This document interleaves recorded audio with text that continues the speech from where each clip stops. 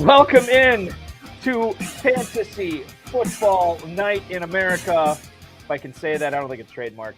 You are watching the first of 4 straight hours of nothing but fantasy football, nothing but NFL draft talk, and nothing but Dynasty fantasy football analysis. Welcome in to the High Stakes Fantasy Football Show. I am your host, Eric Balkman from the FFPC, from the High Stakes Fantasy Football Hour, and of course the RotoViz High Stakes Lowdown special guest host. He looks familiar because he always comes on. I'm the warm-up for his show. I'm the opening act for Dynasty Nerds each and every Thursday night here on the Better Sports Network. You'll see him at 9 again tonight. You'll see me at 9 because we're doing 4 hours. You follow him on Twitter at Dynasty Price. Welcome in, Garret Price. Man, thanks so much for doing this. You reached out a few weeks ago talking about, hey, a week before the draft, maybe we do this like mega show. And I was like, why didn't I think of that? That's brilliant. Of course, we need all the NFL draft coverage. We need all of the fantasy football coverage. What better than to combine forces and make a mega show? So this is a treat for me. Hopefully it's a treat for everyone watching as well. It's going to be a lot of fun, and we're going to bring in some guests coming up on tonight's show. We're going to get in from player profiler. Theo Gremminger is going to come in and break down the running backs coming up at the bottom of this hour. At the bottom of next hour, Shane Hallam from Draft Countdown is going to come on. We're going to break down the tight end class.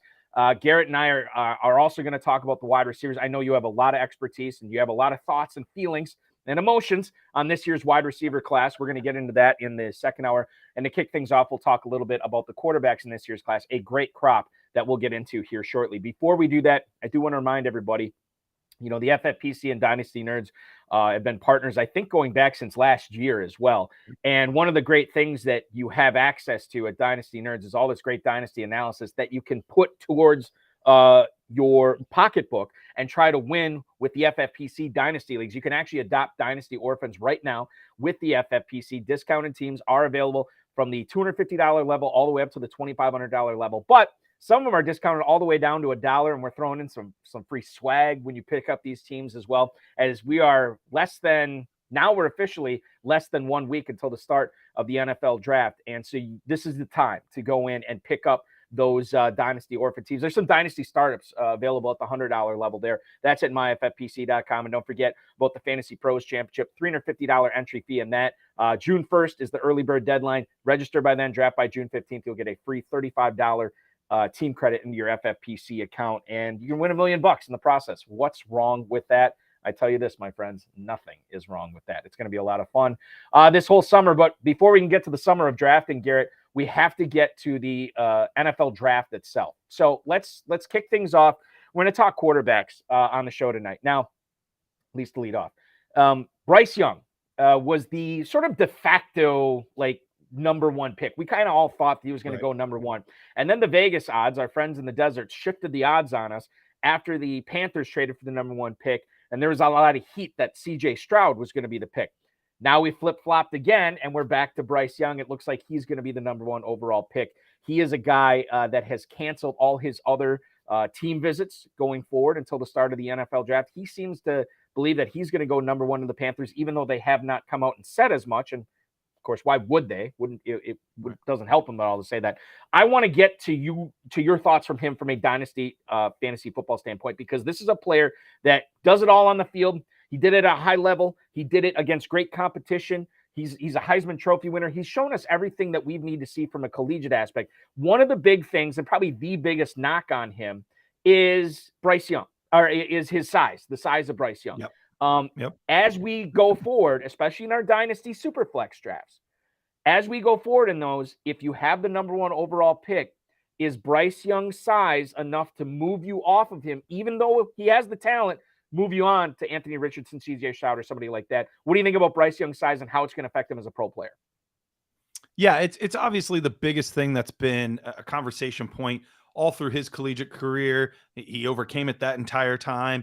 Then we had all the measurables at the combine. Actually weighed a little bit more than we were thinking at the combine, which was a plus, but still not a guy with prototypical size. You know, we're looking at some of these other quarterbacks, CJ Stroud, Anthony Richardson, Will Levis. These guys all have that prototypical size build. When they walk off the bus, you look at the guy and you're like, yeah, that's the guy there. Bryce Young doesn't have that, but he does have the pedigree with being, a highly rated recruit coming out of high school.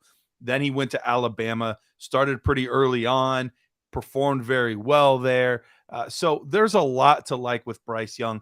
I think what it comes down to for fantasy football purposes is, and really this whole class is really difficult to pin down who the top quarterback is. I think most people would agree that Bijan's the top player, but in super flex leagues, that's going to be tough. And I think Bijan will probably still go 1 overall most cases. But you got to get these quarterbacks early, or you're not going to be able to get them. So where I'm at with Bryce Young right now is not even as much with his size necessarily is, guys like Anthony Richardson, they offer that rushing floor that Bryce and even CJ to an extent don't really offer. Anthony Richardson has a great rushing floor. So that's, something that can get you a little excited, could potentially propel him ahead of some of these other guys, but there's a lot of risk from him as a passer. So you have to weigh all of these things. Bottom line for me is I'm not going to let the size dictate whether or not I'm going to take Bryce Young. It's really going to come down to, do I think he is the best passer of the football? Does he have enough in the rushing game? All of those things together, because we've seen a lot of other quarterbacks come in at a smaller size and have success. So if the guy's smart, if he's accurate, if he's mobile, he can still be an effective quarterback at the NFL level.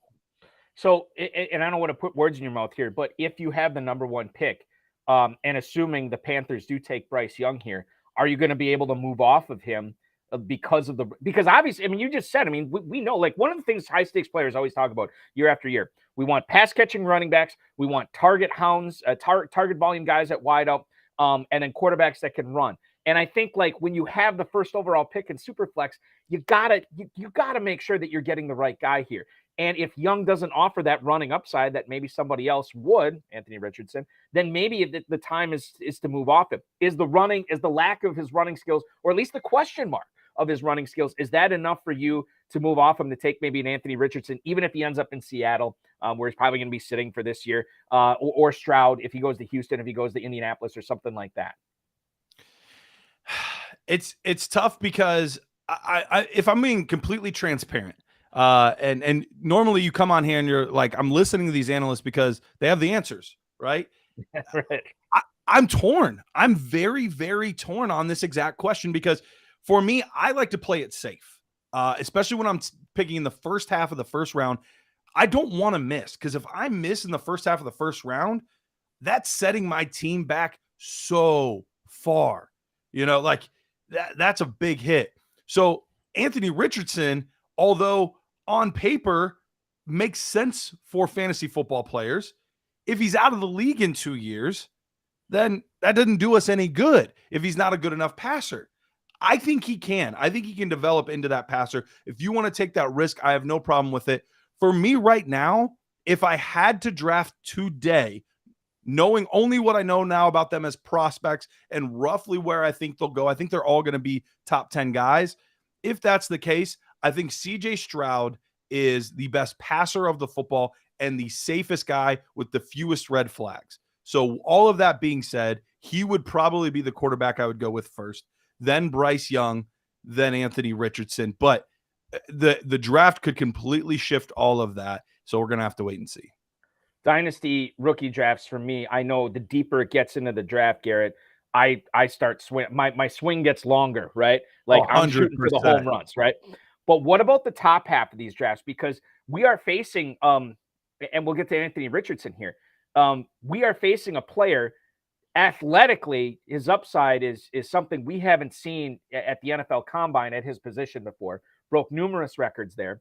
On the field, we have not seen him put it together for a full game against a really tough opponent. So there's some tape concerns there. However, there are going to be some people that argue that because of the upside of Richardson and what he's able to offer, he should be the guy that you are going for broke on at the 101, or maybe even at the 102 if he slips there, because this is how you win dynasty leagues, not only for 1 year or 2 years. You think about Anthony Richardson, his career, it could only be 2 years, but it could be 12. It could be 15 for all we know.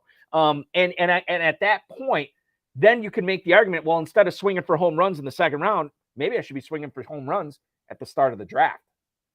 Yeah, and I wouldn't blame, I legitimately would not blame anyone for doing that, because he has everything you look for in a quarterback for fantasy football purposes. There might be more questions about him for real life football, but for fantasy football, look, you could throw for only 100 yards. If you rush for 100 yards too, I'm cool with it. We're good. So that's the type of ceiling he has. And watching his tape, I think we assume that guys that are crazy athletic and crazy good runners are always run first quarterbacks. I don't think that was the case with Anthony Richardson. Watching his tape, he was truly looking to get the ball downfield more often than not, but it wasn't an amazing offensive line. They didn't have the best playmakers at receiver. So there just always wasn't plays in the passing game for him to make. And then he does the best he can with his legs. So even though, yes, there's a risk there. If somebody said that they wanted to take him number 1 overall, even ahead of Bijan Robinson, I would have no problem with it, because he is the type of player that could ascend into the Josh Allen, Patrick Mahomes type of tier at fantasy football quarterback. We're talking about dynasty fantasy football. Certainly Bijan Robinson could carry you to a couple of championships, but at the same time, if Anthony Richardson is the player that a lot of people think he could be, he could carry you to multiple dynasty championships over the course of a decade. And I think that's what we look at from Richardson here. Getting back to his supporting cast at Florida, when you watch this tape, do you think that we are undervaluing that? In other words, Richardson actually could have been better had he had a better offensive line, had he had better guys on the perimeter, better weapons to throw to. Are we kind of underrating that a little bit? Because I don't hear it talked about a whole lot. But if that was the case, if he has a supporting cast like Bryce Young had, maybe this would be a slam dunk 101 for Anthony Richardson here rather than Young. Yeah, when you look at, you're comparing apples and oranges when you look at what CJ Stroud had and Bryce Young had at their disposal, and then what Will Levis had and what Anthony Richardson had. So it's very different from that perspective on what we're looking at. In Florida, honestly, you're looking at a lot of skill position players over the years. It was very puzzling how the players were used and how some of the players were developed. You can just go to as recent as last year with Dameon Pierce, a guy that ended up being a 4th round pick. He looked like a potential rookie of the year candidate early. I know he fell off a little bit, but then you look at his usage in college, and it was 6 carries in this game and 9 carries in that game. And why is he not getting better usage? He has the body, he has the build. Why is the usage not there? So, and look, these guys are trying to win college football games. We're caring about fantasy football. These are different things, but at the same time, Florida has had a history of some of these things where it's a little puzzling on some of how these guys were developed ever since Urban Meyer's been gone. CJ Stroud, I love what he can do throwing the football. And I think he might have the highest floor of any of these 4 quarterbacks. Agreed. But, and there's always buts with these guys, one of the things that does concern me is he didn't look all that great under pressure. Once he gets out into the pocket, he didn't necessarily extend the plays, the majority of the plays that he had. Again, the times that Ohio State line let him down, which was rare. So that does concern me.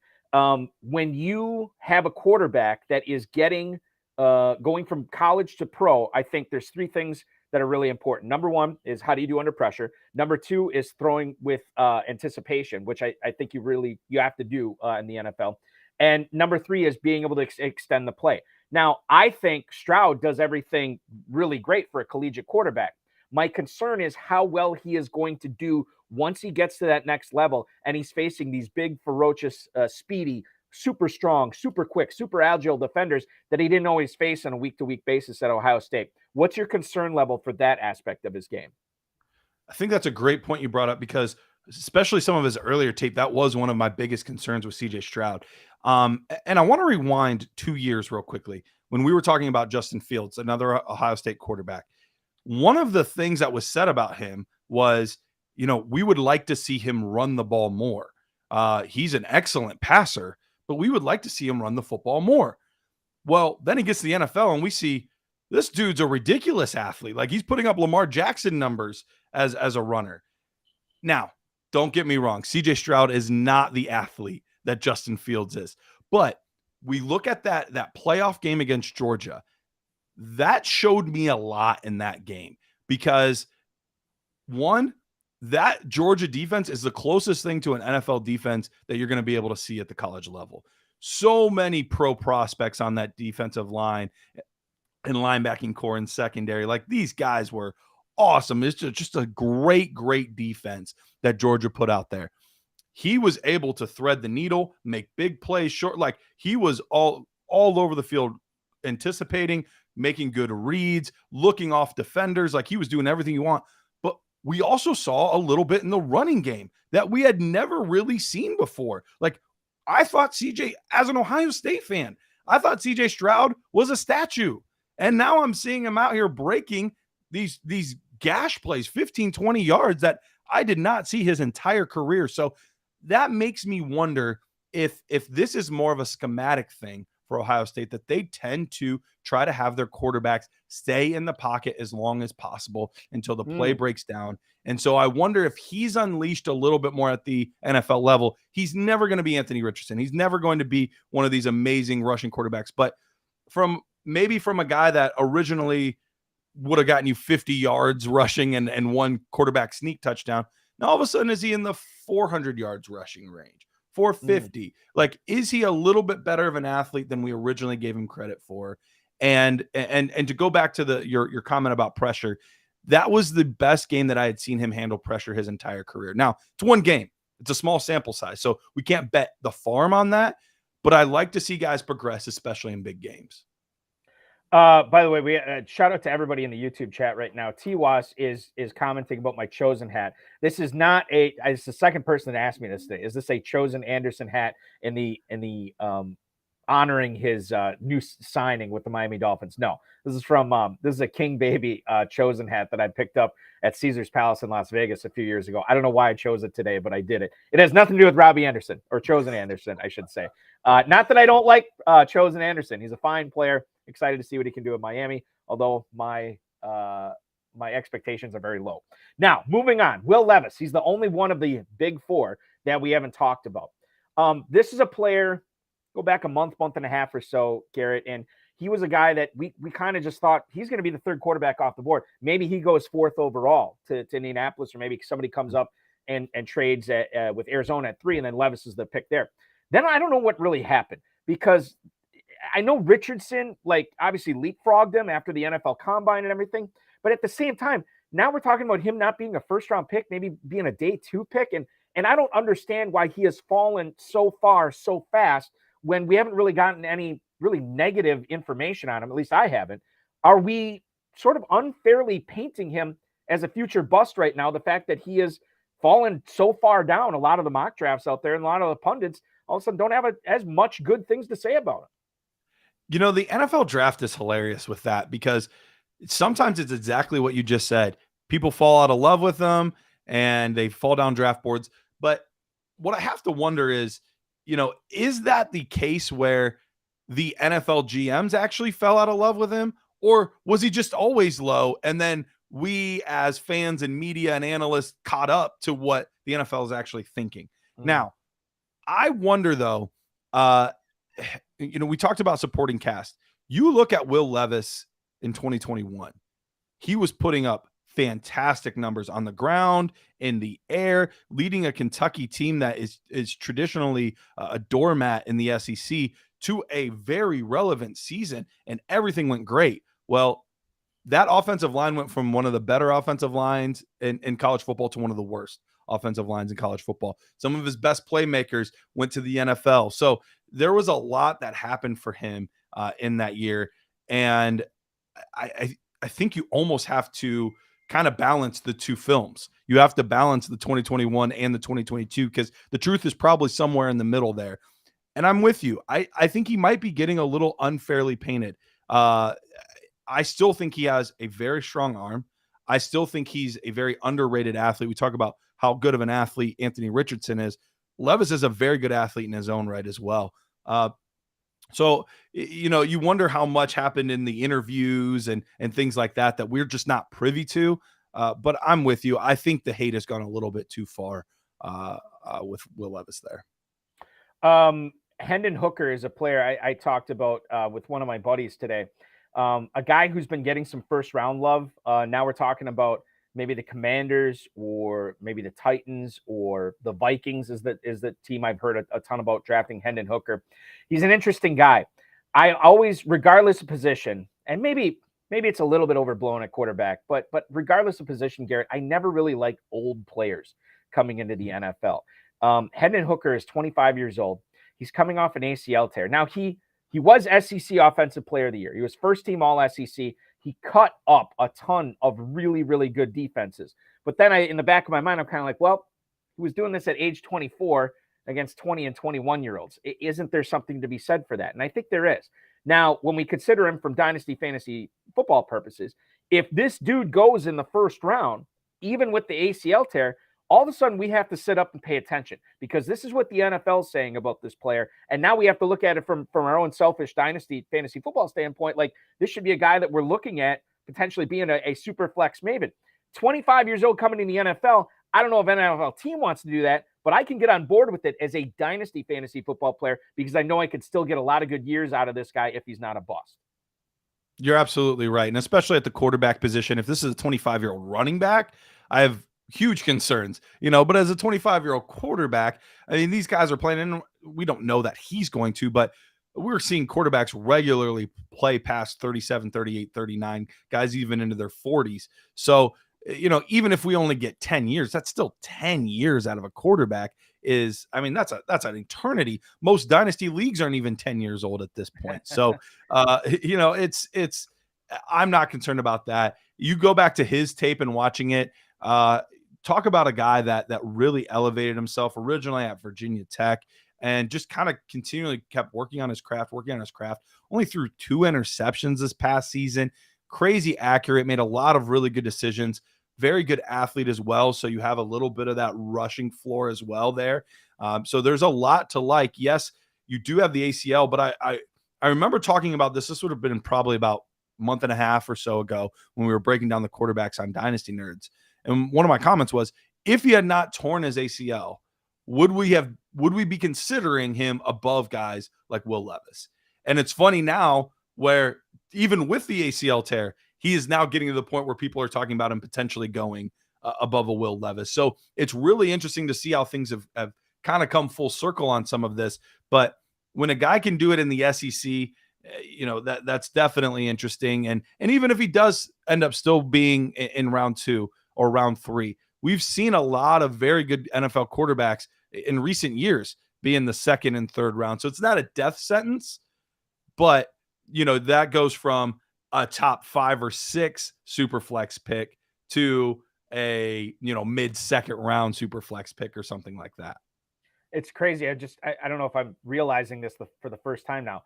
Out of the top 5 quarterbacks, 4 of them are SEC. You have Florida, Kentucky, Alabama, and Tennessee represented, and of course Ohio State with C.J. Stroud. Who knew that there was so much talent in the SEC? Blows my mind. Who knew? Who knew? So the other thing I will say about Hendon Hooker, and this goes into my next point here with Tanner McKee from Stanford. I don't cover, but I'm in Northeast Wisconsin. I have a sports talk show here. So obviously I talk a lot of Packers, Garrett. And I thought it was interesting that both Hendon Hooker and Tanner McKee were brought in, or at least visited with the Green Bay Packers, considering they want to turn the keys over to Jordan Love. I wouldn't be surprised if Hooker or McKee, if they're in the 2nd round, if Brian Gutekunst, especially if they get an extra 2nd round pick in this Aaron Rodgers trade, wouldn't be surprised if Brian Gutekunst reaches out and grabs one of these guys just in case the Love thing doesn't work out. And I know that sounds insane, but there's a non-zero chance of it happening. Let's talk about Tanner McKee here for a little bit. Should he be the 6th guy off the board after these 5 players? Sounds like he will be a day 2 pick, whether that's round 2 or round 3. I don't know. I don't stay up late and watch a ton of Pac-12 football, but I understand what McKee has been able to do out there and the accomplishments that he's had over the course of his career. I do like him, but I think, he's kind of like with this Hooker thing with the ACL. I think he's a step down from these other guys, and I would take him obviously in a super flex draft, but I don't think I'm ever going to be excited about this guy. Yeah, I can understand your feelings on that. It's funny because I try to not make comps from one guy in the same school to the other, but sometimes it just happens. his game is not that far off from Davis Mills. He's a very similar type player. They both got the long necks going. They're neither one of them are fantastic athletes. You're more traditional pocket passer, the plus 6'3" type of guys, strong arm. But with the offense that Stanford runs, it's pretty vanilla. They're not putting up the numbers that these other quarterbacks are. So it's tough to sometimes gauge how well they're doing based on compared to some of these other players at the position. But he's definitely not somebody you're overly excited about in Dynasty fantasy football, because like I said, he is a statue. I mean, that guy's not getting you rushing yards at all. So you're in the Mac Jones, Davis Mills, like that type of range as far as an athlete. So I guess, I mean, if he gets the draft capital, I'm definitely going to make him the sixth quarterback off the board. But really, once you get past those top five, it's a real crapshoot. I mean, if you want to like a Stenson Bennett, or you want to like there's other guys, but I don't really have confidence that there's a strong sleeper quarterback in this draft.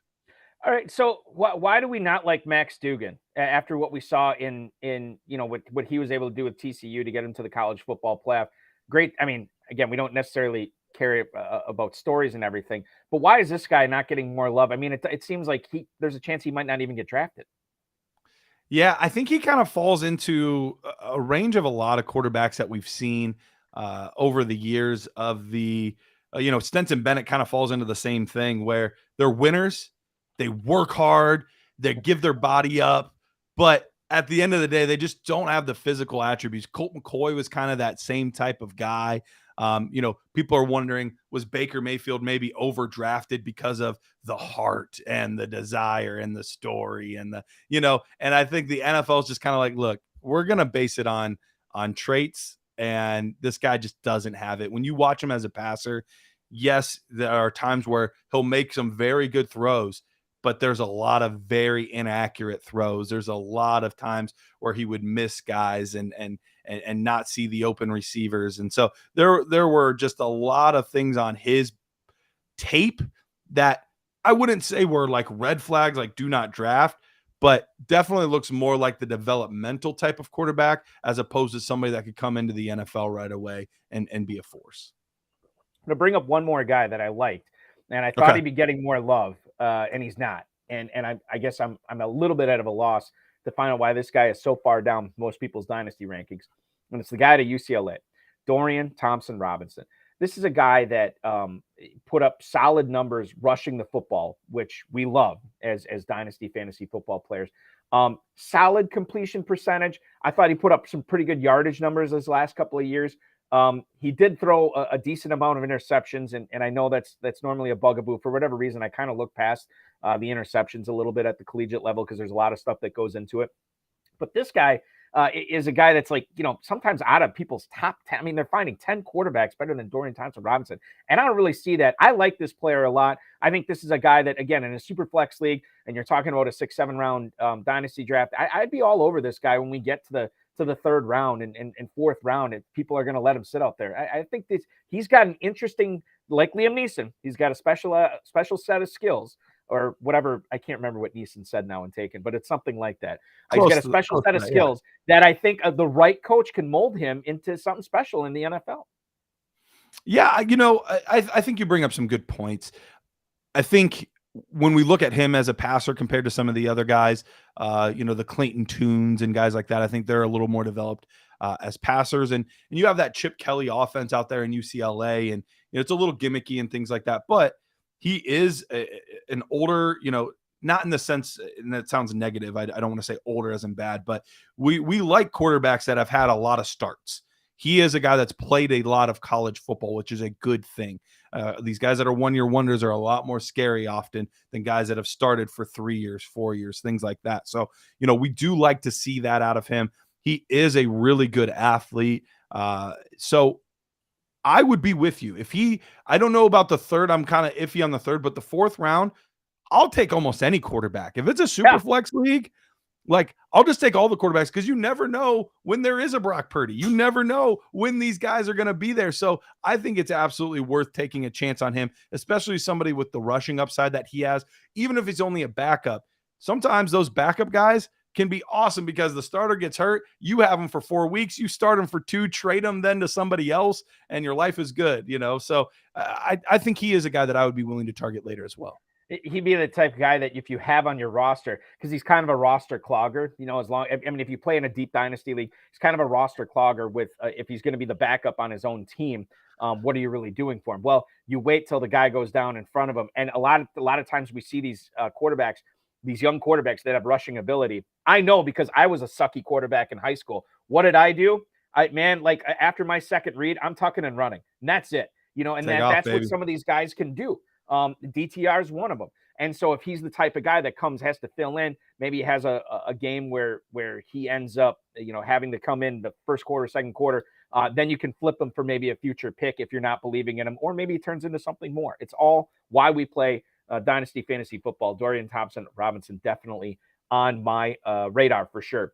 What should be on your radar is the NFL Draft, ladies and gentlemen. It's coming up less than a week away, and Fantasy Alarm has all the fantasy football and betting content you need to prepare for the NFL Draft and the upcoming 2023 season.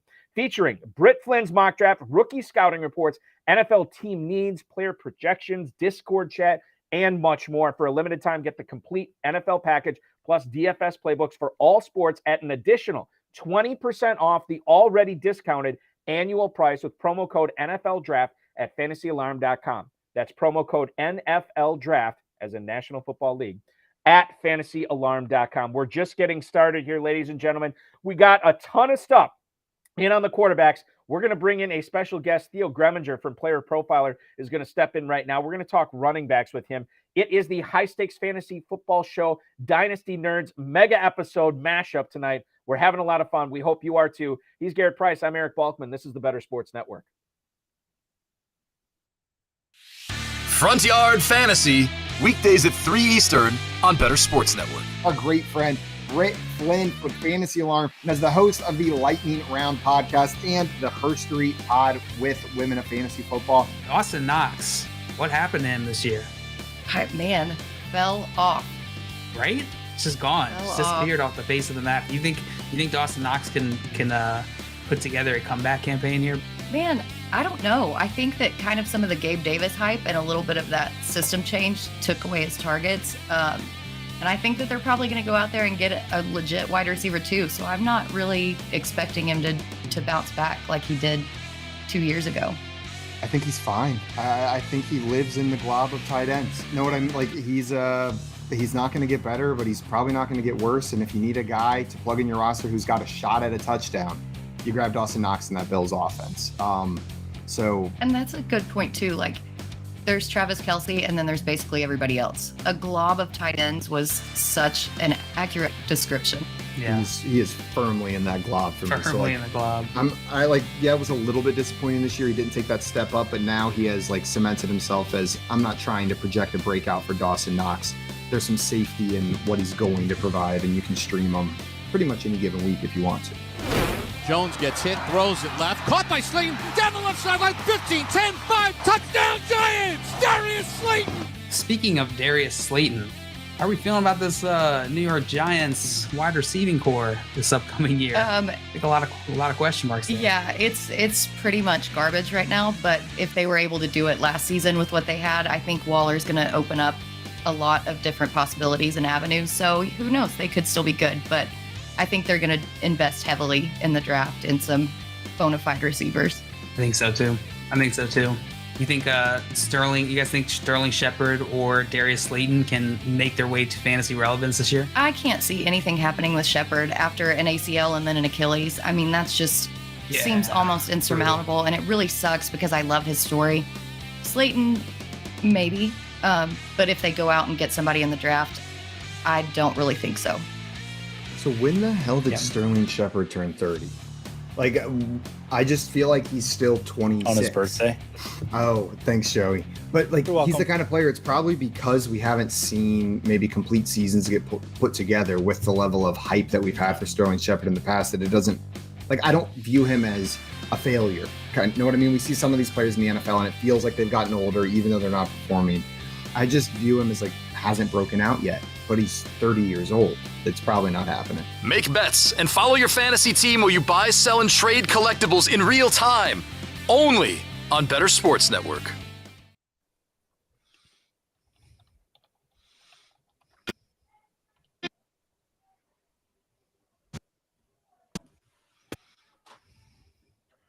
Welcome back to the High Stakes Fantasy Football Show / Dynasty Nerds mega episode here on the Better Sports Network. I'm Eric Balkman from the FFPC, the High Stakes Fantasy Football Hour, and of course, the Road of His High Stakes Lowdown. He's Garret Price from DynastyNerds.com. You follow him on Twitter at Dynasty Price. Want to welcome in another special guest. You know him from this show. He's been on this show before. He is over at Player Profiler, a guy who is heading up a lot of podcasting, a lot of content over there right now. You follow him on Twitter at the OG Fantasy. Please welcome in Mr. Theo Gremminger. Theo, welcome on, man. Eric, I'm just thinking about you playing quarterback and scrambling. I loved hearing about that. You're putting nightmares into some young like middle linebackers and safeties. I could just picture it. All right, so I'll tell you this right now. It's a real quick story, I promise. Nobody else wants to hear it, but I'll tell it. I was in like this scrimmage that we did with a much bigger school, and it was sort of like, this is my junior year, so I wasn't starting, and we were going up against this much bigger school, much more talented guys, and I had one play where I was going to throw a quick slant, the guy was going to jump it, then I was going to my second read, he was covered, and I tucked it and I ran. I've got about 65, 70 yards. I got up, I spiked the ball down. I was so happy. My teammates are coming up to me, and there was like 3 separate penalties on my team on the play. So it never should have happened. It was like the best moment of my high school career, and it never happened, which is fine. These things happen, right? But listen, nobody cares about that. Let's get into what you have to say about this year's running backs class, which I know is a fun one. It's been a fun one to talk about and I know you've been doing it on all your podcasts and all your shows. I'm just kind of curious as we get into it, Theo. Number one, how do you rate this class compared to previous years for running backs in the NFL draft? I would say that it's up there. Certainly we have the truly elite player at the top in Bijan Robinson. A player is one of the better running back prospects, maybe we've ever seen. And he kind of elevates the entire class. But I'm very excited about the depth of this class. I think we're going to have a little more clarity after the NFL draft. But there's like a large tier of players that I'm excited about. Even when we get past like running back 10, you can still find some guys to get excited about. So for me, I'm extremely bullish on this class. This is a class that has a chance to be a transformative one for Dynasty football, where we look back in 2 years, we're going to see multiple guys coming out of this class that are RB1s and certainly a lot of RB2 types. So I'm very, very bullish on this. Yeah, absolutely. I understand why you're so bullish on it. I mean, there's a lot of like really, really talented prospects. There's good depth in this class. When we're looking at a player that is as elite as Bijan Robinson, let's say you're in a super flex league right now, how much is too much to give up to get a player like Bijan Robinson in a dynasty league? So super flex is interesting. I could put it into context of a non-super flex league. I think you're talking about a player where you're not going to accept the 102 and a 2024 first for Bijan Robinson in most situations. And I think that that's kind of rare.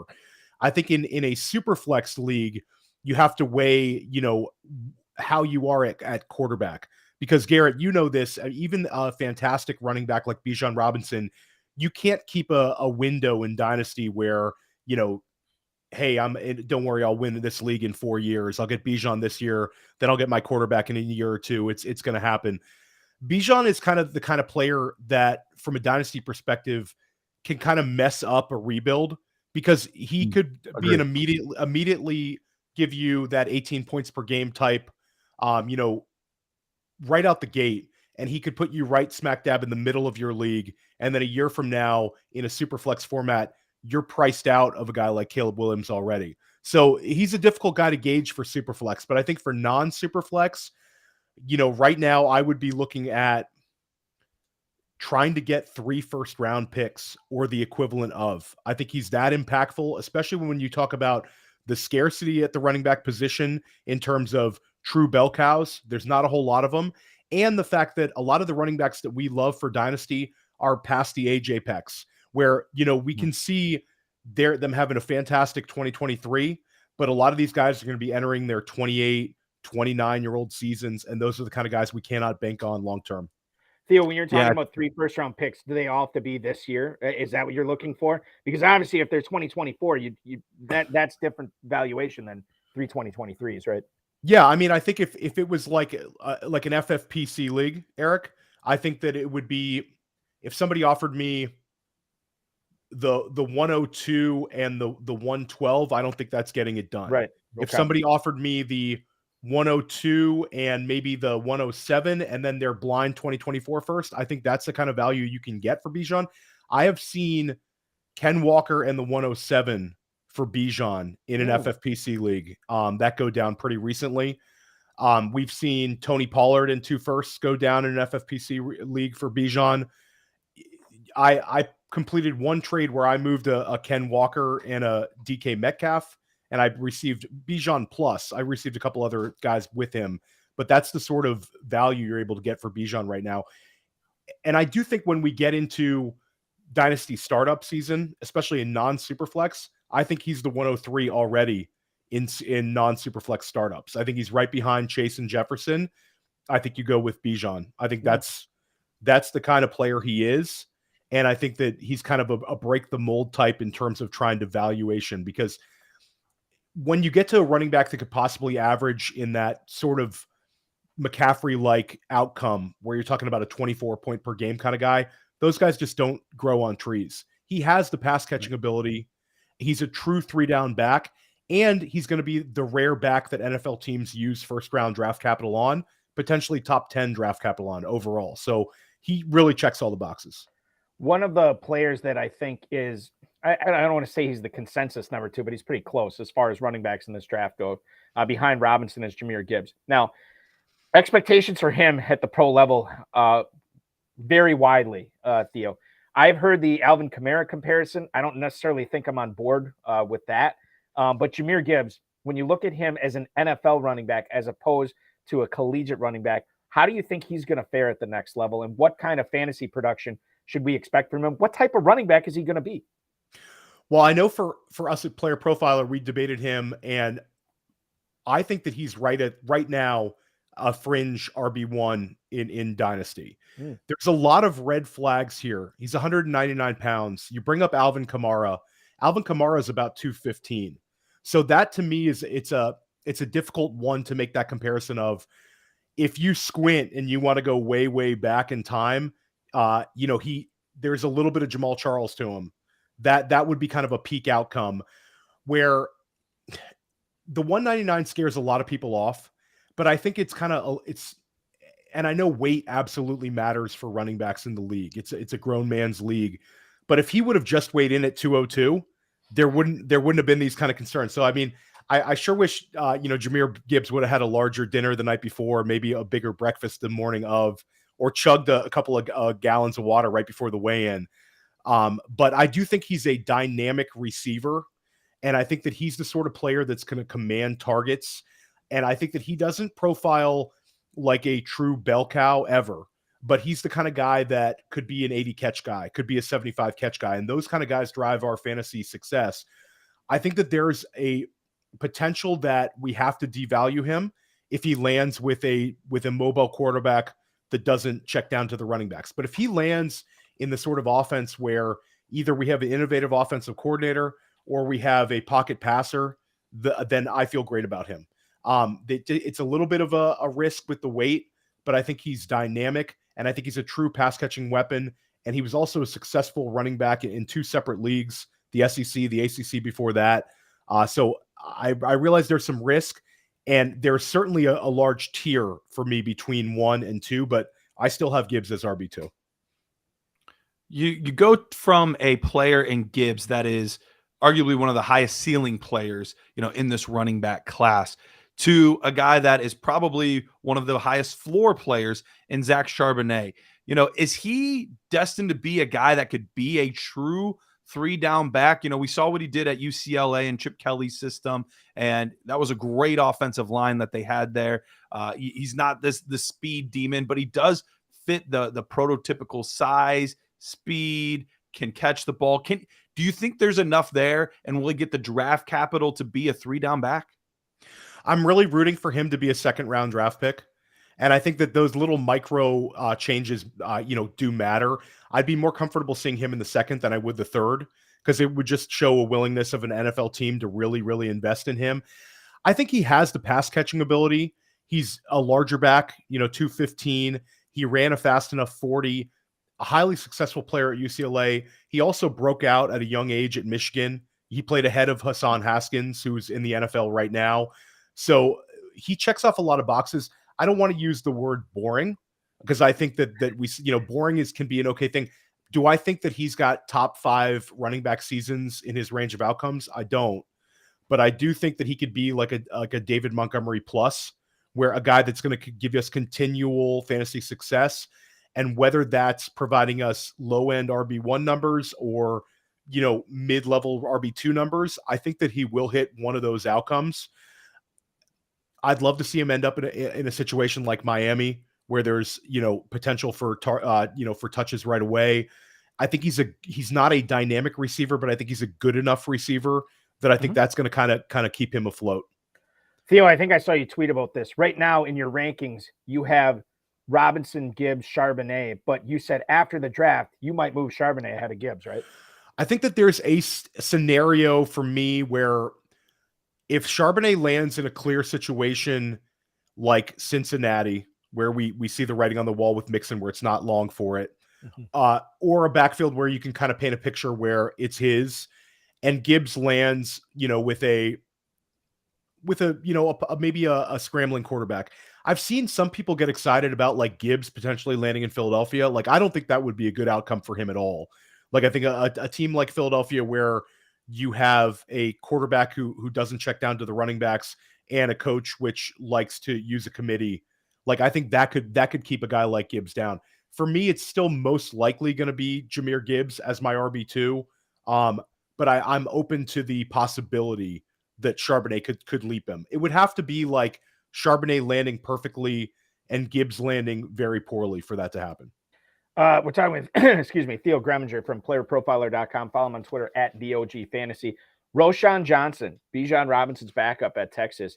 If he ends up sneaking into the second round, man, we got to start taking this guy a lot more seriously in rookie drafts, right?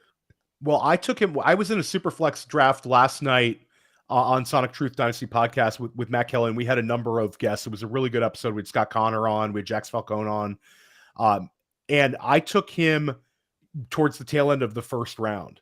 So I'm high on Roschon, and I think that Roschon, it's looking like he could land in the second round. I think it's going to end up being the Cowboys. I just have a gut feeling that that's going to be. Keep him in Texas. It would be keep him in Texas, and you had the Bijan rumors. It's a little easier to put draft capital into a guy in the late 50s than it would be in the 20s. So, like, I think Roschon could land very well. We have him comped on our site to Josh Jacobs, and I think that he has that sort of outcome where he had opportunities to go elsewhere, and a lot of guys would have gone elsewhere for the playing time, but playing behind Bijan Robinson, we've had in the past 2 running backs come out of the same school in the same draft class. You think about the Ronnie Brown and Cadillac Williams year, most recently with Javonte Williams and Michael Carter. It's happened, but Roschon Johnson had a tremendous Senior Bowl, and I think that's what's done it for him. The combine the 40 was slightly disappointing. We heard rumors that he was going to, run sub 4.5. It didn't happen, but he tested well in some of the other metrics, and he is a larger back, and the NFL seems to like him a lot. And I think that the Senior Bowl, people put a lot of weight into that. If you go out and have a great couple of practices at the Senior Bowl, it happened with Michael Carter, it happened with Antonio Gibson, and I think it's going to happen with Roschon Johnson. And I think it's just, there's certain little knocks, maybe health-wise and profile-wise, with some backs behind him. And I think he's kind of getting pushed up a little bit. I don't think it's like a Trey Sermon type situation where we're going to overdraft him. I think it's more of a the market finally coming correct on Roschon Johnson. We've had him high at Player Profiler for a while. You know, and the Senior Bowl was really what started his ascent with us. And I think people are generally starting to correct it. I think when we sit down and we do our non-Superflex rookie drafts, I think he's going to be going somewhere between 8 and 12, you know, in non-Superflex. I think that's a safe spot for him. And I think it's a place where he could return value.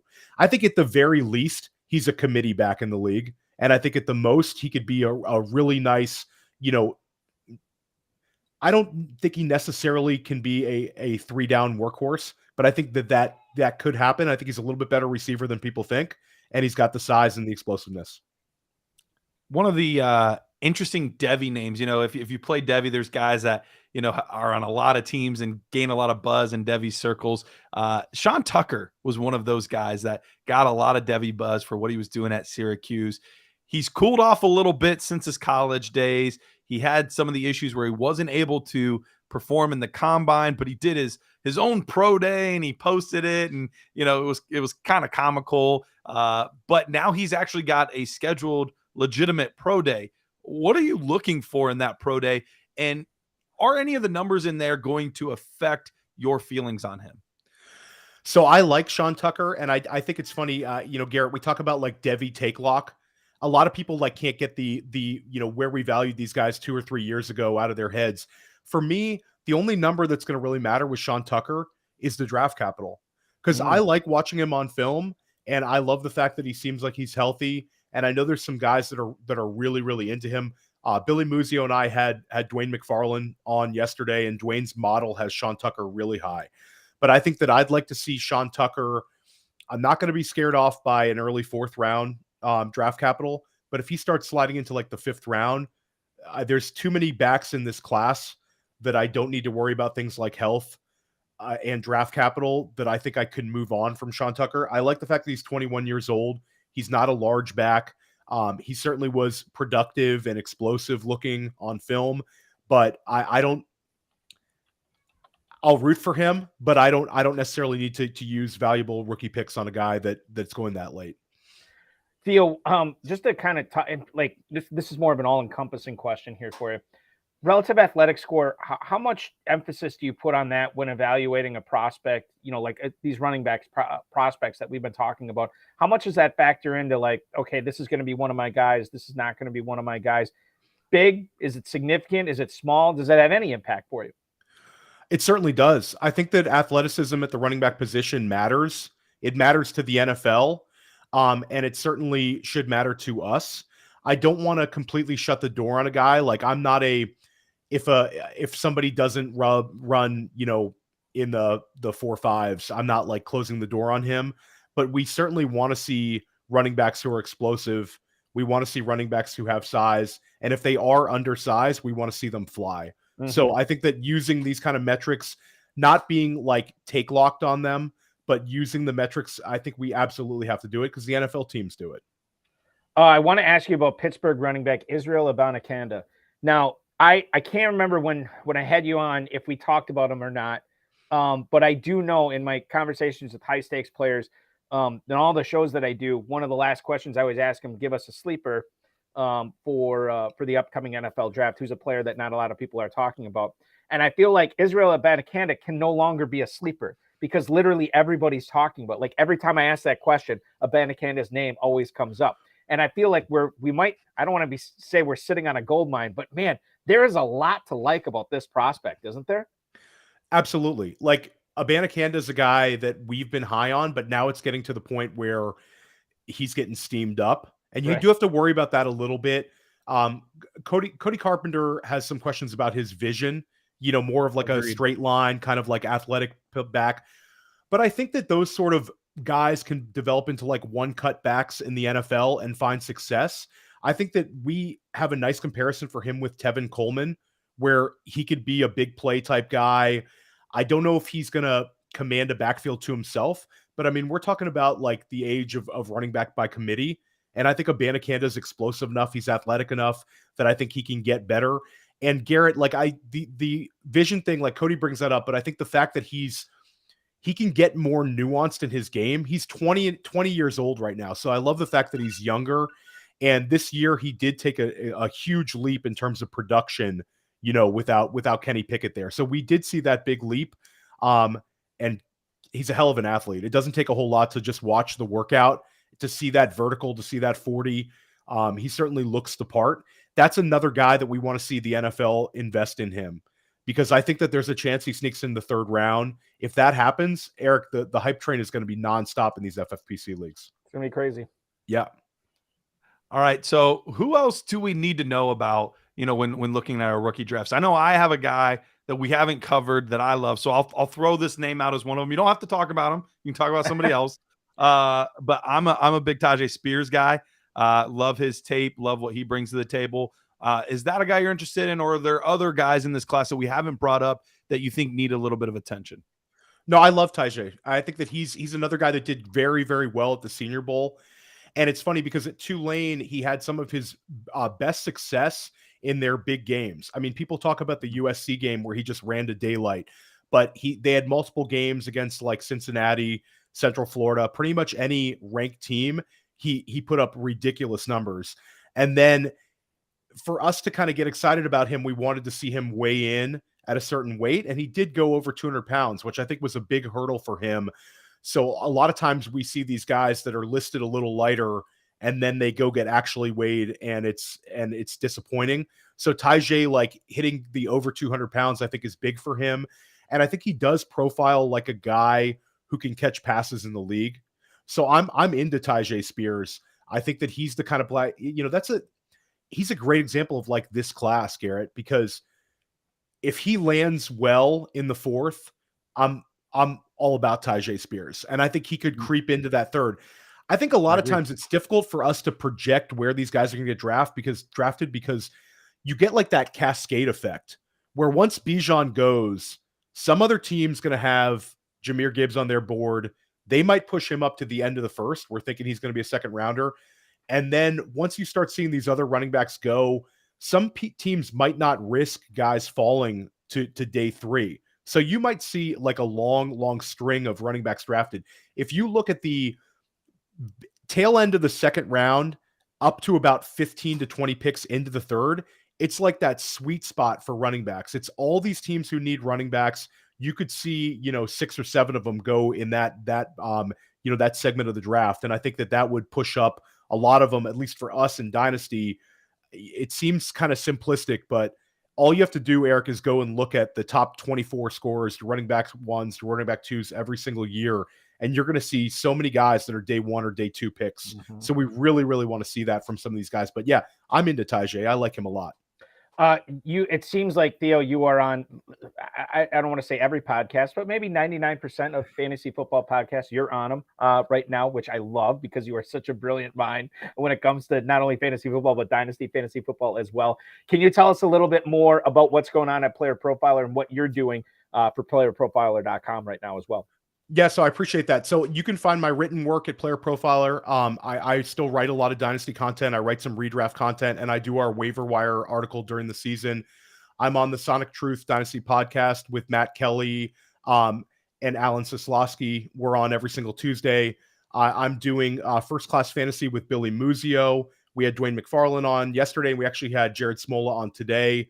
So that's been a nice new podcast. I have another podcast starting up called Press Coverage that we're going to aim to start sometime after the NFL draft. And then I'm still with the GOAT District, Eric, once a week. We're talking great stuff in the GOAT District. I highly recommend the GOAT District to everyone. It's a fantastic podcast. So, and then Eric, I have about 1 million FFPC leagues where I have my rookie drafts coming up, and I'm trying to get a bunch of trades done. I actually put out 2 articles on Player Profiler. You can read the trades that I've actually made. So I have full transparency with these trades. You can love them, you can hate them, but I'm putting them out there for everyone to read. And I'm trying to ship a bunch of FFPC leagues. Last year was a good one for me, Dynasty-wise. And I have a couple of 101s, Eric. So I'm going to end up with a couple of Bijan Robinsons. And I'm excited about that. You should be excited about that. We're excited to have you at the OG Fantasy on the Twitter machine, playerprofiler.com. Theo Gremminger. Theo, thanks so much for joining us tonight, man. I learned a lot, and I know our viewers did too.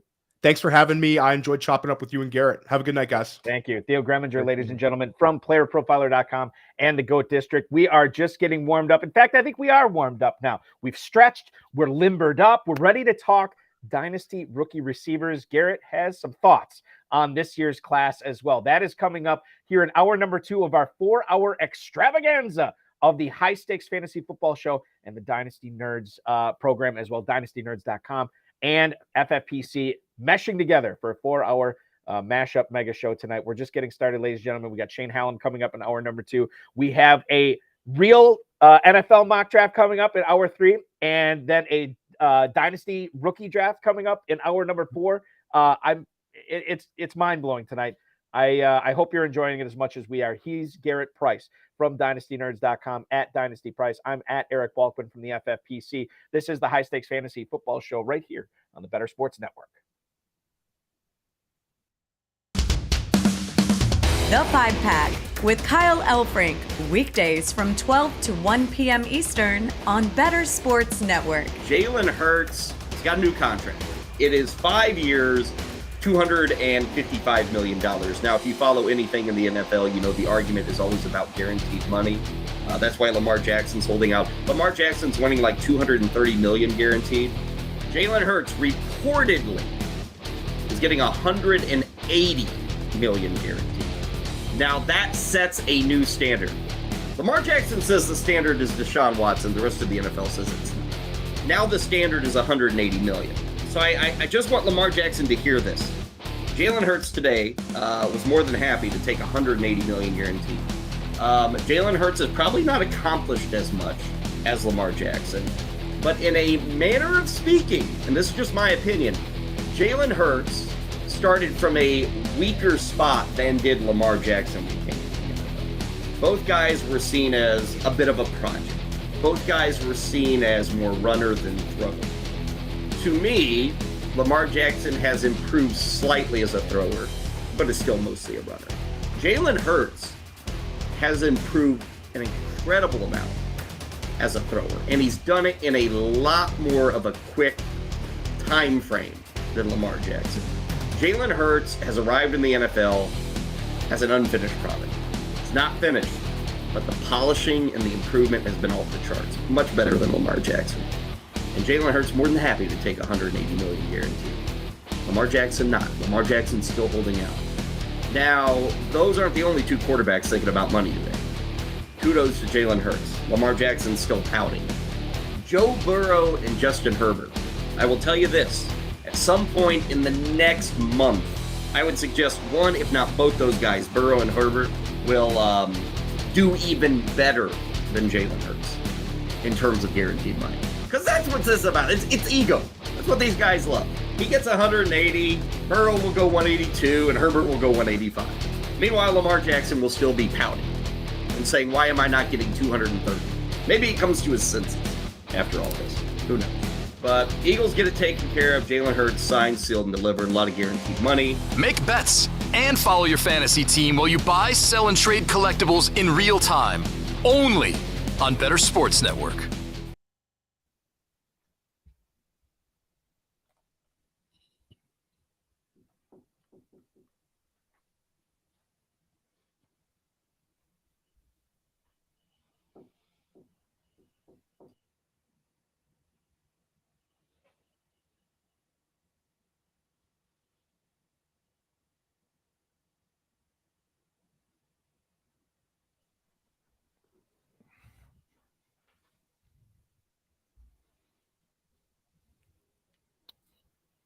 Four minutes past the top of the hour here on the High Stakes Fantasy Football Show Dynasty Nerds mega episode. It is a 4-hour mashup. By the way, if you are just tuning in to this show for the first time, or Dynasty Nerds, which is coming up here at the top of the hour, this is the show. This is Fantasy Football Night in America here on the Better Sports Network. 7 to 9, High Stakes Fantasy Football Show. 9 to 11, Dynasty Nerds. Garrett Price is the host of that. I'm the host of this one. I'm Eric Balkman, at Eric Balkman. He is from Dynasty Nerds. His name is Garrett Price. You follow him on Twitter at Dynasty Price. Hey, just to let everybody know, you can have the Better Sports Network, actually the newsletter, emailed to you each and every day. The only place to get our daily Better Bet. exclusive offers, program alerts, special events, and our top moments is the Better Sports Network newsletter. Register for free right now at bettersports.com. I want to thank Theo Gremminger for coming on in hour number 1. We are going to get into hour number 2 here, and we're going to talk about the wide receivers in this draft. Now, Garrett, checking out your Twitter, I know you have some strong feelings on this year's class. Before I ask you how many of these guys are going to be picked in the first round, it's probably been a while for you since you've seen a class that is this underwhelming. I don't want to put words in your mouth, but is that the way you feel about it?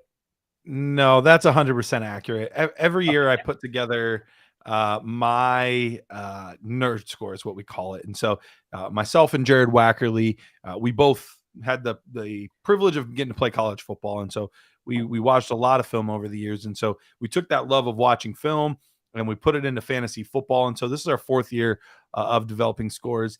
My personal scores, if we were to put this year's class and the 2022 class together, if we were to put these two classes together, there would only be, for me, pre NFL, this is just their college tape grade, there would only be 2 guys that made the top 12 from this year's class.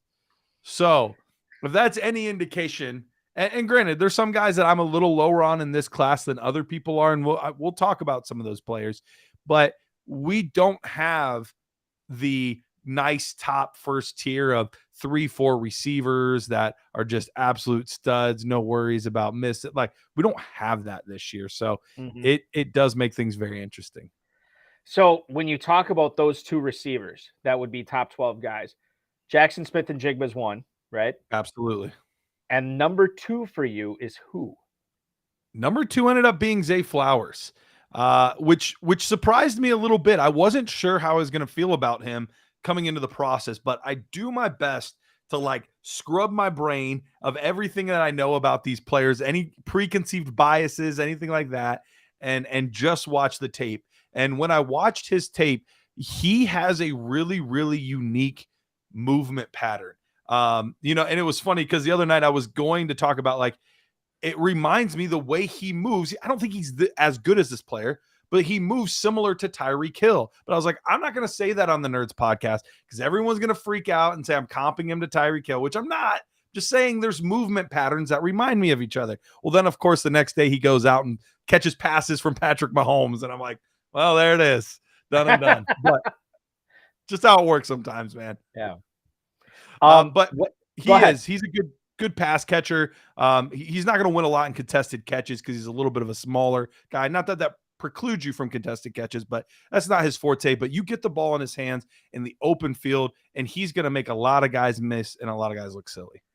Are those the only 2 receivers that go in round 1 of the 2023 NFL draft? If I were to place my bet, yeah, I think those are the only 2 guys that are going in the first round. And I know, is it in the realm of possibility that Addison could go? Is it in the realm of possibility that Johnston could go? Or, some of these guys, Josh Downs? Like, yes, it's definitely possible. But you're looking at this year's class compared to a lot of other years. The NFL has been infused with tons of young receiving talent.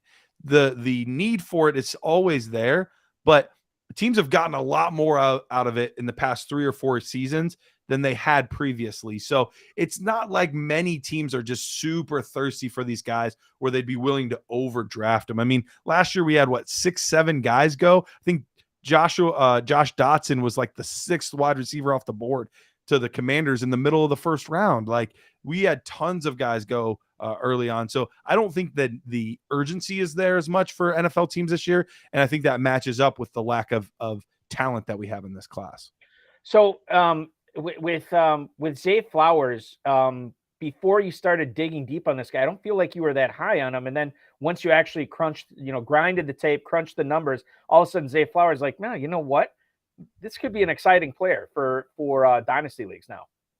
That's 100% how it went. And sometimes it happens the opposite. We were talking about Sean Tucker earlier. I was one of those Devy guys that loved Sean Tucker. Like, I was so excited when we were drafting before we really dug into the tape, and all I had seen was highlights and watched him at Syracuse and things like that. Before that, I had him as the number 3 back in the class. Now he's like my number 10, 11 back in the class, Yes. and so that's just how it goes sometimes. And it's really tempting to say, I liked this guy for a reason, I'm going to stick on it. No, you got to go back to the tape. You got to go back to the numbers. You got to go back to your strong suit. And that's what I did. And for me, there was just a lot of concerns there. The opposite happened with Zay Flowers. I wasn't very high on the player coming into the process, but watching the tape, watching some of the things that he can do, some of his movements, his elusiveness is just off the charts. So I had to move him up. Zay Flowers works out with Patrick Mahomes, which you already alluded to. Smokescreen, is there something here? Because any receiver that goes to Kansas City to catch passes from Patrick Mahomes, obviously you're going to be very excited about. There's no Tyreek Hill there anymore. Now there's no Juju Smith-Schuster. You have Kadarius Toney, who, Farrell Elliott, my Friday night co-host, always says the best ability in the NFL is availability. This dude has not always been all that available. You have him. You have, obviously Travis Kelce's still there. Marcus Valdes-Scantling, okay, we get it.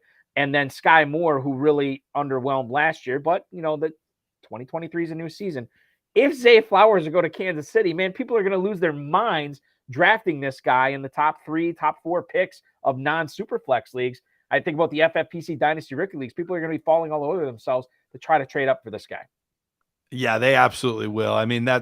It's a match made in heaven. And then the Hill comps really will start going as soon as that happens. So it will be really interesting to see how we react to the NFL draft in general, but specifically some of these guys that get those huge landing spot bumps. We didn't have as many of those last year as we've had in the past, but those landing spot bumps can really just elevate people. Sedated Fork is in the YouTube chat, and they say that, or they ask, is Zay kind of jerky in his route running? Is that what you saw on the tape when you were looking at Zay Flowers, that maybe he's not as smooth as we would hope him to be? Yeah, and that's when I was talking about some of his movement patterns, it's a little bit unorthodox. It's not Jackson Smith and Jigba that is just silky smooth and everything. Like he's a little more jerky, a little more, herky jerky, like all over the place. But at the end of the day, we need them to get open. We need them to make people miss. As unorthodox as it may be, he is one of the most elusive guys in the class. Now, sometimes that can be frustrating for quarterbacks because, he can ad-lib a little bit more with some of his routes than maybe some other guys would do and things like that. But that also is frustrating for defensive backs because that's tough for them to read, guys that aren't using the same step patterns that other guys are using, guys that are not using the same precise routes that other guys are using, that are ad-libbing a little bit more. That can be really difficult on those DBs, and sometimes that allows for a little more separation. Jordan Addison was a player that won the Biletnikoff Award catching passes at Pittsburgh from Kenny Pickett. He ended up transferring to USC. And yeah, there's still a chance that he could go in the first round of the NFL draft this year. But I know his 2022 season was not what he envisioned, hooking up with the Heisman Trophy Award winner in Caleb Williams. You look at what he did at Pittsburgh, the numbers that he put up there, the fact that he did it so young, that's rare. And we love rare. We look for rare stuff when we're trying to evaluate these guys. But then he goes to USC with a better quarterback in Caleb Williams. Man, you had to be so excited for this. Didn't really come together for him. And now what do we see? We see one of the big knocks on him is we've never seen a receiver this small potentially being drafted this high or do this well at the combine. How it's kind of the same question I asked you with Bryce Young in the first hour, Garrett. Yeah. Is Jordan Addison big enough for you to want to invest in him in a dynasty league? So he did end up becoming my wide receiver 3 in this class when it was all said and done.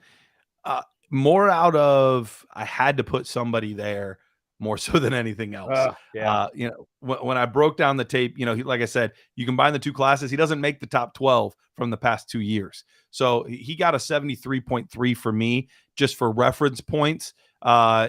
We had a 76 for Zay Flowers, and in the high 78s for Jackson Smith and Jigba. So he was significantly lower than those two guys. And then, his score is not that far off from the wide receiver 13 in this class for me, which is Trey Palmer. So that's the thing. I think NFL teams are going to look at some of these guys. And granted, the reason I put Addison there, I think he is one of the safer guys in the sense of he does everything the right way. He's very smooth operator. He's a very smart player. He understands defenses and what they're trying to do and the leverage. Like, he gets all of that on a much higher level than I think some other prospects do. And because of that, I do think he's very safe. And I do think he'll be a productive fantasy football player. That doesn't necessarily mean he's ever going to be a wide receiver 1 or 2 for your fantasy team. But I think he can still be a good wide receiver 3, flex play, a guy you can count in that sense. So that's why he's there. But, I think NFL teams are going to look at these guys and say, is Jordan Addison drastically different than a guy that I can get in the 4th round? I don't know. He might be a little bit better, but not a lot. Maybe I'll just save 2 rounds worth of picks, take a defensive tackle in the 2nd round instead, and just wait and take one of these other guys, Tyler Scott, Trey Palmer, one of those kind of guys later on in the draft, and see what I can do. Dynasty philosophy question here. It seems like this is a very top-heavy draft.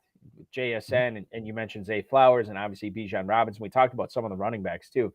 Maybe you're better off if you are on the clock. And I always love to do this when I'm on the clock, because it seems like that's when I can get the most out of these picks if I'm going to trade them. Move these guys for 2024 first. Now, I know the old adage of, oh yeah, here we are in 2023. It's not that great a class, but next year's class. That's what it always is every single year. Everybody's talking of like, oh, next year's class is going to be so amazing, so amazing. But when you literally are on the clock here at 109, 110, and none of these guys are really, tripping your trigger, then I think that's the time to spring forward and start moving these guys or these picks for 2024 picks, 2024 first and maybe plus at that point. I think that's how you're viewing the talent in this draft, unless I'm hearing you differently on this, Garrett. No, you're right. And that's something I do like to do. Usually I won't just take a first from next year unless it looks like it's going to probably be a top 2 or 3 guy.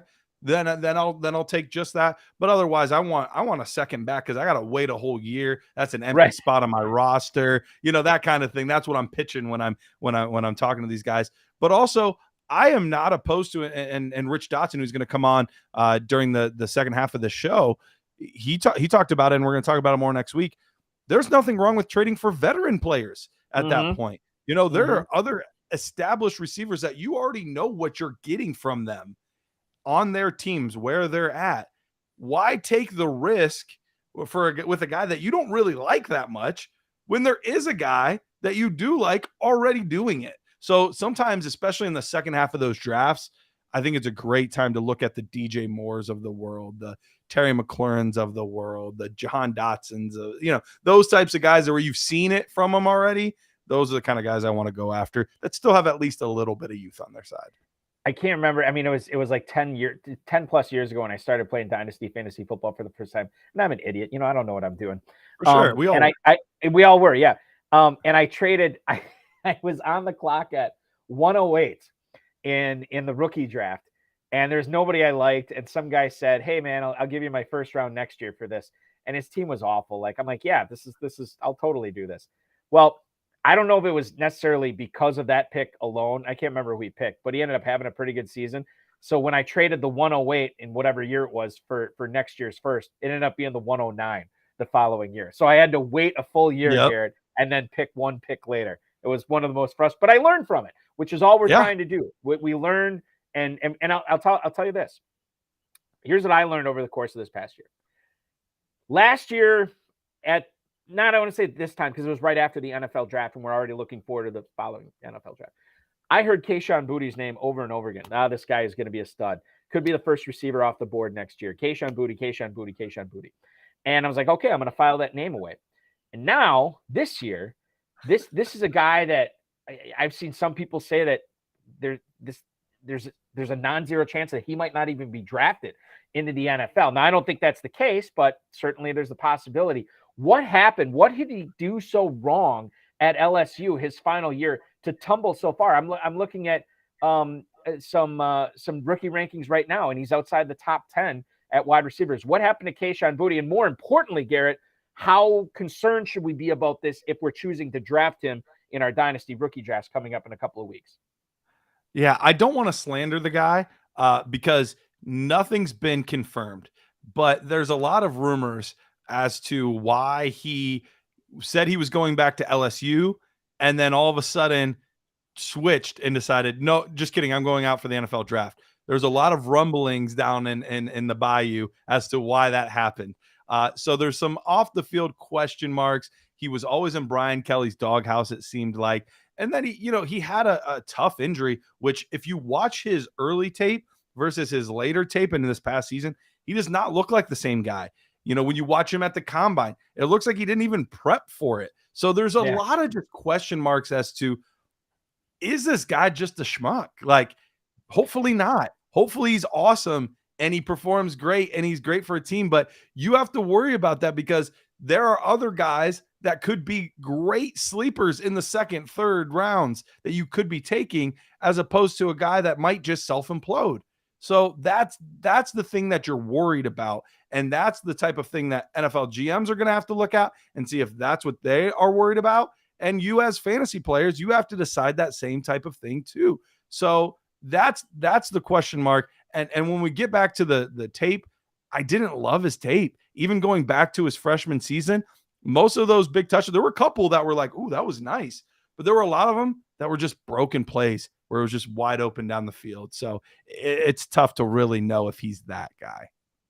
And for my, it's always about draft capital, right? So if this guy gets drafted high, okay, we start respecting him a little bit more. But if he doesn't, we don't have to. And as far as Dynasty draft capital goes, and he's going to tumble, and you can get him for much cheaper. And then at that point, you got to weigh the pros and cons of it. And the pros might start outweighing the cons when he becomes free in Dynasty drafts.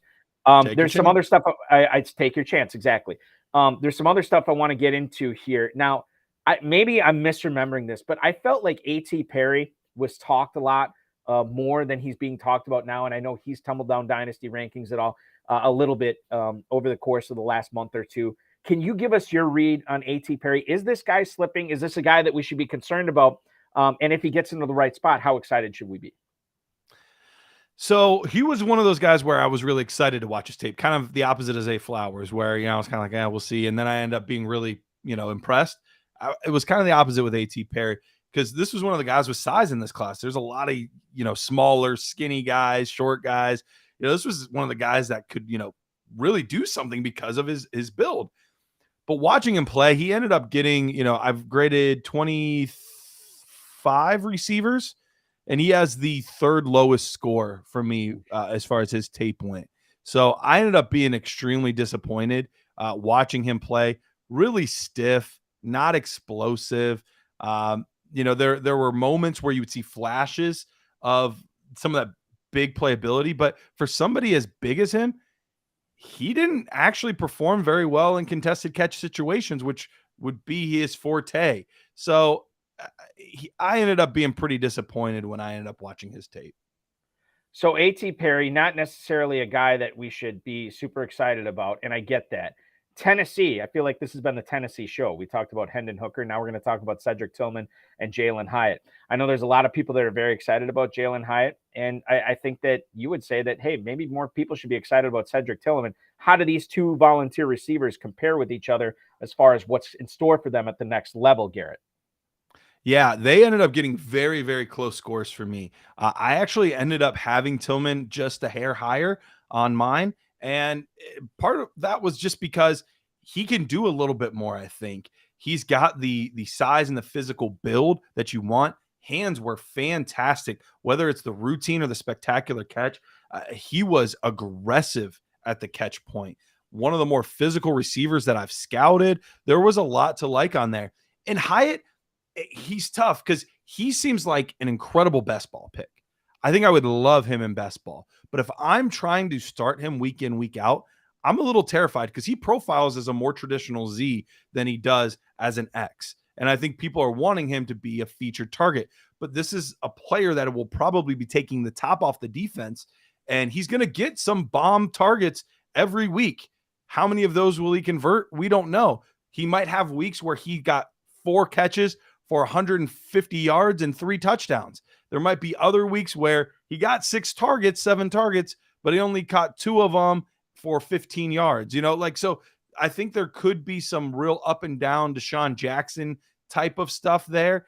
And his route tree, partly due to where he was playing, but he didn't have a super diverse route tree. I think his hands are really solid. So I want to like him more than I did, but there's enough there in his profile. And I didn't even mention in press coverage. Dude, like, never had to face press coverage at all. They would always either put him in the slot or they would stack him. And anytime he did see press coverage, it was bad news bears. So there was enough concerns there, despite the potential, because the potential is also there. But there was enough concerns where he ended up, moving down my list of guys a little bit. He's right around wide receiver 10 for me. When we talked with the loss of Allen Lazard here and I'm getting back to my Packers coverage here that I do here in Wisconsin. Allen Lazard got lost to the New York Jets, but I know there's a lot of fans up here that see some Allen Lazard in Xavier Hutchinson, not only because they both went to the same college in Iowa State, but there's some similarities in their games. Now, we don't necessarily care about the blocking aspect for fantasy, although maybe we should, because that usually means they're out on the field a little bit more opportunities to score, more opportunities to catch. But if I'm going to ask you who the bigger sleeper is for fantasy football, Raheem Jarrett or Xavier Hutchinson, what would your answer be? That's tough because you picked two guys I really like. So you made, that was a great question because you made it super tough on me. I would say I think Xavier Hutchinson's probably the safer sleeper pick.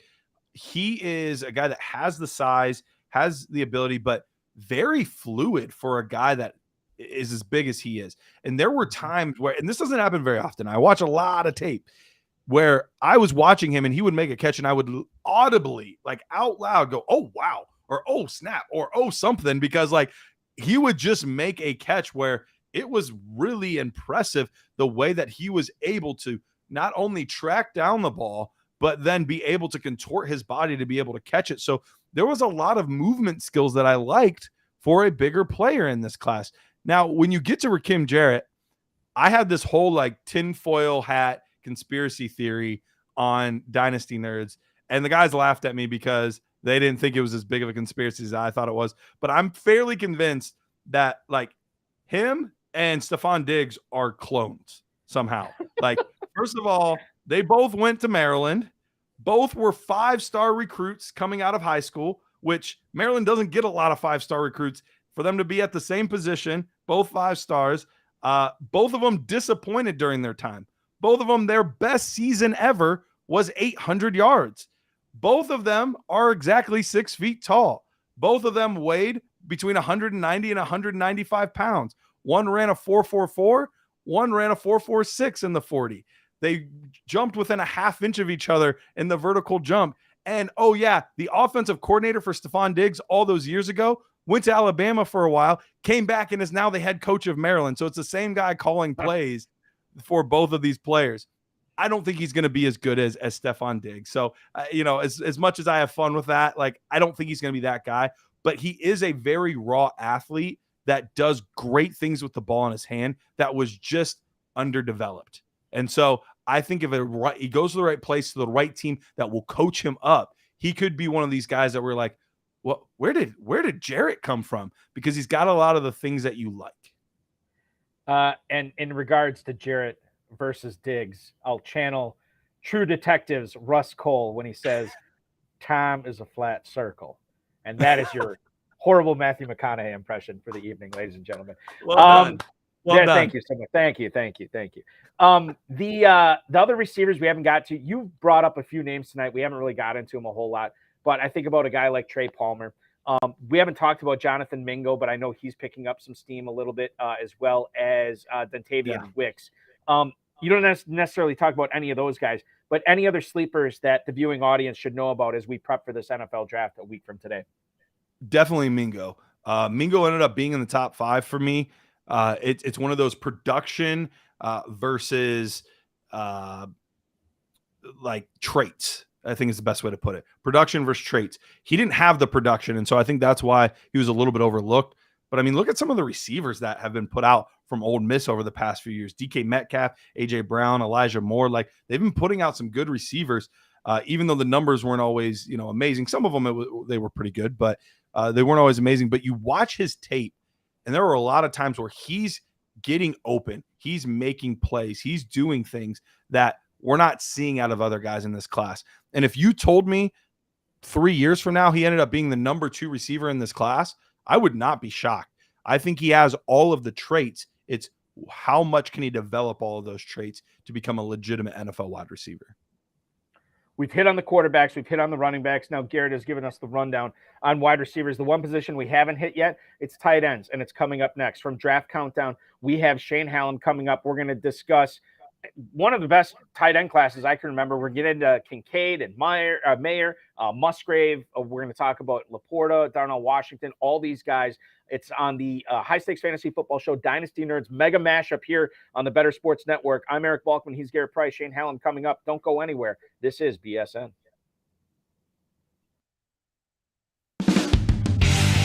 Moose and Keith. Weekdays at 10 a.m. Eastern. The word genius is there. Bob Glover, it describes him. Bob, so when's the last time that Twitter defeated you? Because I've been defeated by Twitter today. I'll tell you how Twitter defeated me one time. I had the mistaken impression that the year that Troy Polamalu won the Defensive Player of the Year, it looked like it was going to go to Clay Matthews Jr., and I tweeted it. And there was a guy on the media bus. He was like, oh, yeah, he's got it, a guy I trust. I won't tell you who it was, but his initials are Mike Garafolo. So I went with it. Got a DM from Rich Eisen, NFL Network. He goes, you sure about that? I go, oh, man. Oh, I just got this wave. Because, like, accuracy to me is really important. Yeah. So I'm literally on the media bus. We're just getting back from media day. We are slipping and sliding in Dallas. It's snowing. I get off the bus. I open my laptop. I am hunched over. And I just, like, literally people are passing me. Bob, what's wrong? And it was Polamalu. And Adam Schefter had retweeted me. Trey Wingo had retweeted me. I'm like, oh, I'm dead. So when it's Polamalu, then how do you handle that? Like, what was the subsequent tweet I think afterwards? I said, got some bad Twitter info. I didn't put Garafalo's name on there. I had to 10 years later, you can out him. I like that. Yeah. You know, he wouldn't mind that. He knows the stories. Yeah. He actually said to me, hey, Bob, I think you might have jumped the gun on that. I was like, oh, crap. There we go. Campus to Canton on the Better Sports Network. Would Dion bench Shador? I don't think he would. Like, how bad would it have to be? Because we've seen horrendous quarterback play from this Colorado team for the last, 5 years? JT Shroud, Brandon Lewis, just terrible quarterback play. Like, they were 131st, which is dead last in pass EPA per play. Obviously, it will be better, but how bad does it have to be for him to bench his own son? Like, I'm not sure he will ever either, like, especially with the attitude that he came in with. If they don't get Rashada, who do they bench him for this year anyway? I don't know that there's another answer on that roster that you go to. They don't really have a guy behind him, so I don't even know if we would know the answer to that until the next year, assuming that, he doesn't declare for the draft, he returns, they bring somebody else that's competent and behind him.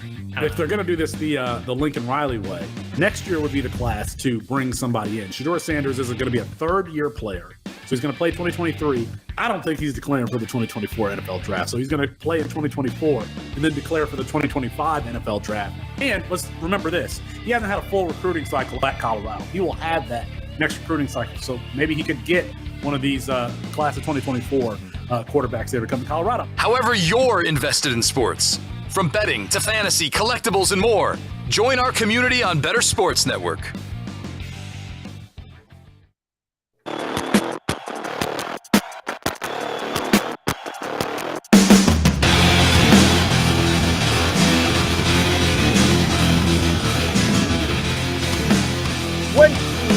Minutes until the top of the hour here on the High Stakes Fantasy Football Show / Dynasty Nerds Mega Mashup episode here. It is Fantasy Football Night in America on the Better Sports Network.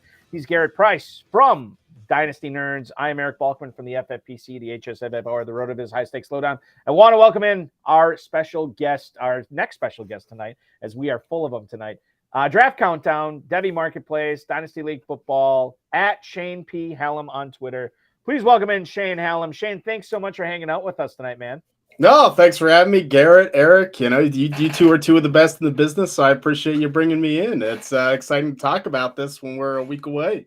You may be right about Garrett, and you may be right about all these tight ends, but your analysis on fantasy football hosts in the industry when it comes to me is clearly skewed. Now, I'm just telling you this right now. Like, don't take Shane's misuse of me of thinking I'm one of the best of the business because I can't listen to what he has to say about tight ends. You are spot on this, my friend. I want to ask you, number one, off the bat, when is the last time you remembered a tight end class as good and as deep as the one we're going to see this year? I think it's been a while. I think especially when you talk about the depth of a class, trying to find the type of day one and day two tight ends like this group has.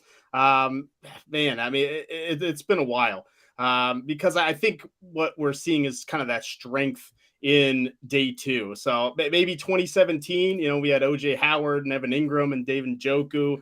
That was kind of a little more dynamic group. I think this group's a lot more rock solid and NFL types. And I think that's going to make them move up the draft boards really well. All right. So for the longest time, it was the Michael Mayer show.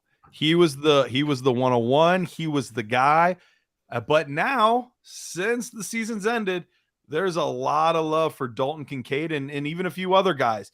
Is Mayer still the top guy, or has Kincaid or somebody else passed him? I think Mayer's still the top guy. Honestly, I think he's been the top guy from the beginning. I think it is. Kincaid's really good, and he's an athletic pass-catching tight end. We saw the numbers he put up this year. I think that dominating game against USC where Dalton Kincaid just knows how to find the hole in the zone, catch the football, and after the catch, run you over, move around you. He has those skills that you watch him like, oh, yeah, this is an NFL tight end. But Michael Mayer did it at 18 years old, and he was dominating defenses at 18. Mayer may not have the athletic upside. I think he may not have the blocking. He may not always have, kind of the firm after the catch height. But, man, I mean, he's sure-handed. He knows how to find the zone coverage he kills. And then man coverage, but I think Michael Mayer is just as good. He's not going to get wide open on you, but if you try to contest him, he's tough. And the fact that he can do everything, and like I said, do it for 3 straight years, I think that's going to sell NFL teams. I think Mayer goes first in the draft. I don't think Kincaid's that far behind him. And I think when you toss in the back injury for Kincaid, he had some of the 11 visits out of the 32 teams. I think people are looking at the back for Kincaid. Some teams, probably the doctors are going to give the thumbs down. I think most are going to give the thumbs up. He might be off some boards. I think that pushes Mayer up a little bit as the first tight end off. All right, so and that's fine. You make a good argument for Mayer, but if you're, and we were talking about swinging for the fences in Dynasty rookie drafts and trying to, not produce a good fantasy football team, but a dominant fantasy football team. Does Kincaid represent a higher ceiling than Mayer? No disagreement for me. I think Mayer has a higher floor than Kincaid, but Kincaid long term, is he a guy that has a pretty good chance of outproducing Mayer, or are you still Mayer for highest ceiling as well, Shane? I'm still Mayer for highest ceiling. I think sometimes we get too caught up in fantasy and ceiling, right? Like that class I talked about before was, OJ Howard's the ceiling play. You got to take him top 5. Evan Ingram, he's good, but he's not that good, right? And whoops, not like I think that's part of the issue. I think Mayer locks you in. I mean, I think there's a lot of players in this class that have similar ceilings to really good tight ends in the NFL and fantasy right now. The Travis Kelce's, the George Kittles of the world, who were athletic. We're not like these super producer athletic players in college. You're like, wow, this guy's ceiling's so high. So I think you just got to watch that. You got to be careful about saying the ceiling's big. If Michael Mayer catches 85, 90 passes a year, guess what? In PPR, he's got the upside. That's all I need. I don't need Dalton Kincaid doing it. So I think Mayer has more upside to me in fantasy as well. And I think that's where you can get someone to miss the boat if they take Kincaid over him. We talked about, you talked about Dalton Kincaid and the back issue. Luke Musgrave, another guy who's been ascending up draft boards here. Probably going to be he should be a day 2 pick. Really good chance of being a second round pick. Any concerns? Like, I guess I'll ask you about the injury with Musgrave. And then what else? Are there any other red flags that you worry about with Luke Musgrave? FFPC players who play in this Dynasty format with 1.5 per catch for tight ends want to be dialed in on these players. Try to dial them in on Luke Musgrave here, Shane. Well, and I think the FFPC format and the tight end premium format is what makes it interesting because there's not a lot of information out there, like where to draft them in your rookie drafts. Mm-hmm. It's tough to find. So I think Musgrave is an interesting case where I think he's getting kind of high second round buzz. I mean, there's even some first round potential late in that first round for him because he does have all those traits. We saw it at the Senior Bowl. We saw the athleticism this offseason. And the 2 games he played this year were phenomenal. It was like top 15 tight end player elite games. And so what do you do with that? I think with the knee injury, just the lack of experience, I mean, that's really all we got of really good games. Like I can't take 2 games and say, yep, this is the guy. I'm not comfortable enough to do that. But look, if the Packers draft him in round 2, I think it's going to be tough for fantasy players to completely bypass. I mean, I think he's worth the risk, as maybe the tight end 3 to me in fantasy when we talk about these rookie drafts. It's funny. I think tight end is one of these positions where we're really emphasizing the height of these players, the speed of these players, the strength, like the athletic score is huge for a lot of these tight ends. But there seems to almost be a little bit of a cap to it because we've seen some of these like 6'7", 6'8", 6'9" tight ends, and they haven't really seemed to pan out as well as we've hoped so far. Can Darnell Washington be the guy that changes that, or are we maybe overrating him? I think we're overrating him a little bit, and not that he can't be a good tight end, a good fantasy tight end. I mean, he blocks like a right tackle. You can lock him in there. That lack of production at Georgia, they had Brock Bowers, who's I think he's going to be better than Kyle Pitts. I think he's going to be a top 3 rookie pick next year in FFPC. Like, what would you expect Darnell Washington to do production-wise catching the football? But I think we just see that size. We see the 98 percentile, almost 99 percentile athleticism because of his size and say, wow, this guy is a specimen, which he is. I don't know if that translates into fantasy points because if I'm a team and I draft Darnell Washington, I want him to block a lot. Like that's he's really good at it. Let's have him do that thing that he's really good at most. And maybe we get like Jelani Woods last year where you can catch a touchdown or have a multi-touchdown game. But I think that inconsistency, even if Darnell Washington goes round 1, I think he's going to end up 5th, 6th on my rookie rankings. I think he's not a fantasy really consideration for me unless he really falls. Better Boss chiming in the YouTube chat right now. Guys, I'll tell you this right now. As a guy who follows the Packers, who cheers to the Packers, they suck in the 3rd round of the NFL draft. If you look at recent history, it's been terrible. The last great one, I think, you can't even really call it great because his career was cut short due to injury, and you have to go all the way back 15 years to 2008 when they drafted Jermichael Finley out of Texas, a guy that was young for the NFL draft. Guy who came in, wasn't the greatest blocker, but could do a lot of stuff catching the football. I still remember that preseason after he had that kind of breakout season, and Aaron Rodgers and him were just playing pitch and catch in the preseason. I'm like, man, Finley is going to blow up this year. He had the neck injury, ended up being out of football. Better Boss wants to know, Shane, is there a Jermichael Finley in this year's draft class at tight end, given how deep it is, how athletic it is, and how good it is?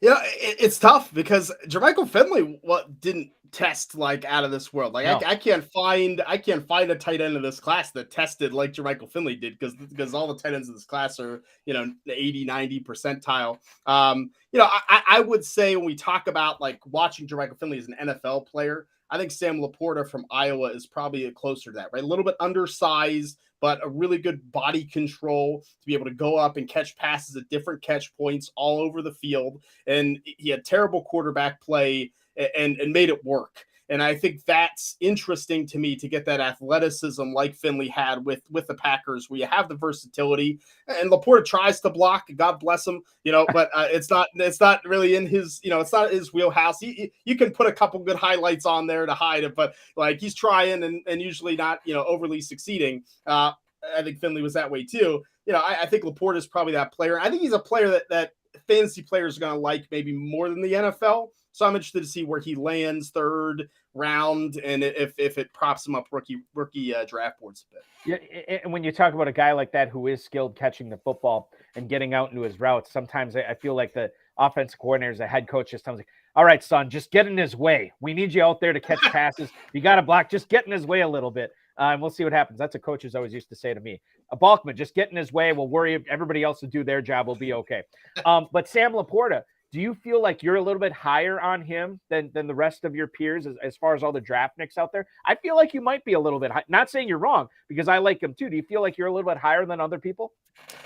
Maybe a little bit. I mean, it's an interesting kind of split for me because I'm in the fantasy community, but also the draft community, right, where I feel like the fantasy community is like super hyped for Sam Laporta, and like the draft community is like, yeah, he could fall to day 3, and it's like, well, that doesn't feel good. So I feel like I'm a little bit high on him. Maybe the fantasy influence is kind of bringing me in a little bit, where I'm taking those pass catchers a little bit higher. But I feel like there's going to be NFL GMs that like this guy, that like the toughness, like the Iowa tradition, just what they produce the tight end. I mean, I think that's huge. So I think he's my tight end 6, and I think that's it's about where he'll go.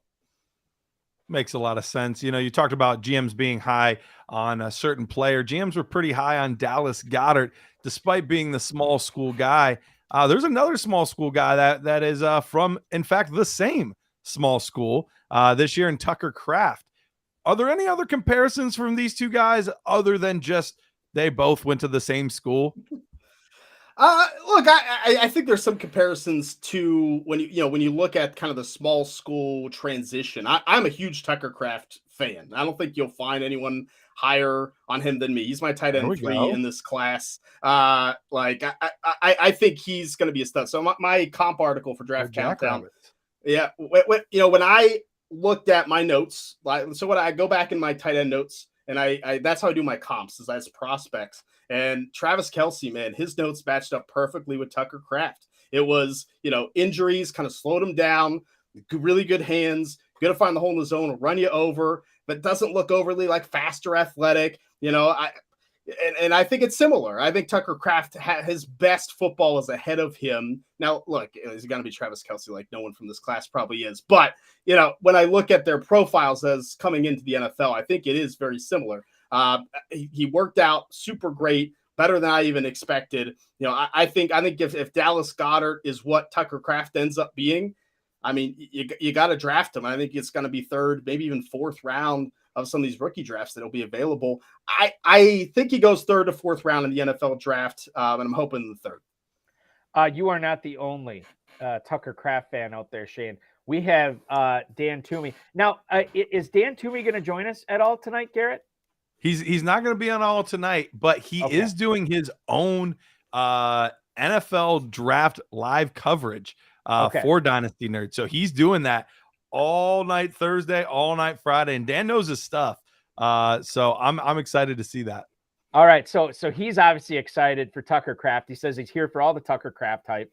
Just Josh, Tucker Kraft equals Goddard. Wow, I love it. Sedated Fork also saying I like Tucker Kraft at the combine. Sedated Fork also wants to know, Shane, do you have any projected landing spots for these tight end spots? Because I know you do 7-round mocks, so I know you put this all together. Have any of these tight ends, when you've done these mocks, consistently landed in the same spot for you? Yeah, I'm kind of working on my final mock draft here coming up. I think when we look Mayer, I'm really looking at Dallas as a nice spot. I know they're interested in him. I feel like he might go higher than that. So I'm having a little trouble placing him. I think if Kincaid falls far enough, I think Cincinnati at 28 brought him in and interviewed him at the combine. That seems like a good fit. Not sure if he'll be around either. Darnell Washington of the Lions are really interested round 2 if he falls further than we expect. I don't think they'll take him in the 1st round. But that's possible. Like I said, Musgrave and the Packers. Tucker Kraft in the 3rd. If the Cowboys don't get Michael Mayer, they've been interested in him. So I think there's a couple ties to these tight ends. When you look at the visits, you look at some of the meetings and the interest and the fits of the offense. Those are kind of the ones I've come up with. Let's get to the relative athletic scores, which I always starting 3 years ago, I really started putting a lot of stock into this, not just at the tight end position, but all over. When I see how predictive it is for people to not only get drafted in the NFL, but stay in the NFL for more than a few years, it was eye opening to me. Zach Kuntz's RAS score and his insane athleticism. This guy coming out of Old Dominion, I believe. Is that going to translate to the NFL? I think you alluded to this before. We've seen really athletic tight ends get to the NFL. The athleticism doesn't necessarily translate to big fantasy output. Your thoughts on Kuntz, Shane Hallam? I'm scared for him versus Zach Kuntz. Like, the athleticism is great, and I mean, when you look at Penn State, he was a Penn State transfer down to Old Dominion. Brenton Strange is in this class for them. They actually had an offer out to Kyle Pitts and rescinded it to keep Zach Kuntz to have him, come in. So they produce these athletic players and tight ends. Zach Kuntz just is not the player on the field that the RAS score indicates being the most athletic tight end of all time. I think he does look like that athlete on the field, but man, he needs a lot of work in terms of learning how to catch the football. He doesn't understand how to kind of extend his arms, catch with his hands, being able to do it in a fluid motion, looks kind of rigidy. If you go back to the combine and watch even the gauntlet drill, which isn't always the best thing, but I think you see some of that catch radius issues, so I think there's potential there. There's always potential there on the, he could work out, go to a great tight end coach who really coaches him up. And now you have this beast. I think he's going to go a lot lower in the NFL draft than the fantasy community thinks when they saw that score. I think we're looking more 5th, 6th round than the 3rd round where a lot of people have him. Yeah, that's interesting because we do often associate athleticism and draft capital together, but those two things don't always go hand in hand, obviously. Who else have we not talked about? Because I know this is a deep class. There's a lot of names, a lot of guys. Is there somebody that you have your eye on? Maybe, one or both communities are down a little bit on this player, but you tend to like this guy, and we got to make sure that we hear about him.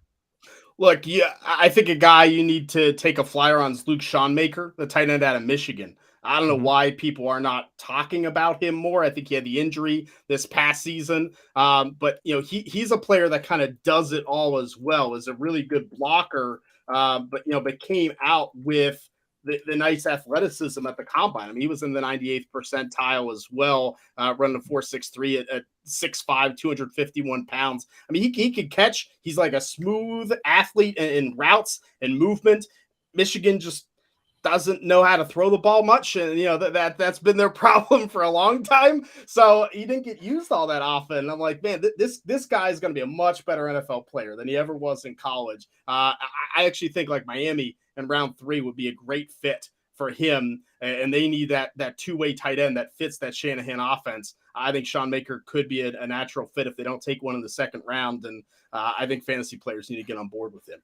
All right, so let's play a little game here, Shane. We're going to play over-under here. If I set it at 4.5, are you taking the over or under for number of tight ends that are drafted in the first 2 rounds? Not first 2 days, first 2 rounds. It's a good number because I think 4 are definitely in the first 2 rounds. I'm going to go over. I say we get one more in that 2nd round late, maybe a guy we don't expect. I think it's going to happen. Yeah. Okay. So if I set it at 6.5 and I say the first 2 days of the draft, so rounds 1 through 3, over or under 6.5 tight ends that go in the first 3 rounds. That's an easy over for me. I think it'll be 7. I think it'll be going to be 7 in the top 100 picks. I mean, I think it's going to be pretty insane, especially with some of these, the defensive line classes down, the safety classes down. That's where we're going to have more tight ends get in. There is one other guy that I wanted to ask you about, Will Mallory. Not a guy that I've heard a ton on. I did see Nagy talking about him the other day. Some of his thoughts that he might be a better pass catcher, just that pass catcher, but better pass catcher than Michael Mayer is. Any thoughts on Mallory? I like Mallory. He's someone that I always wished we got to see more of, that he got nicked up and got knocked out of games. He's on that smaller end. I mean, he's kind of that receiver playing tight end. So I mean, I think Jim Nagy's got to prop up his Senior Bowl guys, but it's fair. But I do think he's a good pass catcher. I think the problem is you're not getting any blocking out of him. I mean, this isn't even to Sam Laporta levels where you're like, yeah, you're giving a good effort and can do some things, some plays. So you're almost looking at kind of a very poor man's Mike Gesicki, where you got to line him up in the slot and let him catch the ball. Like, I think he's a good pass catcher. We've seen those type of players struggle to find their fit in the NFL. That's my worry with him. I think if he somehow can get that round 3 capital, then, hey, I'm interested. If a team's drafting him that high, then they're going to use him. I think when you start getting into day 3, now it's, hey, this guy's really good. Maybe we can figure out a way to use him. And usually that takes a little bit more time. So I'm interested, but cautious, if that makes sense. It does. Absolutely, it does. And I want to make sure I heard you right before. Did you say Tucker Kraft is your number 3 tight ends this year, Shane? Yeah, in my personal rankings, he's my number 3. He won't be the 3rd off the board, obviously, but right. It's the case. So let me ask you this. So every single year, now we normally do this exercise with running backs more so, but when we go in, we're getting ready to consume the NFL draft. From a dynasty fantasy football standpoint, we're like, okay, what running back situation should I be watching for when this team's on the clock where they could draft one of these top 2 or 3 running backs and immediately not only get great dynasty value, but great redraft value as well. I think about the Atlanta Falcons this year. I know anytime they're going to be on the clock until they take a running back, people are going to be paying attention to them. What are the tight end situations that you are most following this year as far as when these teams are on the clock, they might be taking a tight end? And if they do, this could mean big things for dynasty players. It's funny because I think any dynasty player knows that there's a lot of those situations because there's not enough damn tight ends to start in fantasy anymore.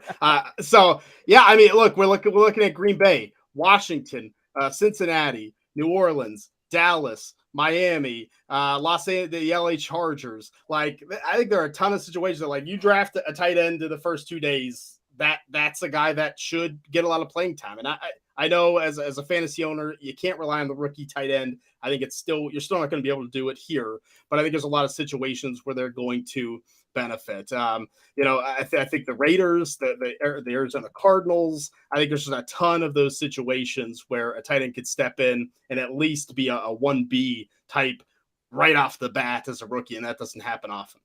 This could be a landmark year for dynasty fantasy football players and tight ends, given all the supply out there and all the demand. We could look back on 2023 and say, wow, this is really the year that the tight end landscape got set. We shall see. Shane, in order to follow up with you, for anybody else who wants to consume more Shane Hallam dynasty content, tell us what's going on with Draft Countdown, Devy Marketplace, Dynasty League Football, everything that you're doing right now. You can check out draftcountdown.com. I'll have my final rankings here next week of a 7-round mock draft. And then the Monday after the draft, I'll have a 7-round 2024 mock draft. If you want to get ready for next year, we're just kind of finalize those rankings and they're going to be ready to go. And by the end of May, I'll have a 2025 and a 2026 mock draft. So we'll have everything that you need. But subscribe to the Draft Countdown podcast, subscribe to the Devy Marketplace podcast. And we'll also be live streaming all 3 days of the draft. So on Saturday, if you want to actually get updates on the picks instead of still talking about the first round picks, we'll have live scouting reports. I'll break down every player. For last year's NFL draft, I had watched every single player except one. This year, I guarantee I will have watched every player that gets drafted. So we're making Shane, I just got to say this real quick. I'm a guy that gets paid to do fantasy football stuff, and I would struggle to do a 7-round rookie mock. That's only 12 picks per round. You're doing next year's NFL. That's 32 picks per round, not even to mention the compensatory picks. That's incredible. That's absolutely incredible. Like I always say, like, I don't have the background, the training, but I can outwork anyone, and I'll certainly do it. A guy who is going to have a 2025 mock draft out here shortly. You are a sick man. It's true. It is true. We love every minute of it. We cannot wait to consume more of your content. DraftCountdown.com, at Shane P. Hallam on Twitter. We'll continue to follow you there. Thanks so much for enlightening us on the tight ends this year, man. We really appreciate it. No, thanks, guys, for having me. Let me go on. Appreciate you both so much. Shane P. Hallam, ladies and gentlemen, from Draft Countdown, the Devy Marketplace, and Dynasty League Football. And with that, we are done with our sort of positional previews. Garret, you are running the show. I'm going to slip over to the navigation section of the vehicle that we are leading tonight, as we have reached halfway in our big NFL draft extravaganza. Tell us what's on tap here for the next couple hours. I'm very excited for it. This is going to be an absolute, I mean, first of all, let's just say this has been super fun getting to talk about all these positions, talk about all these guys. Absolute blast. But the good times are going to continue to go, folks. We are moving on to at least 2 rounds. We might even try to sneak in a 3rd round of an NFL mock. And then what we're going to do, we're going to look at the positions that we took those fantasy players in, the quarterbacks, the running backs, the wide receivers, the tight ends. And then we're going to do a fantasy mock draft off of those landing spots. We're going to have Britt Flinn coming in. She's going to talk about some of her mock drafts that she's done. She's going to help us make these picks. And then Rich Dotson is going to come in for the rookie portion of the draft. It's going to be absolutely awesome. Can't wait. We'll be doing this together for another 2 hours, my man. I can't wait for it. Garret Price from Dynasty Nerds, Rich Dotson from Dynasty Nerds coming up, Britt Flinn coming up as well. I'm Eric Balkman from the FFPC. This has been the High Stakes Fantasy Football Hour, the High Stakes Fantasy Football Show. We continue on with Dynasty Nerds, 2 more full hours of NFL draft coverage. I talked about Shane Hallam being a sick person. You are a sick person for watching this, and we're loving that you're hanging out with us tonight, because we're just pigs in the slop, man. This is great stuff. It all continues right here on the High Stakes Fantasy Football Show on the Better Sports Network. Dynasty Nerds coming up next. Don't go anywhere. Moose and Keith, weekdays at 10 a.m. Eastern on Better Sports Network. Calvin Ridley yesterday, he applied for reinstatement from the National Football League. Ridley, Kirk, Zay Jones, Travis Etienne, Trevor Lawrence. That is crazy potent on offense. Yeah, it's going to be awesome. I mean, Ridley's great. I think Trevor Lawrence is a guy I want in fantasy this year. I think you're probably right. I think they're just going to get better and better. First off, Peterson's a wonderful offensive mind, a great head coach, and we've seen that and saw that this year as Jacksonville made it to the postseason. And Trevor Lawrence, anybody that questioned whether or not he could play in the National Football League or just how good he was going to be in the NFL, those questions were answered this past season as in the second half of the year. Statistically speaking, he was a top 3 quarterback in the NFL. That's how good Trevor Lawrence is. You throw Calvin Ridley into the mix, he's going to be great. Yeah, I think Lawrence is a guy you want. I think Ridley's a guy you want. Clearly, Travis Etienne is going to be one of those early, first-round selections as well, being the dual-threat running back that he is, not only running, but also catching the ball out of the backfield, Keith, and the ability to take something small and take it to the house. Take a 5-yard dump pass, make a guy miss in the open field, and he's gone. I mean, you saw that with Travis Etienne this past season for Jacksonville. Yeah, sky's the limit. I mean, I think you're going to go from a team in the year span where you wanted no part of the Jacksonville Jaguars when you're looking at fantasy football to where you want as many Jaguars as you possibly can, because they're going to be really, really productive. And let's see if they get their tight end back as well, who had Evan Ingram was great. And Evan Ingram, who was great this past season. Yeah. I mean, if they keep that whole core together, their offense is going to be one of the best in football. Like, I legitimately think that they could be one of the best offenses in football. Zay Jones, Evan Ingram, Christian Kirk, then and Ridley, Travis Etienne, Trevor Lawrence, a good offensive line, and you've got Doug Peterson being creative calling. Right? And you look at that division. The Colts are a mess. Yep. Titans look like they're on the downslide. Titans are on the downslide, right? That window is clearly closed. And then you got the Houston Texans. Years away from relevancy. Yeah. I mean, Jacksonville could win 11 games next year. Moose and Keith, weekdays at 10 a.m. Eastern on Better Sports Network.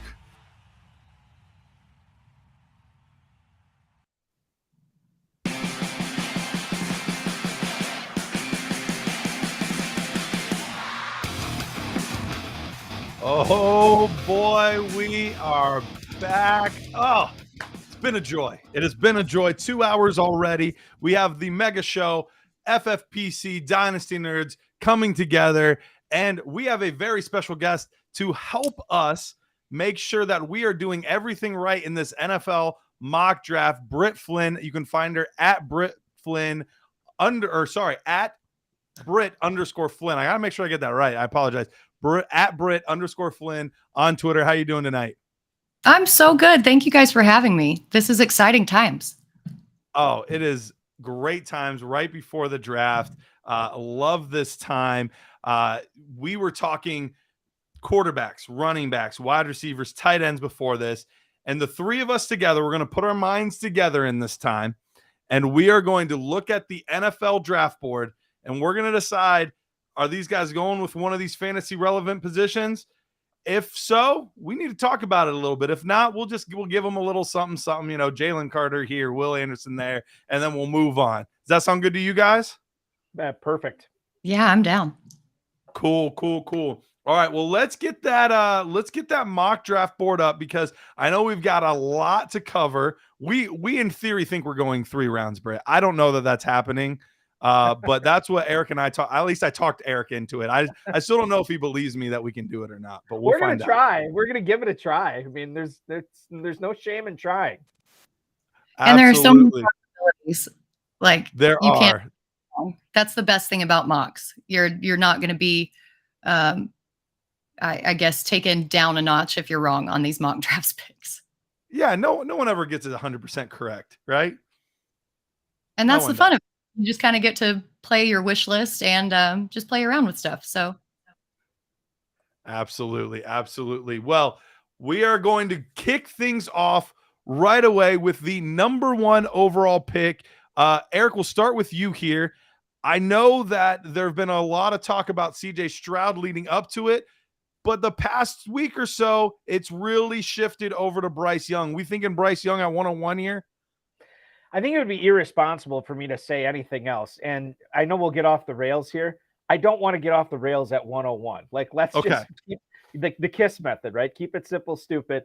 I'm going to say Bryce Young to the Carolina Panthers here. I think, what's interesting about this is we talked about how, from a dynasty fantasy football perspective, we want to swing for the fences. We want to take, home run swings so that when we do hit, man, it is a massive hit. I think Carolina has kind of let us know that that's what they want to do. They've already given up all this capital in DJ Moore to get the number 1 pick. I don't think there's anything that would stop them from, not worrying about Bryce Young's size. We talked about his running ability earlier, Garrett. I don't think there's anything stopping them from not only making the move to get up to number 1, but then taking that home run pick here. I think Bryce Young's the home run pick, and I think that's what they do. I think you're absolutely right, Britt. Any thoughts? Anything that we're not seeing here? Yeah, I think you guys smashed the nail on the head, especially when you look at the Vegas odds. At one point, after Young canceled the rest of his meetings with the rest of the teams, the odds went up to -2,000. So I don't think that there's any other chance. BetMGM pulled those odds, so you can't even bet on the number 1 overall pick. I think that that's a lock. Done and done. Let's put Bryce Young at 1. I gave Garrett or Eric the slightly easier one, but Britt, I'm going to give you the hard one here because there's a lot of controversy over what the Houston Texans do at 2. Are you going to give them a quarterback or are you going to give them a defensive player here? No, I'm going defensive player. I think that the GM of the Texans are not necessarily sold on any of the 3 top remaining quarterbacks. And the odds kind of favor that. On Tuesday, Will Anderson jumped up to +125 as the favorite to go number 2 overall. So I think that they take Will Anderson here and kind of shore up that edge rush. And that would really blow things up from what we were considering a few weeks ago, because we were looking at potentially 4 quarterbacks as the first 4 picks off the board, right? Absolutely. And trust me, I've gone back and forth and rearranged my board and done all this. And I'm like, when Will Anderson took the lead, it really kind of shook up the entire process. So it's going to be interesting. Eric, if you were their GM, is that what you would do? Would you take a defensive player here and maybe punt for next year and get another Davis Mills year in there? Or would you go after Stroud or Richardson or one of those guys?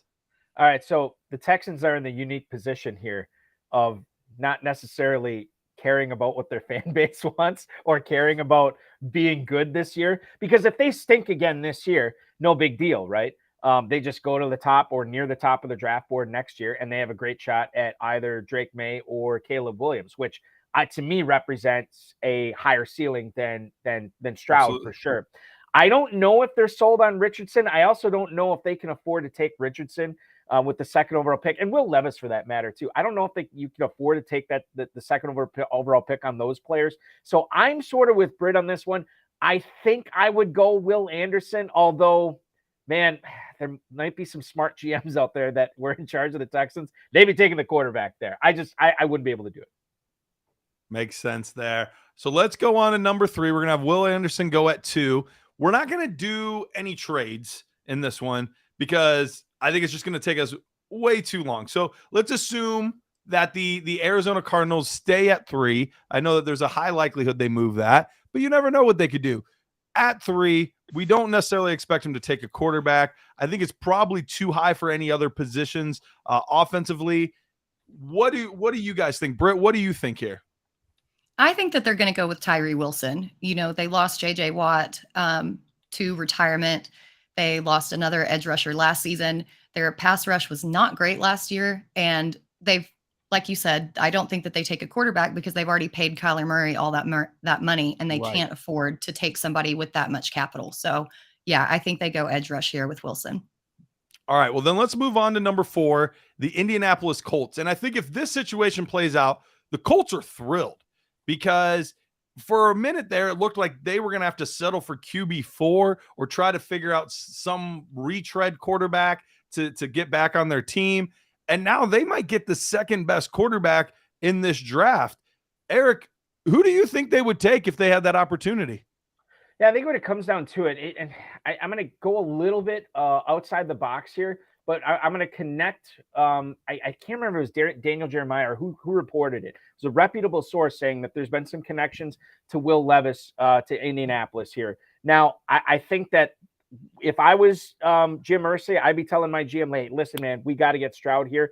But I'm going to say that they take Levis here. So we're going to let CJ Stroud slip.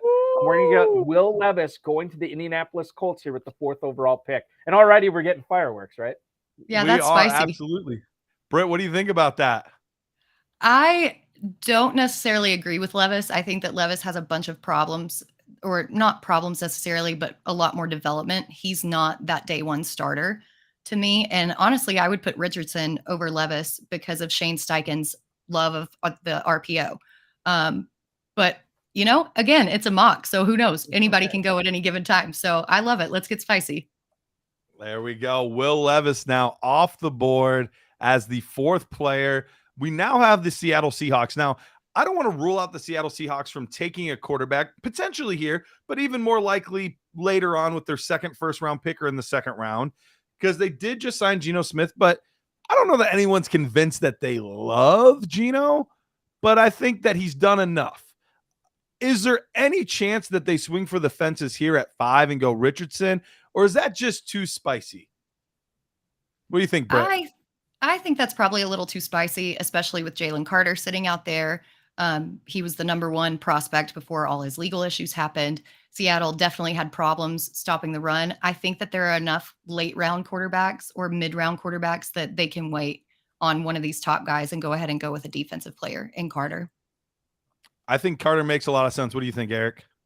Yeah, I have no quarrel with that at all. I think that this would definitely help out Seattle here. They have something in Geno Smith, and I think they're content to see what they can do with a guy like Carter on this team and still with Geno Smith on this contract that he just signed. If it blows up, maybe they get a chance at a pretty good quarterback next year. But yeah, I'm on board with Carter here for sure. All right, well, let's do that. Let's have Carter going there at pick number 5. Now we have Detroit on the board, another team that hypothetically could take a quarterback, but I don't think we believe that that's very likely. They've said a lot of good things about Jared Goff. It's a team trending in a good direction. But Eric, I'm going to let you make the call here, my man. Do you think that they could go rogue, or do they go defensive player, or maybe do we even see the first offensive player, maybe offensive line, but the offensive player off the board here for fantasy football purposes? I've heard some Bijan Robinson stuff here for Detroit, even with their second pick too, if Robinson is going to fall. I think they're pretty much set with the exclusion of tight end on their offense. I don't think that they take an offensive player. They had an historically bad defense last year. for the majority of the season. I think they shore that up. They just traded Jeff Okudah to Atlanta. So I'm going to say they take a defender here, and I'm going to say it's Devon Witherspoon out of Illinois. That's who Detroit takes here to try to shore up that defense. So Witherspoon to the Lions here is what I would say. I think that's a good pick. What do you think about that, Britt? I love it. I think that Brian Duker really took over and made some massive improvements. And now that he's full on the defensive back coach and not just an interim, he's going to bring in some really hardcore players. And I think that you're right. They're not going to need anybody on offense. So Witherspoon fits in perfectly here. There we go. Let's make it done and done. Witherspoon to Detroit. Now we have the Raiders. The Raiders could make this draft really interesting. They did just sign Jimmy Garoppolo this offseason. We're starting to see more New England guys, former New England guys there with McDaniels. But does that mean Jimmy G is for sure the future here? Britt, I'm going to let you make the call. Do they take a quarterback, or are they just going to go with another position since they got their boy Jimmy GQ? I think they're probably going to take a quarterback. In my mock draft on Fantasy Alarm, I had them taking Richardson and had Levis falling. But with Stroud still sitting out there, you can't leave him there. You've got to take him. I love it. I love it. What do you think, Eric? Totally on board. That's even before Britt said anything. Number one, I think CJ Stroud is going to be a better quarterback than Will Levis. And number two, I think the Raiders are just thrilled that they get Stroud to fall all the way here now to pick 7 of this draft. They're loving life. They have their bridge quarterback in Garoppolo. Now they have their quarterback in the future in Stroud. Absolutely. I think that's a fantastic pick. Love it for them. Love it for that organization. And I'm sure Al Davis is smiling somewhere on them finally getting their franchise guy in CJ Stroud. So that takes us to Atlanta. Atlanta might be a little disappointed there. We know that they're another team that could be in the sweepstakes for a quarterback, but there's some good quarterbacks still out there. One in particular, Eric, any thoughts on that guy going to Atlanta, or are we going to let him keep going?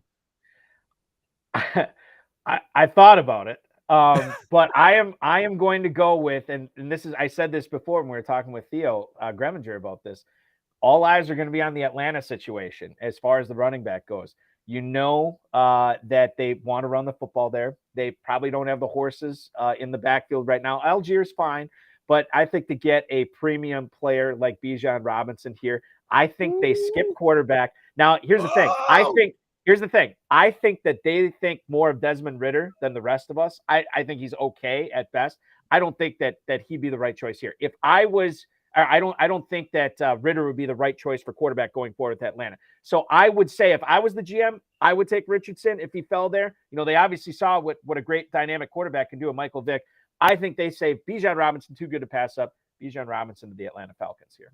Ooh, so Bijan Robinson getting that top 10 draft capital. And look, we know Arthur Smith has been looking for that running back since he spent his time in Tennessee with Derrick Henry. The two of those were a match made in heaven, but he gets his guy and then some in Bijan Robinson. Britt, for fantasy football, how exciting would that be?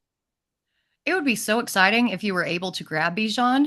Now, if you are like me and have a ton of Algier shares, that would be super disappointing.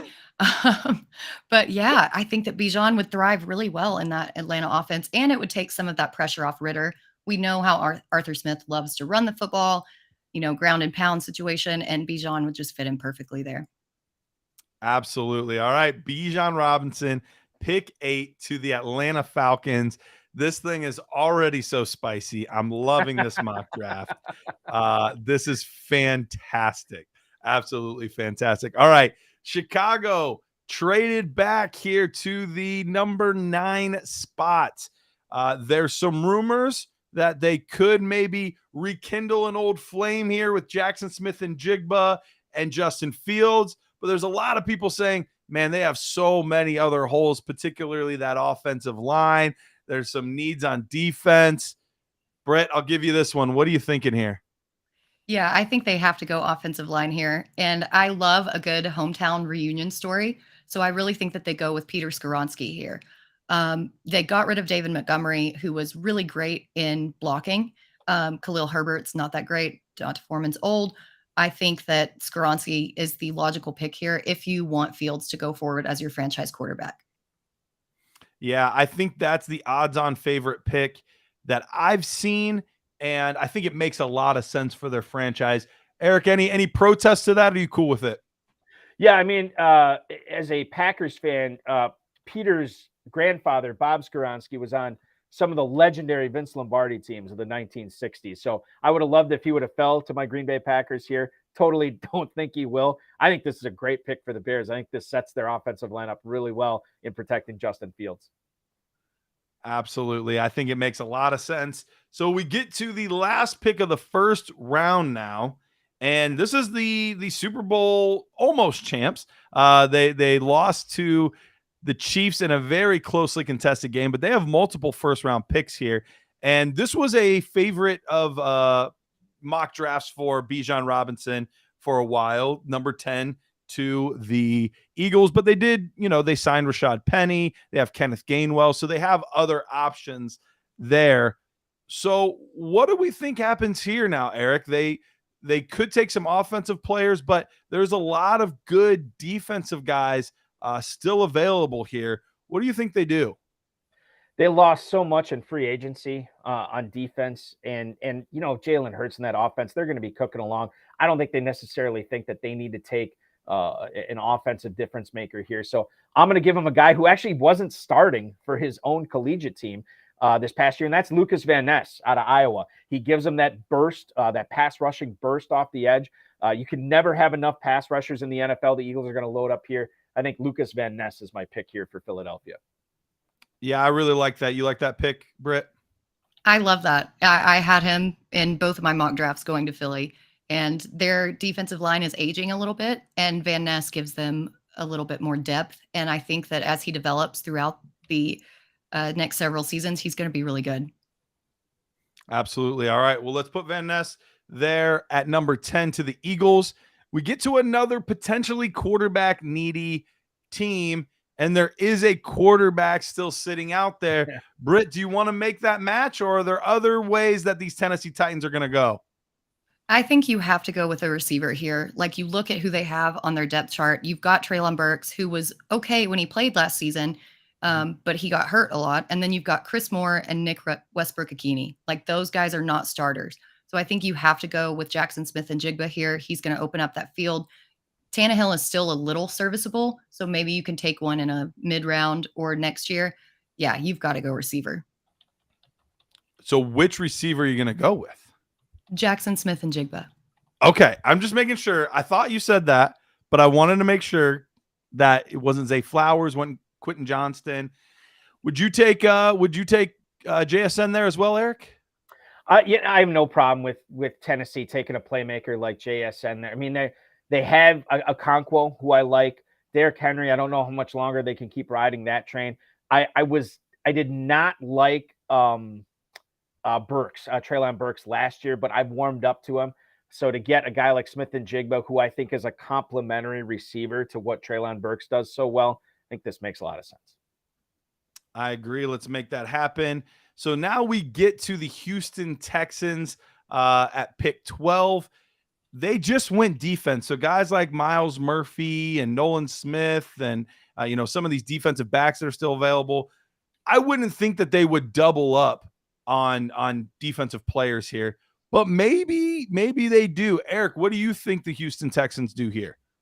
I think the fact that they got Will Anderson with the second pick of the draft, and the fact that there's still a quarterback out there that a lot of people that probably should have gone at 4, that a lot of people would love to see him to go to a situation where he could thrive in.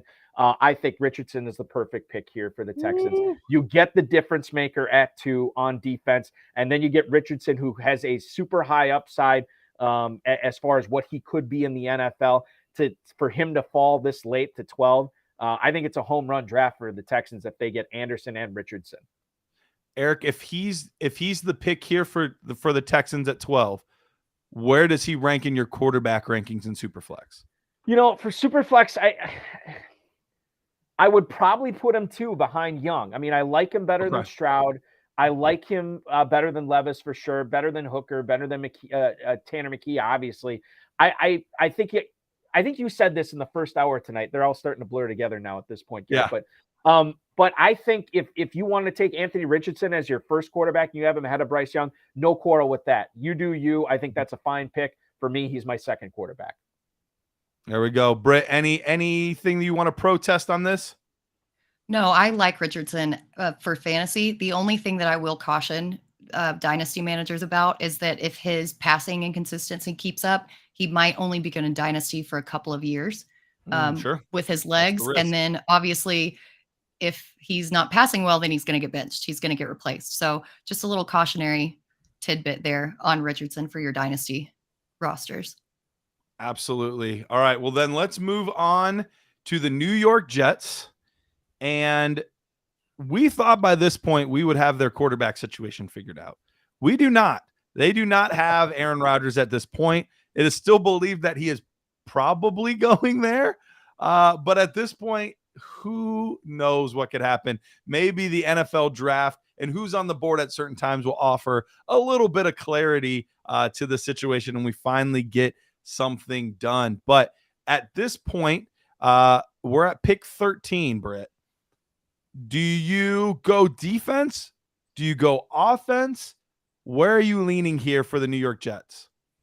I think you're going to have to go with somebody on the offensive line, because if Rodgers is coming in, which we believe that he will be, you're going to have to protect him. He's an older quarterback. He can't scramble. He can't move out of the pocket when he's under pressure. And Mekhi Becton has struggled with injury. So you really need somebody to back him up. And I think that that's why they take Paris Johnson here, just to get some security on their offensive line and protect Rodgers once they finally bring him in.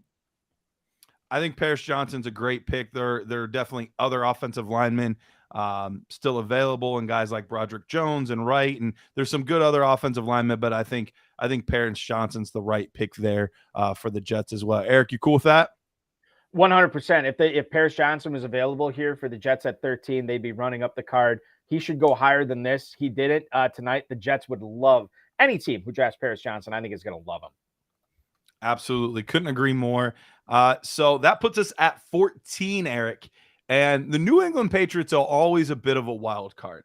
Their draft board never looks like what we think it's going to look like. They take guys that we've never heard of in the second round, and they do what they want. They don't always have the best first round hit rate, but they seem to find guys later that are amazing. So it's really impressive how they make things work out here. But all of that being said, trying to read Bill Belichick's mind here, what happens at pick 14? Because I don't even know what to advise the range here. So it's all on you, no pressure. It's a fool's errand trying to get inside Bill Belichick's mind, right? No, I think they have not had a lot of success in the first round drafting perimeter receivers. That said, I think they go with a receiver here. And I think it's Zay Flowers. I think they take Zay Flowers here, a guy that, they desperately need playmakers on this offense. Mac Jones needs help, or whoever the quarterback's going to be in 2024. Zay Flowers is still out here. I saw some headline, and I can't remember who wrote it, so my apologies, but it was like Zay Flowers makes so much sense to New England that it would never happen.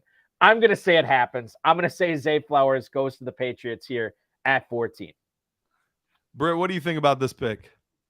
I think that's kind of, who knows? You're right. What is Bill Belichick going to do? I think it's a little high for him, especially since they brought in Juju, and with their quarterback situation with Mac Jones, are they going to trade him? What are they going to do with that? But they can definitely use some more playmakers. So yeah, I don't hate it. All right. Zay Flowers going at pick 14, my number 2 wide receiver.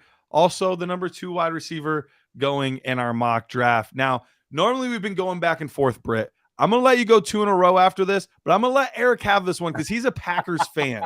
So I feel like he should get to make this pick. I'll compensate you the missed picks later, I promise. But Eric, I'm going to let you put on your GM hat, take your guy for your team. Who are you taking at pick 15? All right, so this is an exercise I did for one of my other shows, and we tried to figure out who the Packers are going to pick at 15. we looked at how there were 17 players invited to Kansas City for the NFL draft. Packers are picking at 15. We try to use process of elimination. Well, they never take a receiver in the first round. Receivers are out. Right. They're not going to take a quarterback. They have Rodgers and Love. They'll at least have Love. So they're not going to take a quarterback. And we went through who they've already met with. We went through, the meetings that they've had. We narrowed it down to 3 players. Now, those 3 players, there's one of them that's already been chosen. It's Paris Johnson. The other one is Keon White. That I thought would make a lot of sense here for Green Bay to get that outside pass rusher. I think they're going to go with a guy that literally nobody's talking about going to Green Bay. It's a player at a strength on their defense at cornerback, a guy they probably shouldn't take, but it does make their cornerbacks and their defensive backs stronger. They haven't met with this guy. I don't think they have any interest in him, but this is what we decided, that Joey Porter Jr. is going to be a Green Bay Packer. So the Packers take Joey Porter Jr. here to go with Eric Stokes, Jair Alexander, Rasul Douglas. They need a safety. They need edge rusher. They need tight end. What do? Brian Gutekunst shocks us again. Cornerback, Joey Porter Jr. I thought you were going to say Gonzalez there, but I like the Joey P pick. Great corner from Penn State. Britt, what do you think about that? Yeah, I mean, it kind of messed up my next 2 picks because I had him go into the Steelers, but sorry, that's what the draft is all about. You've got to be prepared. I think that's great. I probably would have gone receiver, but you're right. If you look at who's invited to the draft, it kind of makes sense. It does. I think it makes sense. It would be interesting to see him take another defensive back in the first round. I feel like I see them doing that so much, but you never know. History does tend to repeat itself. All right. So, Britt, you're getting the next 2 now. All right. And we're going to start with the Washington Commanders here. This has been a popular landing spot for one of, if not the first tight end off the board in a lot of mocks. Is that a route you're considering going here or no?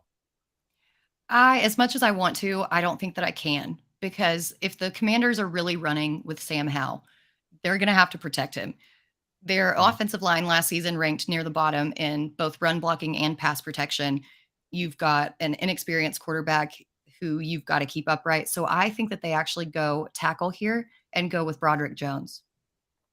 Broderick Jones. I think that's a good pick. I think it makes a lot of sense. A team that does need to really protect their guy. And look, whether it's Howell or Brissett, either way, they got to get that passing attack going. They've got the young dynamic receivers to be able to make plays, but they got to have enough time to get the ball down the field to them. Eric, what do you think about that? Yeah, I mean, it's just like I said with edge rushers, you can't have enough good offensive linemen. If you go with a big, athletic, strong offensive tackle, that could be an offensive tackle, left tackle for the future for Washington, why not? I think it makes a lot of sense for them. I think it's a strong pick, not only for 2023, but if he does hit, this is a guy who's going to play on this team for many, many, many years. All right, so I said we were going to get 3 rounds of an NFL draft in.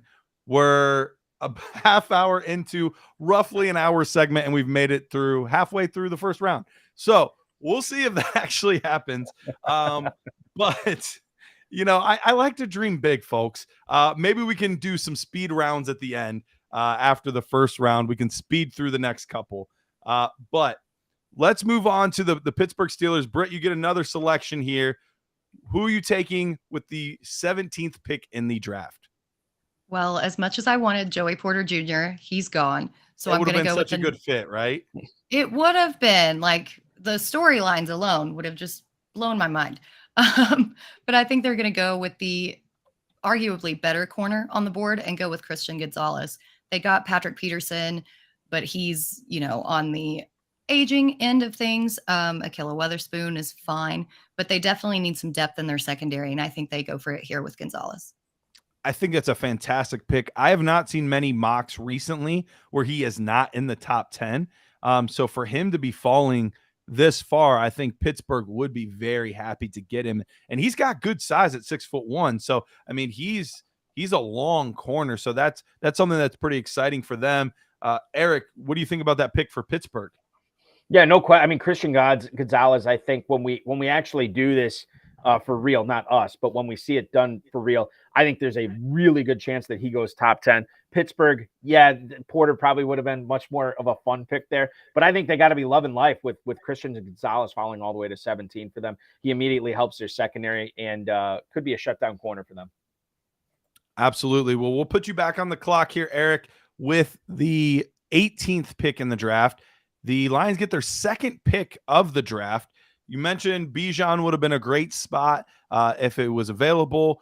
I'm assuming you're not taking any other running backs because Gibbs and Swift, they wouldn't go super great together. It doesn't make a lot of sense for them. They do have a lot of needs still on that defense. Do you think they double up on the defensive player, or do we see the first tight end off the board here? No, I think tight end would make some sense here for him, but I just think that defense was so historically bad last year. You need to attack that position again, and I think they get some help on that defensive line to stop the run, maybe get after the quarterback a little bit. So I'm going to go with, out of Pittsburgh, Kalijah Kancey as a defensive tackle to join that Lions defensive line there. I think he offers some pass rush chops, but I know he's going to clog up the run for teams trying to do that against the Lions. So I think to come away with Witherspoon and Kancey, this defense is a lot better than what it was at the start of the NFL draft.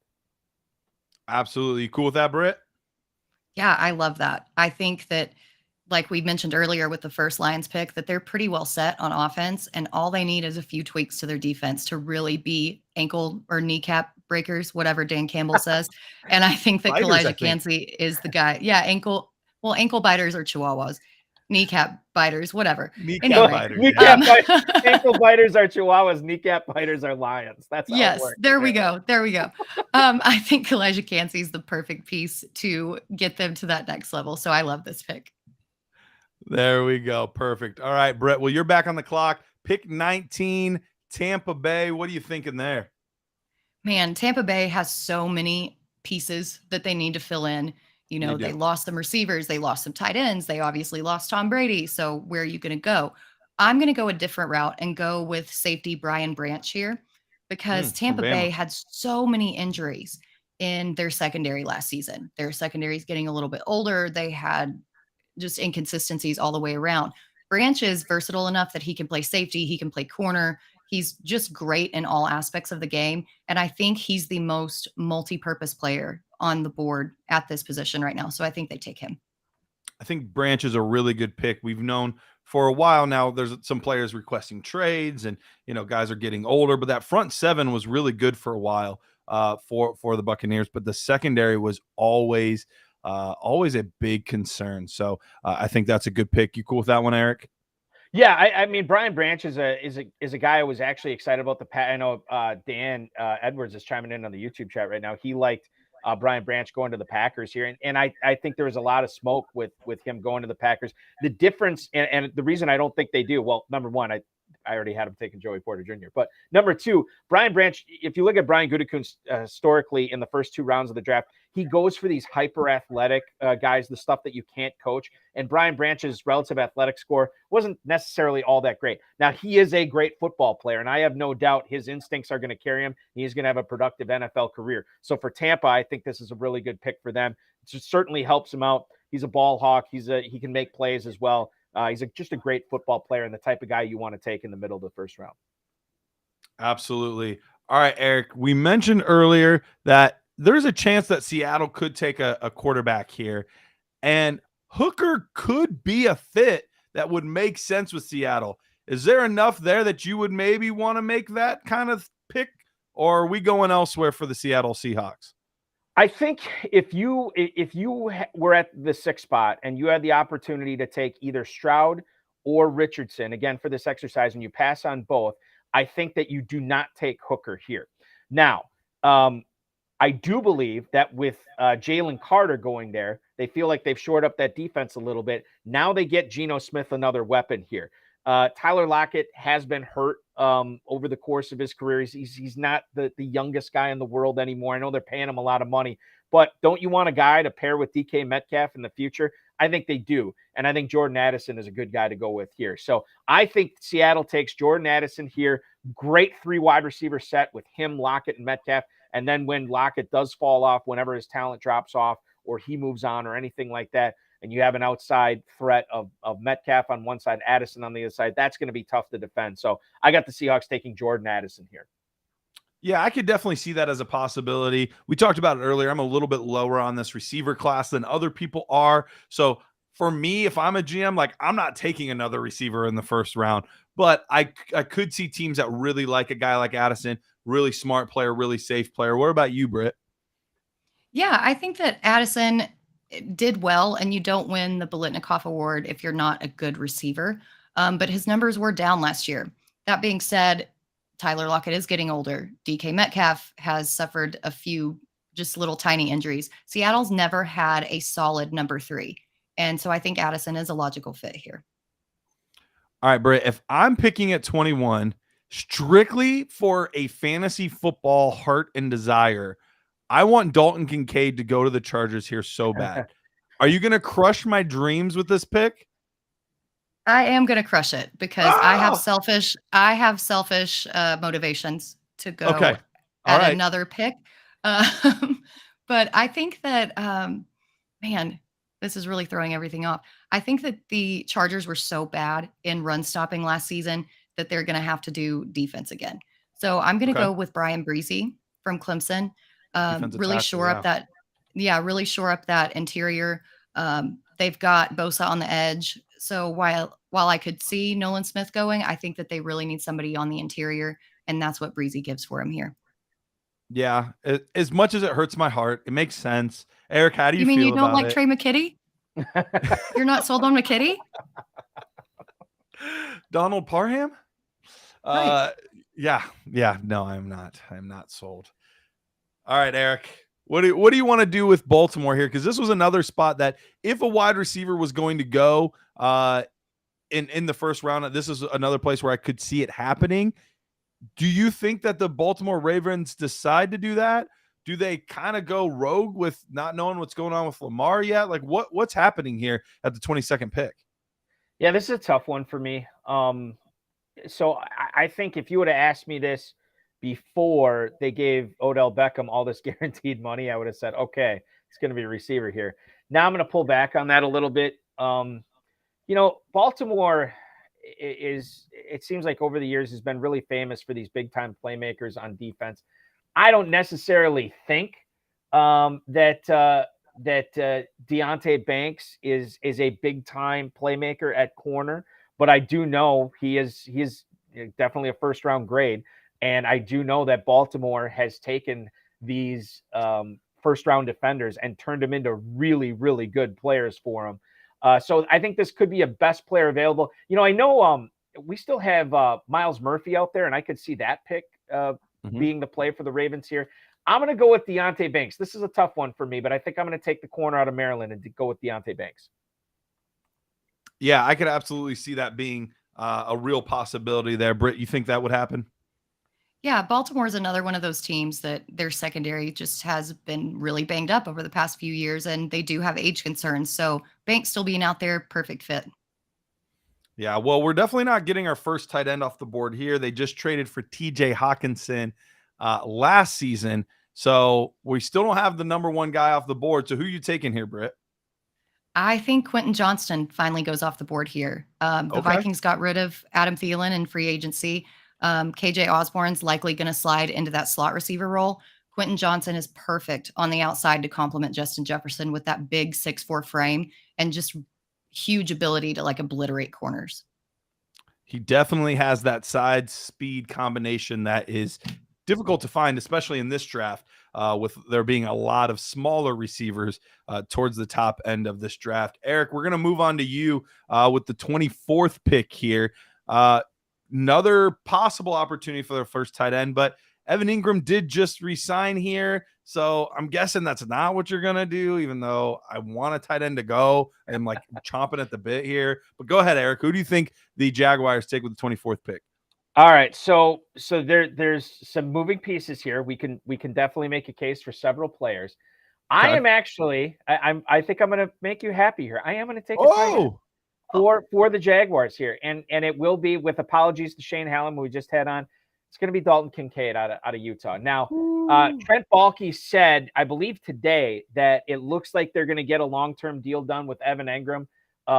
He's going to report to voluntary workouts, so it seems like everything is good there. but why not make a strength even stronger? You're going to have Kirk. You're going to have Ridley on the perimeter for the receivers. And now you get Evan Ingram and Dalton Kincaid. I mean, that is a lot of weapons for Trevor Lawrence, a guy who was the first overall pick of the draft. I love this for the Jaguars. I love this for Trevor Lawrence, and I think it opens up a lot of possibilities on their offense.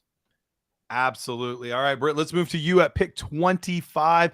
The New York Giants, a team that we've heard a lot of rumblings about them potentially upgrading their wide receiver room, but there are some other needs on the defensive side of the football. The offensive line's improved, but could still use some help. Where are you going here? Yeah, I think at this point in the draft, unless they trade up, there's not really another receiver that really warrants a round one capital. So I think that they pass and wait on a mid round. I'm going to go with Nolan Smith still being on the board here.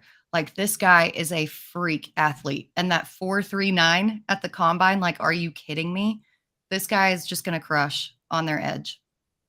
Yeah, no, it would be a great fit there. Thibodeau was there last year as well. Got drafted. They got some young studs rushing the passer there in New York. All right, Eric, back to you with Dallas at pick 26. Do we see another tight end here? Yeah, it's interesting because I think with the loss of Dalton Schultz, it does open up some opportunity here for the Cowboys. I remember I can't remember how many years ago this was, but nobody really thought CeeDee Lamb was going to fall to the Cowboys. I think it was 17, something like that. And Mike McCarthy, I watched him coach in Green Bay. He never looked as happy as he did when they got CeeDee Lamb on the squad. I think that's the way they treat it with Michael Mayer here. Michael Mayer coming off the board to the Cowboys here, a couple of picks after Dalton Kincaid. Dak Prescott's loving it. Jerry Jones is loving it. Mike McCarthy's loving it. I don't think he falls this far, but he did in this exercise. Cowboys are going to be happy with Michael Mayer here, who can do it all at tight end. Yeah, I think that would be an absolutely fantastic pick. Let's move on to Buffalo, who there's a lot of potential openings for fantasy football positions, but there's also some needs on that defensive side of the football. So you have a lot of options here, Britt. What are you doing? So I'm actually going to go with a semi-hometown pick here, and Okay. I'm going to go with Drew Sanders out of Arkansas. Nice. The Bills still technically have Von Miller on their roster, but he's still recovering from that ACL. They lost Tremaine Edmonds, and Sanders is versatile. He can play middle linebacker, outside linebacker. He's got a unique skill set that will really fit in well and plug some of those holes in Buffalo's defense. Yeah, and that's something that they sorely needed.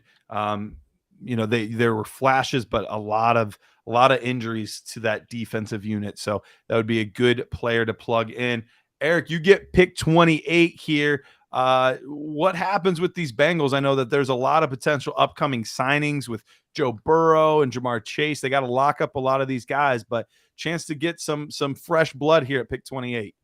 Yeah, I think they would have loved Mayer, right? If he would have Mhm. slipped, and maybe if in this exercise, maybe they trade up.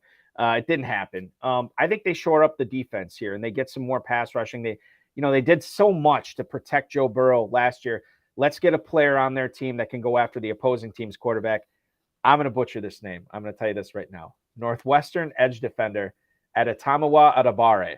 That's who I think they go with here. A player that is big. He's strong. He's quick off the edge. He's stiff against the run. I think he helps him quite a bit here on defense. So Adetomiwa Adebawore, my apologies to him and his family for butchering it. That's the best I could do. That's my pick for the Bengals here at 28.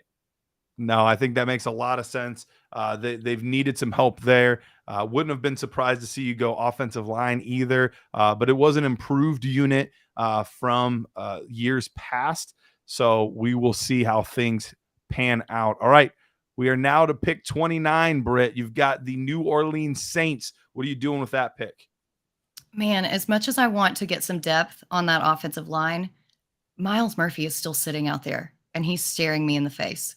And the Saints are definitely going to need a better defense than they had last season. I think that this is the best player available situation. And so you've got to go Murphy. Absolutely. I think that makes a ton of sense. So I think that's the route that they would probably go if he is still there. Eric, you are now at pick 30 with the Eagles. What are you doing here? Yeah, what am I doing here? So the Philadelphia Eagles, this is so confusing. Okay, so the Philadelphia Eagles went with an edge rusher for their first pick in getting Lucas Van Ness. Let's go with Mozzie Smith. Mozzie Smith, a defensive lineman who I believe was number 12 on Bruce Feldman's freak list this past, upcoming college or the past college season right before it. I think he was number 12.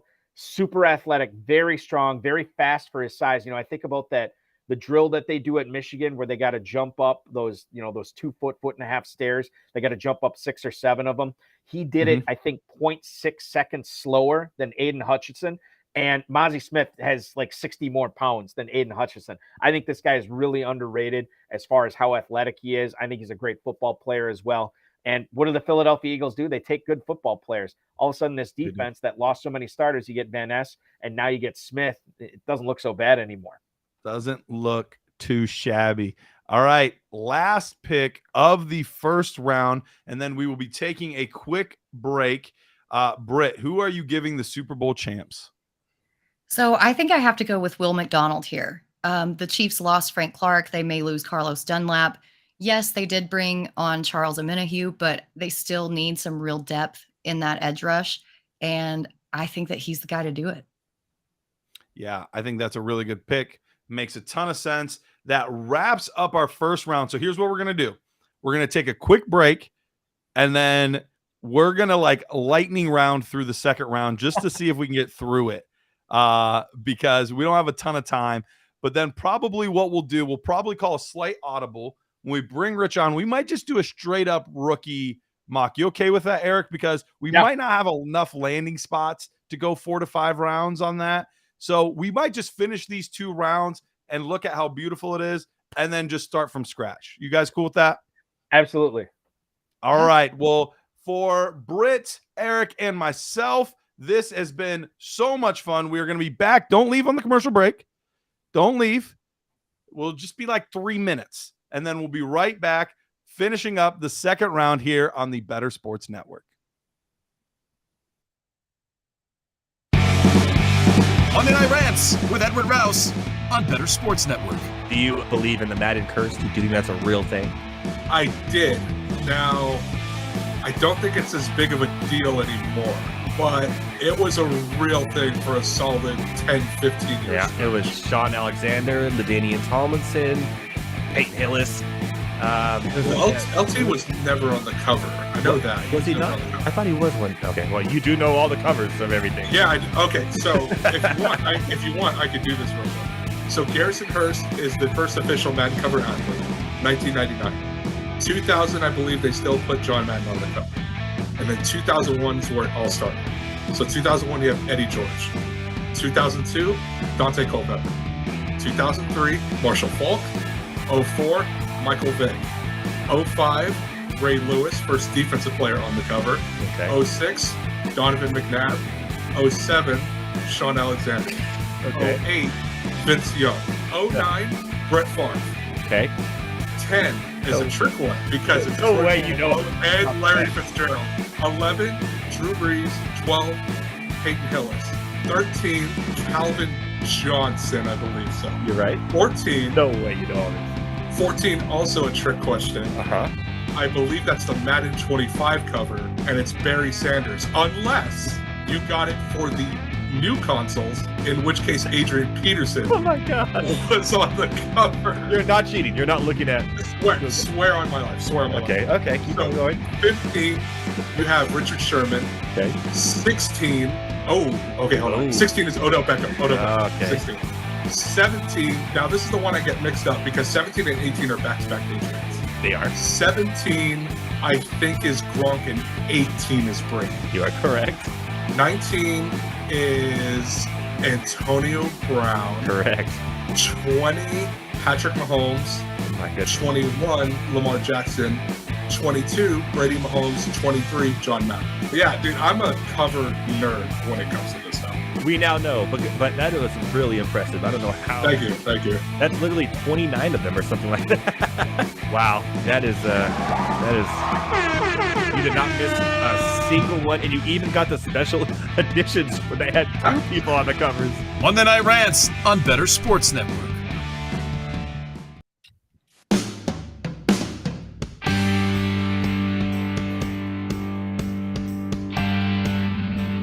All right, we are back. This is the FFPC Dynasty Nerds crossover.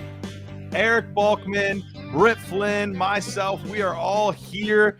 We just flew through the first round. And I'm not going to lie, I think we crushed it. I think we did a great job. I think many teams would be very happy with us, especially the Raiders getting CJ Stroud at pick 7. I think they're thrilled. But we are going to now do a lightning round of a second round. So I hope you guys have buckled up. Hope you guys are ready, because this is going to be fast and furious. This is going to be Vin Diesel off the cliff, catching a chain to hold onto a plane type of speed here. Okay, so this is what we're doing. You guys are ready? Let's go. Britt has her game face on. I don't know if Eric's ready, but No, Britt's I'm got not her game ready. face. I'm not 100% not ready. I'll do my best to keep up. Okay. All right. Tyler's messaging me. He's like, please have mercy on your producer. He's the poor guy, like trying to find all the players. And here I am saying we're going to like Eminem freestyle spit rap this. But okay. So here's what's going to happen. All right.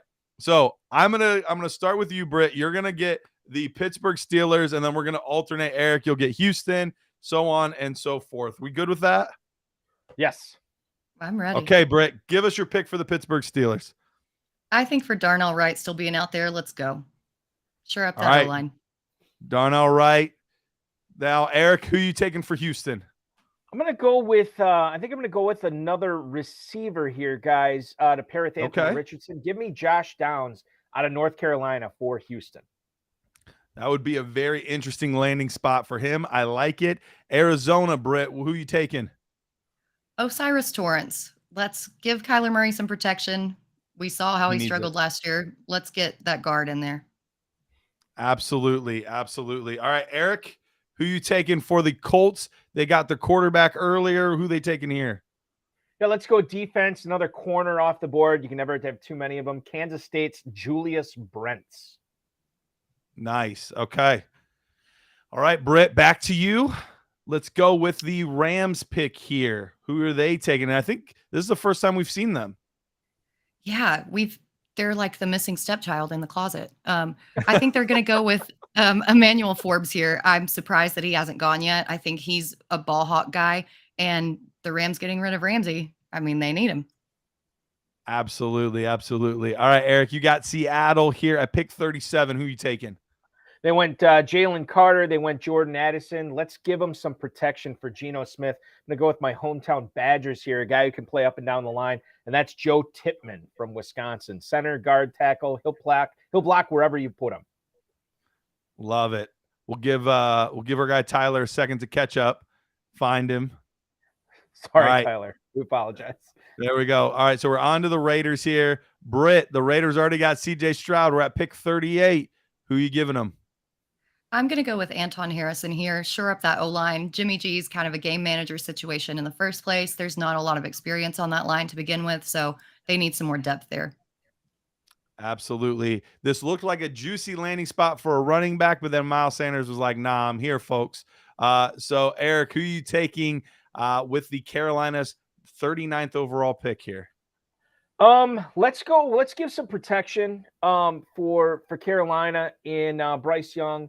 Get him some help on the offensive line. We'll go with Syracuse tackle Matthew Bergeron and give him to the Carolina Panthers here. Yeah, obviously that's been one of the worst offensive lines in football for a number of years. They made an all defensive draft a couple years ago. They could definitely use some pieces on offense. Now, Britt, you gave the Saints Miles Murphy, and they thank you for it. Who are you giving them at pick 40? I think I'm going to give them a little more help on defense and go with Cam Smith, the cornerback out of South Carolina here. Nice pick. I like it. All right, Eric, back to you. Could we see the second running back off the board here, or what are you thinking? I'm on Tennessee, right? Tennessee, pick 41. Tennessee. Yeah. Let's go. Obviously, this would be projecting that Derrick Henry would be gone. Right. Yeah. Yes. Let's go with the small school guy here in Cody, and I'm going to butcher his name here. Is it Moch or Mock from North Dakota State? I believe that I don't know. That's what I believe. Well, we'll call him Britt. Do you have any insight on this? Is it Mock? I think typically the CH followed by or following the vowels is a hard K. So I think it is Mock. Cody, well, he will go in this mock. We'll take Cody Mock here, and he will go to Tennessee. There we go. Pick 41 with our boy Cody. We'll make sure that we're able to find it.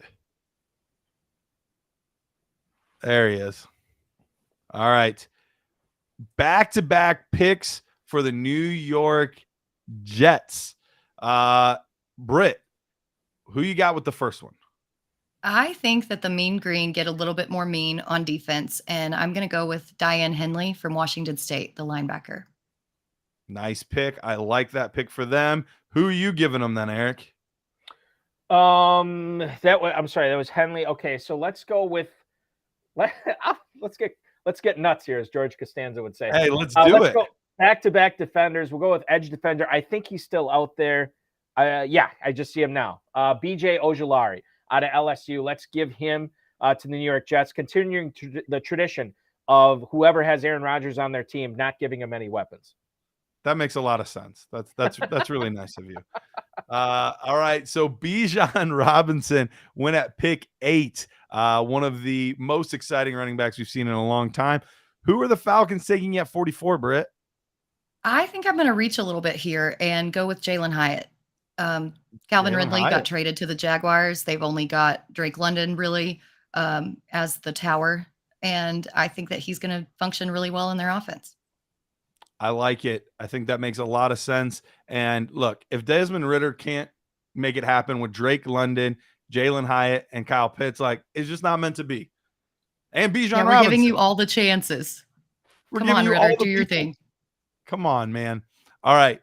Pick 45. Eric, it's back to you. It worked out. It was meant to be. Who are you taking? There's 2 tight ends out here that the Packers have met with. One of them, I think, is a younger version and maybe a rich man's version of Mercedes Lewis, who's basically been functioning as a 6 offensive lineman the last couple of years. I'm going to go with the guy that I think gives them a little bit more juice downfield, a little bit more pass catching acumen here. I'm going to go with tight end Luke Musgrave out of Oregon State. Let's give him to the Packers here at 45. I like that pick. I could easily see that happening. Let's head over to New England. Britt, who are you giving them? Yeah, I'm going to beef up their defense a little bit. And Felix Anaduke-Ozoma is still out there from Kansas State. You've got to grab him. It's the classic Bill Belichick mean defense, and this guy would fit in perfectly. I could not agree more. Eric, you've got Washington here at pick 47. What are the Commanders doing? Took Broderick Jones in the first round. Let's flip the script. Give him a linebacker on the defensive side of the ball out of Clemson, Trenton Simpson, to give them a little bit of more help on the defense, stopping Jalen Hurts, Dak Prescott, and all those talented NFC East offenses. I like it. All right, Detroit for you, Britt. What are you taking here with pick 48? I'm going to go with the big athletic tight end out of Georgia in Darnell Washington. I know that they've got Brock Wright, and they're pretty much all set on offense, but Washington would really help take their offense to the next level. Guy like Dan Campbell's going to love that guy. That just makes perfect sense.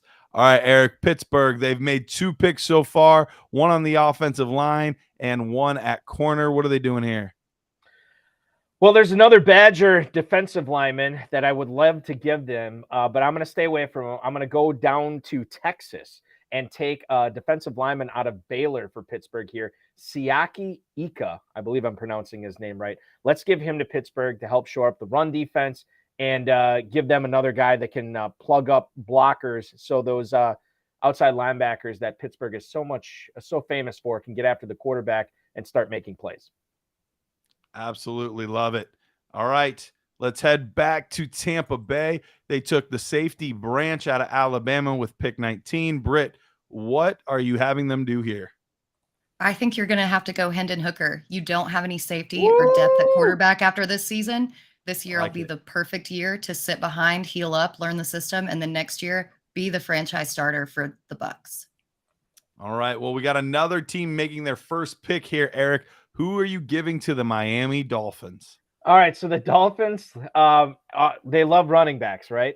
And I'm going to give them another one, even though they already have Raheem Mostert on this squad. They brought back Jeff Wilson as well. Let's get him a super talented pass catcher out of the backfield. Second running back is off the board. He goes to Miami from Alabama, Jahmyr Gibbs. Yeah, that would be so exciting. That kind of speed in an outside zone scheme. Give me that all day long. All right, we are back to Seattle, they're making their fourth pick already at pick 52. Pretty impressive. Britt, who you taking there? Oh, man, it's definitely on offensive line. To me, it's between Steve Avila and Luke Whippler. I think I'm going to have to go Avila. I just like him a little bit better.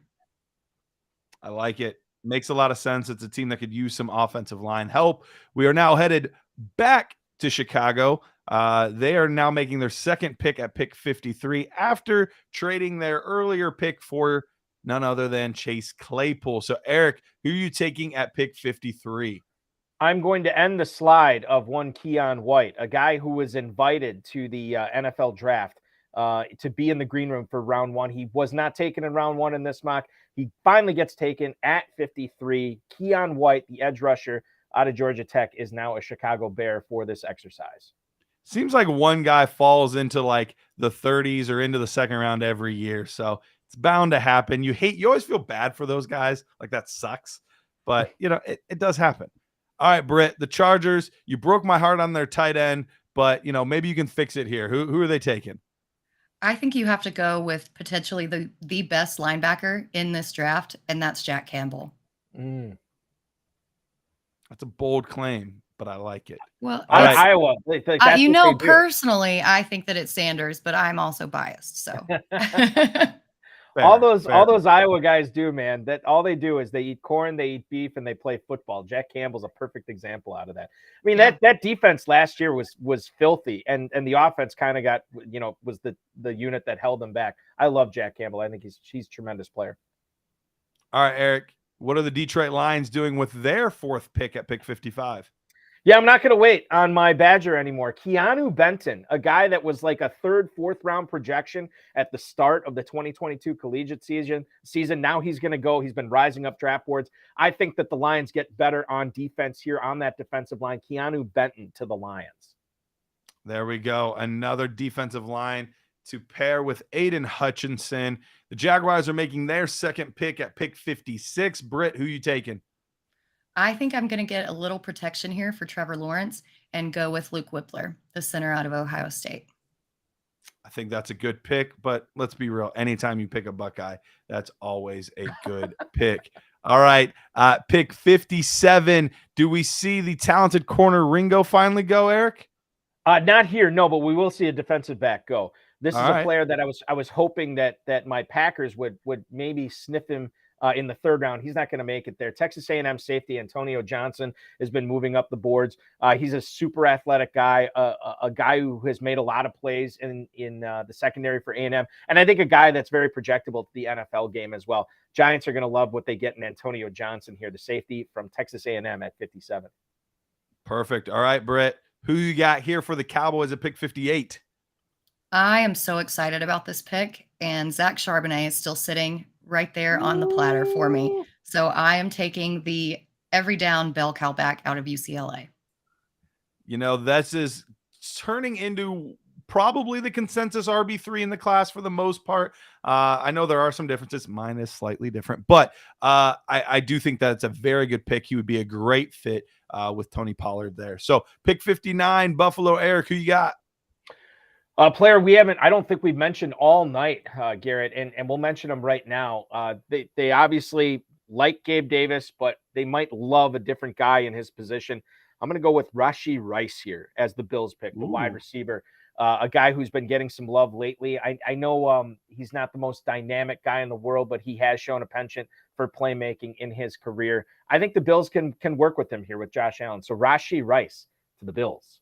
That's an interesting pick. He didn't get a great score for me watching his tape, but I do see the upside, and he tested a lot better, and you see flashes of the athleticism, but he prefers to play as a big physical wide receiver as opposed to a guy that can utilize his speed more. We will see what he does at the next level. Pick 60, Britt, who you got?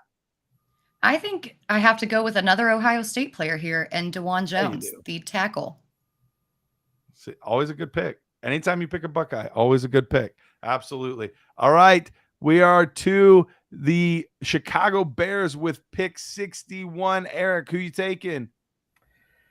Let's go with it's all, we're getting to that point of the draft where I don't know what to do, right? All right, so we'll go with, I don't think they've taken a corner yet in this draft, and this will follow this pick will follow my long line of drafting guys I don't know how to pronounce their names. Travius Hodges-Tomlinson out of TCU. Let's give him to the Bears here at 61. They need to improve that defense. They get some help on the perimeter to battle the Amon-Ra St. Browns, the Christian Watsons of the world, the Justin Jeffersons of the world. Let's give him to the Bears here. Yeah, and he's a corner, correct? Yes, corner. And LaDainian Tomlinson's nephew. Oh, I did not know that, Britt. How about that? And still a TCU guy, runs in the family. How about that? Yep. Interesting little factoid for everybody. Yes. There we go. All right, Britt, who you got here at pick 62 to the Eagles?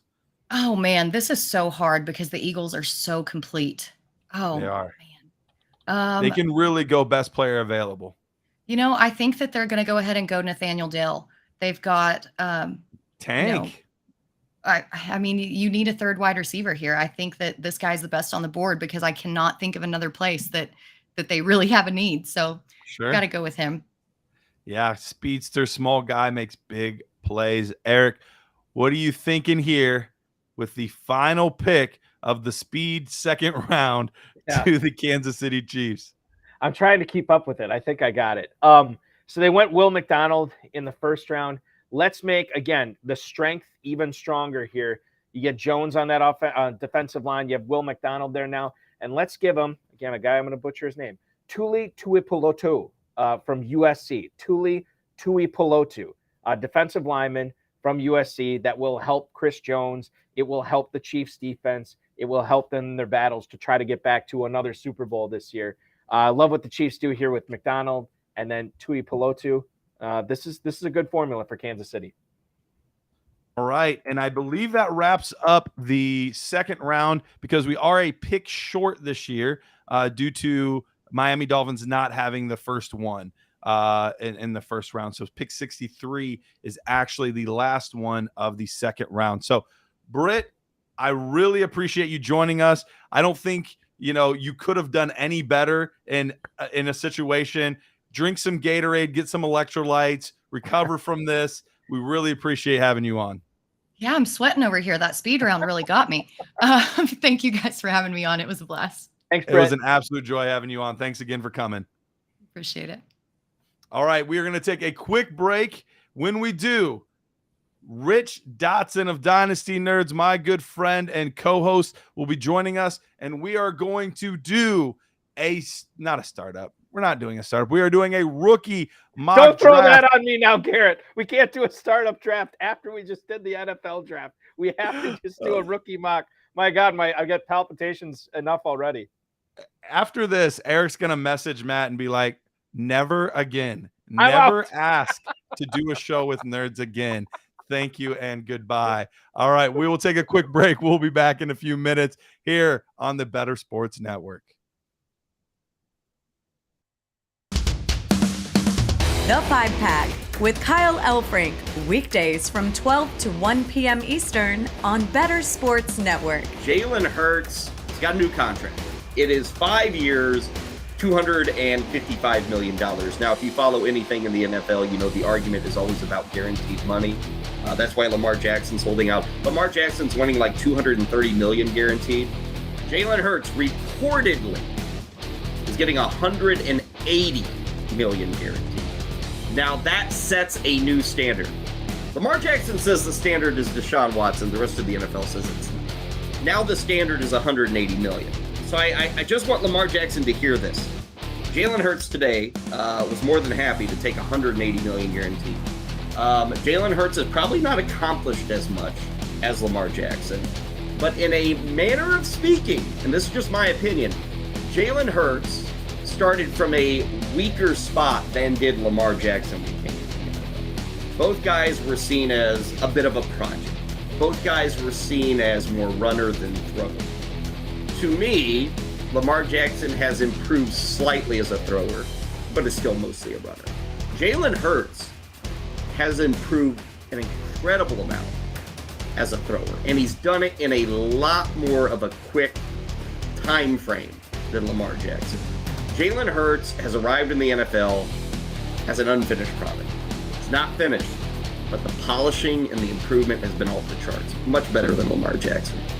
And Jalen Hurts more than happy to take $180 million guaranteed. Lamar Jackson not. Lamar Jackson's still holding out. Now, those aren't the only two quarterbacks thinking about money today. Kudos to Jalen Hurts. Lamar Jackson's still pouting. Joe Burrow and Justin Herbert. I will tell you this.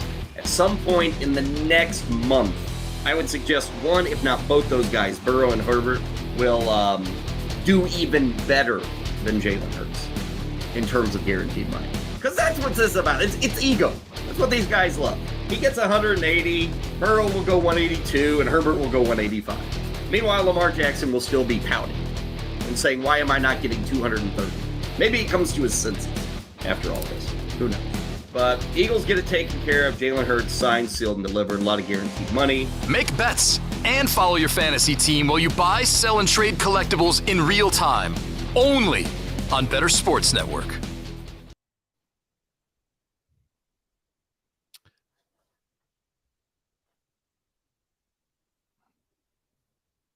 All right, we are back in Dynasty Nerds, FFPC. We just finished a huge, massive 2-round mock draft in the matter of an hour and like 10 minutes with analysis and everything.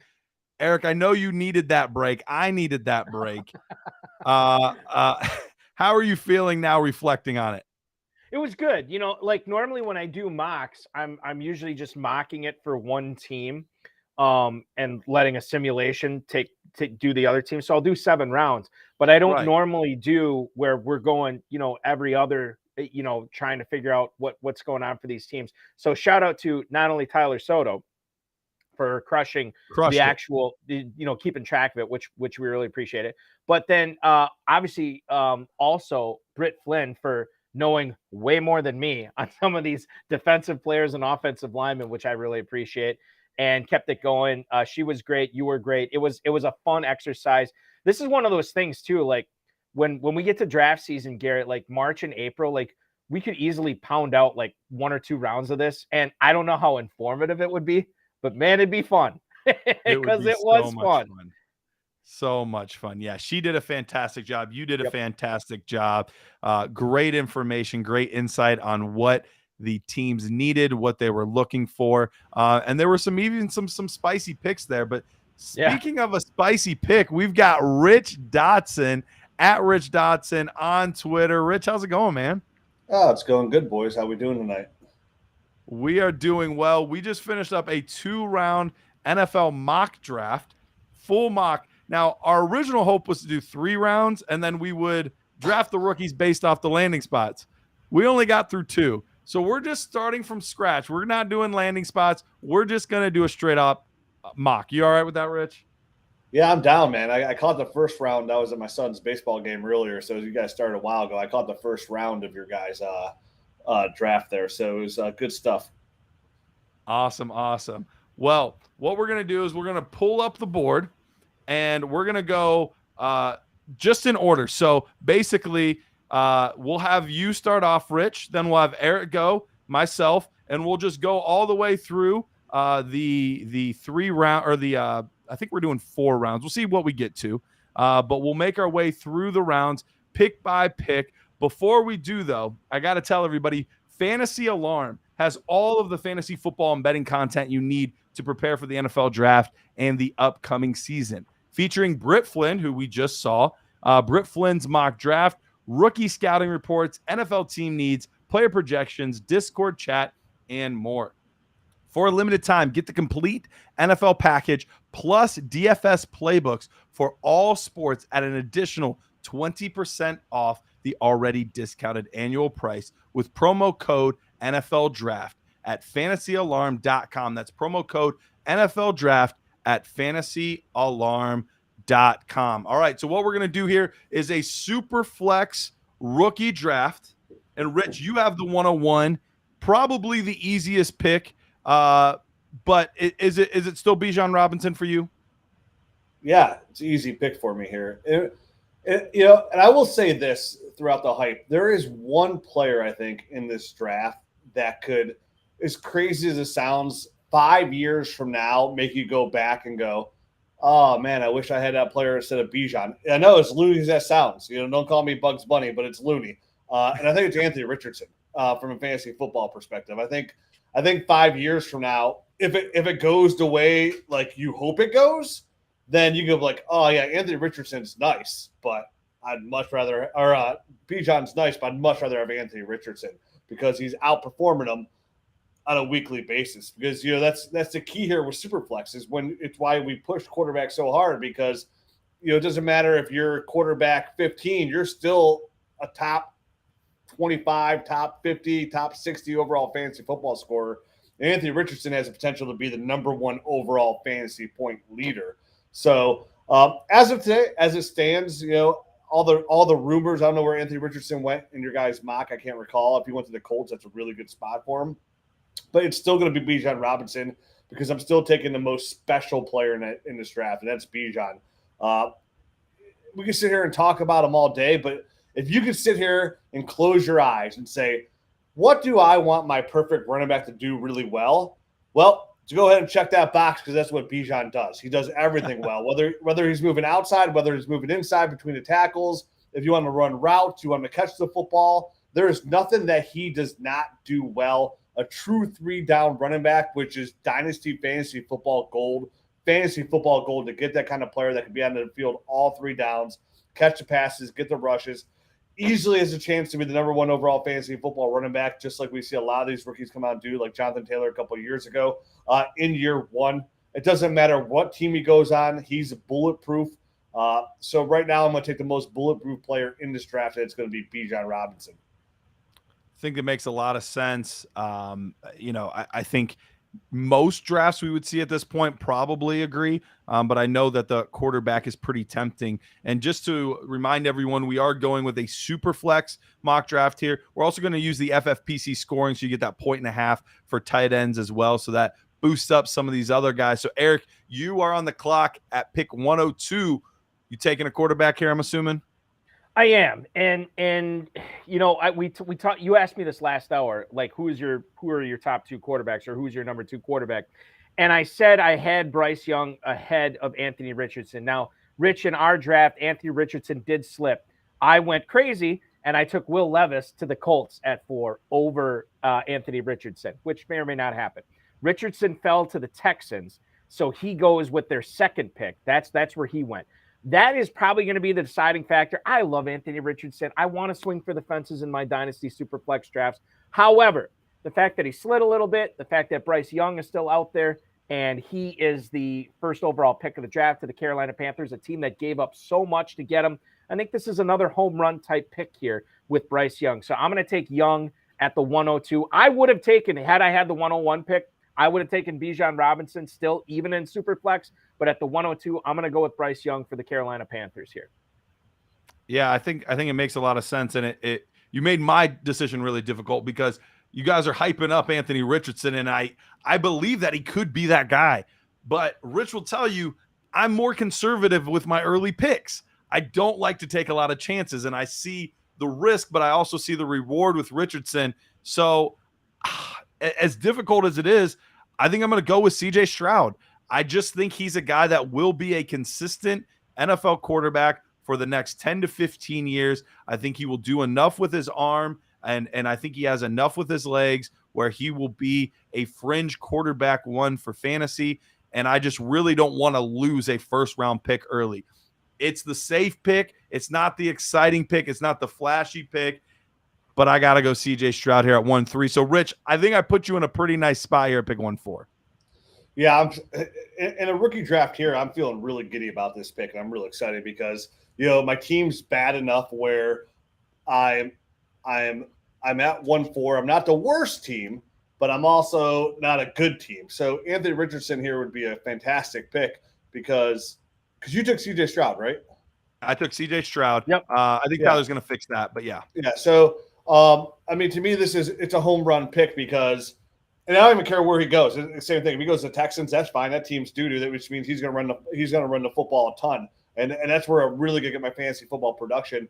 And if he kind of pans out, or if he has to still a little bit, like I'd almost at like 1-4 where my team's still kind of at the bottom quarter there, I would prefer him to sit out just a little bit of the year and my team kind of tank, put me in a better position to get Drake May, Caleb Williams the following year, maybe Marvin Harrison Jr. So, but again, Anthony Richardson's upside here is just too high not to to swing at that ball, right? Like it's like the bases are loaded, it's the bottom of the ninth, and for sure you're gonna get that fastball, and you're swinging at it as hard as you can because the upside is so high.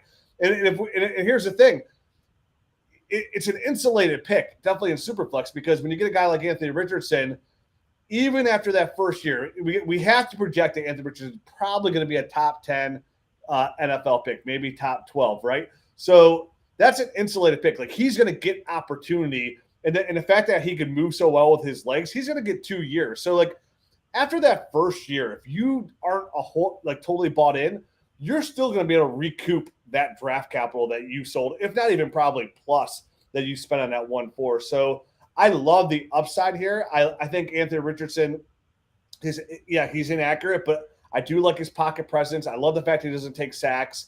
I like that when he plants his feet, he could be pretty accurate as well. So to me, I think Anthony Richardson is at 1-4 a fantastic pick, because I honestly probably would have taken him at 1-3 over Bryce Young.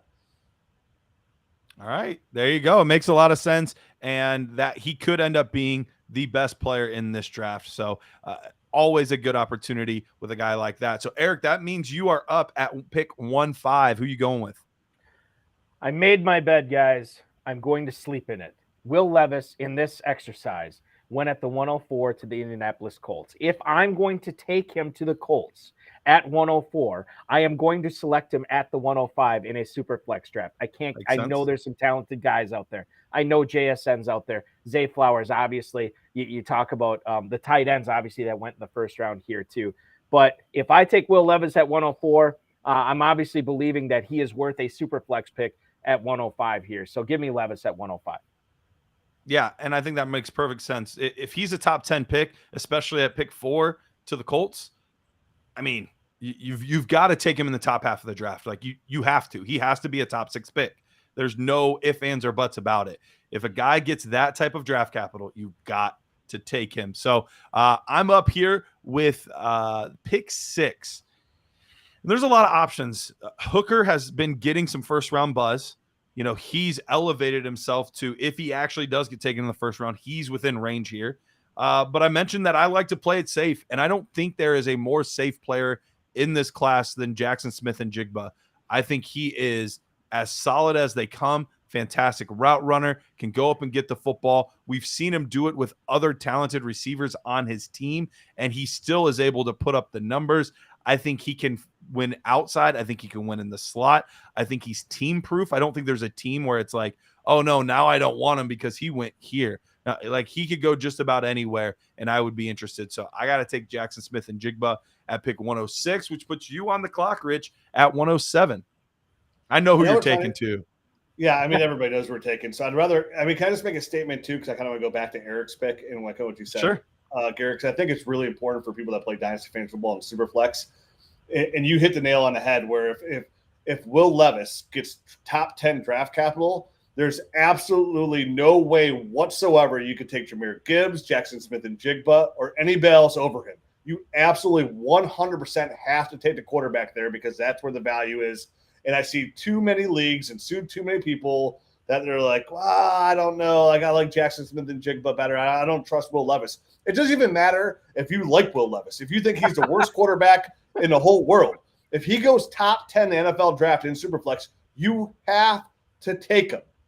I just want to reiterate that because I think it's the biggest mistake people make in Superflex leagues is they pass on those top 10 drafted quarterbacks that offer that insulation. And yes, you might miss. You might get those Zach Wilsons, you might get Baker Mayfield, but you still have to swing for the fence. That's where the value is. So my pick here at 1-7, and this is we're about to see a big tier break here, or not a big tier break. We're about to see a tier break.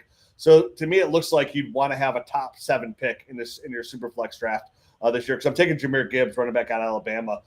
Again, that's not who I thought you were taking, Rich. Oh, really? This is a 1.5 tight end premium. I'm still taking Jahmyr Gibbs. Okay, all right. I was just checking.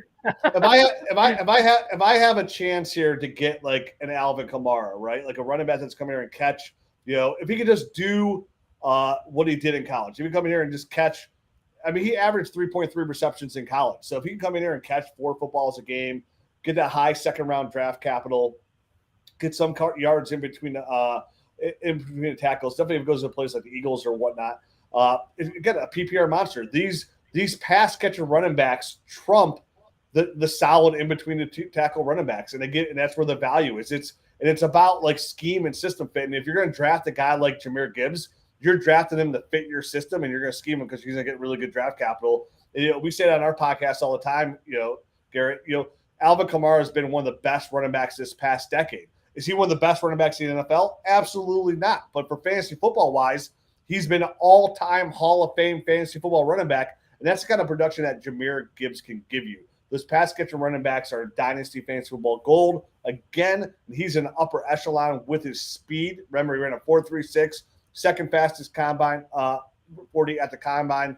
Very dynamic in the open field, those lateral cuts and quick feet. So Jahmyr Gibbs right here is a fantasy football star, hopefully in the making. I can't wait to get him on my Dynasty teams. Yeah, and by the way, Rich, you're getting some love here. Dan Edwards said, yeah, I agree with that as well. Not sure if he sees the chat, but Rich is one of my favorite analysts to listen to. The whole Dynasty Nerds crew is awesome. So you're getting some love there, Rich. Oh, I love you too. Smooches. All right, Eric, you're up at pick 108. Yeah, I am actually gonna go with a tight end here, and the question is which one? Because in our exercise, we had Dalton Kincaid going to the Jaguars at, what was that, 24, and then you had Michael Mayer going to the Cowboys at 26. And I think you can make arguments over which one of these players should be going first in drafts. There's a lot to like in Dallas for their offense. There's a lot to like with Trevor Lawrence in Jacksonville. Now, I'm going to do what I do in my normal Dynasty drafts when I can't make up my mind, guys. I go with what the NFL did.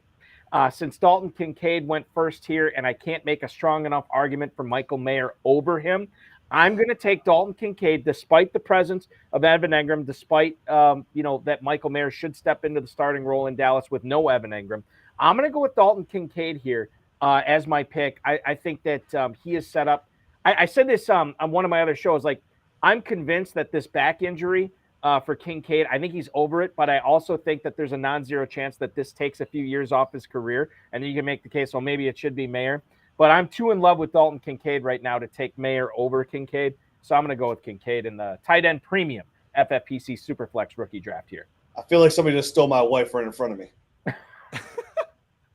Rich, I tried to tell you at 1-7, man. I tried to tell you.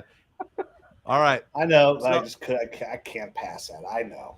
I know. It's tough. It's tough. I didn't know he went to the Jaguars with Trevor Lawrence. Somebody told me that information. He was playing with Trevor Lawrence. All right. I will tell you this. If Dalton Kincaid goes to the Chargers, I would have been way more tempted there. Like, if I know for a fact that he was on the Chargers, I'd be a little bit more tempted to go there ahead of Gibbs. But I didn't know anything. So, Garrett, you're on the clock. No, you're good. You're good. And we scrapped that. It's good to talk about and throw out there, but we're not tied to it. So 109, I have a lot of options. Here that are running through my mind. There are players that I specifically love that I don't think would be gone at this point in normal drafts, but I would be hard pressed to miss out on some of those guys. I think that there are some value picks.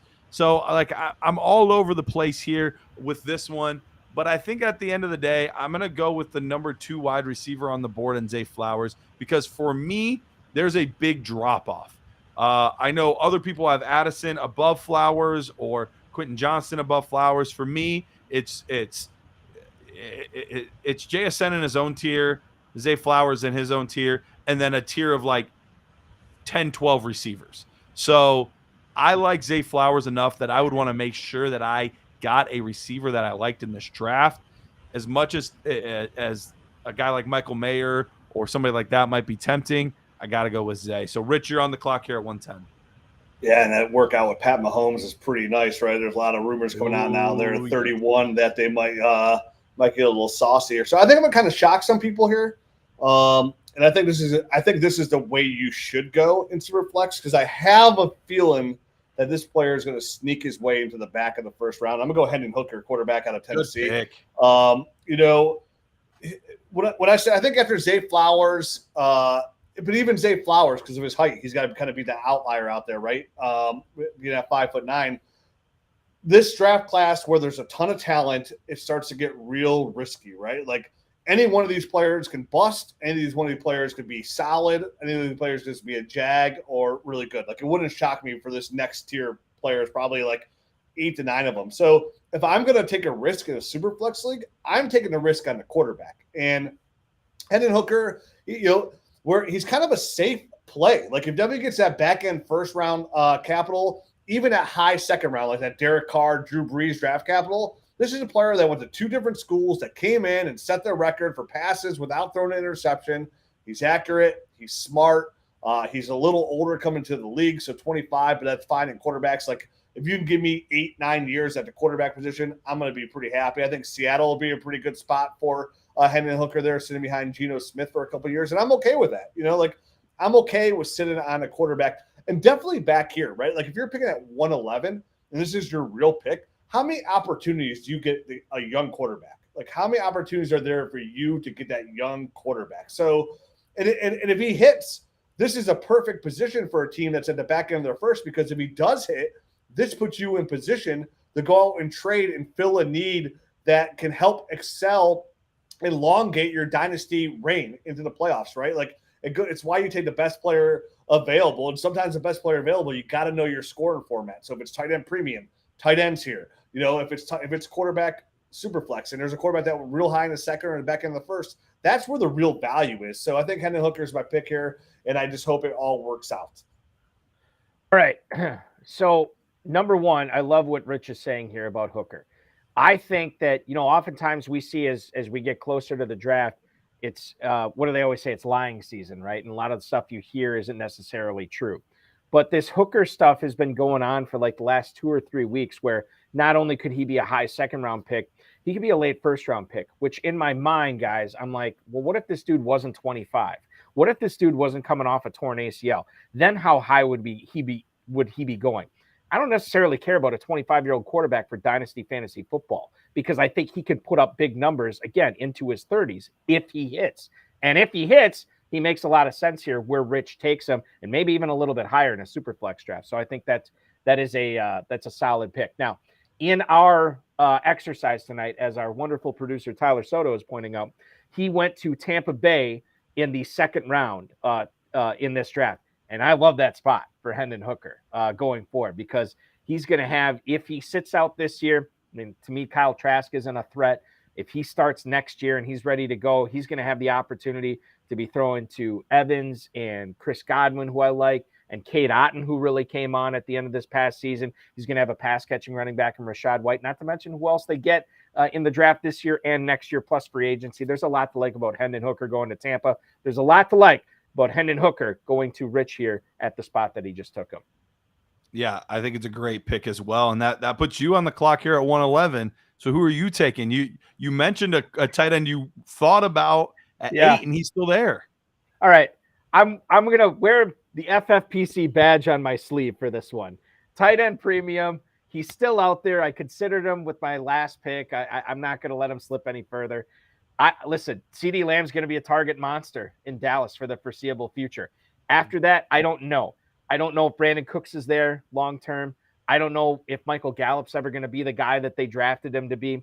I do know, and what we heard from Shane Hallam in how hour number 2 tonight about how good this guy is at all the aspects of the tight end game, not just what we care about for fantasy, but the other stuff for as well, as far as blocking and everything like that. He's going to be out on the field a lot.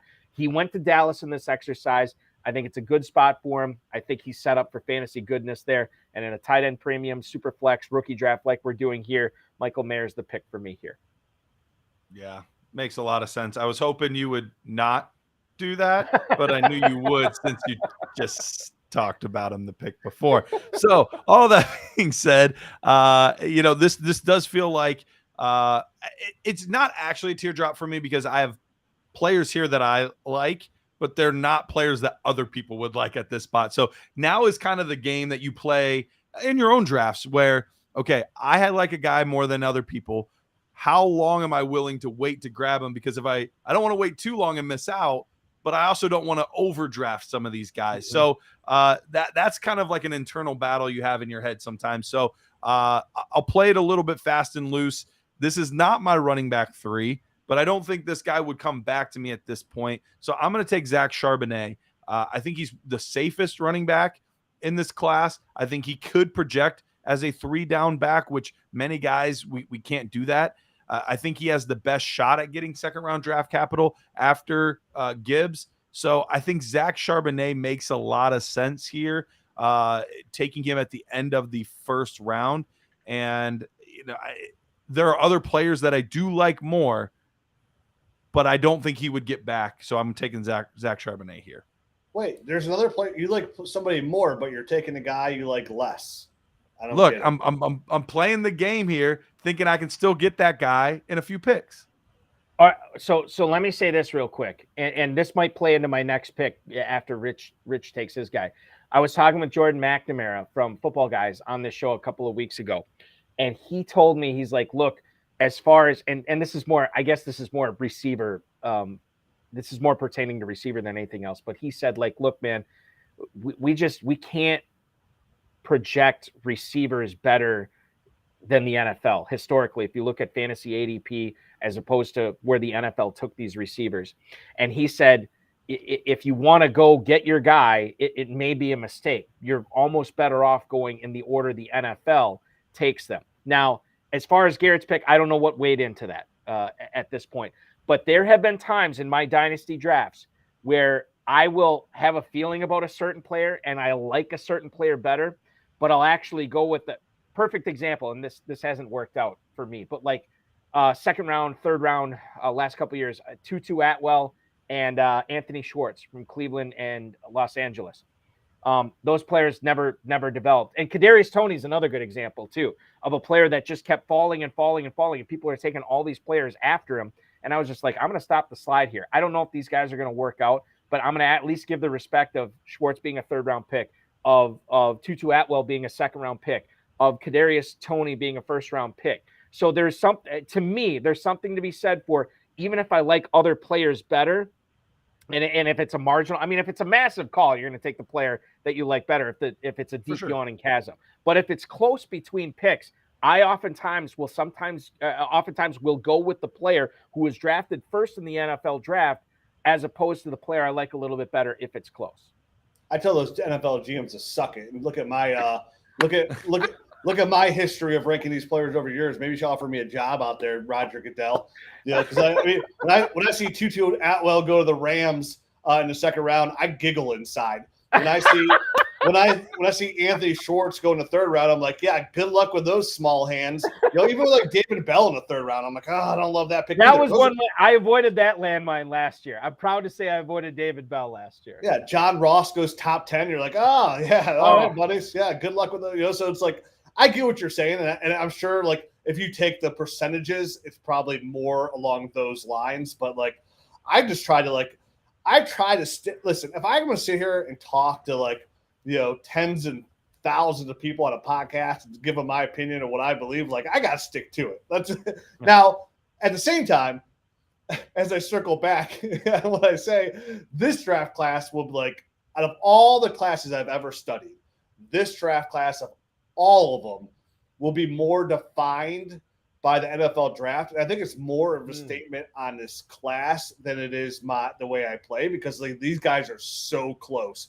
And this receiver class has got so many holes in it, and it's so risky.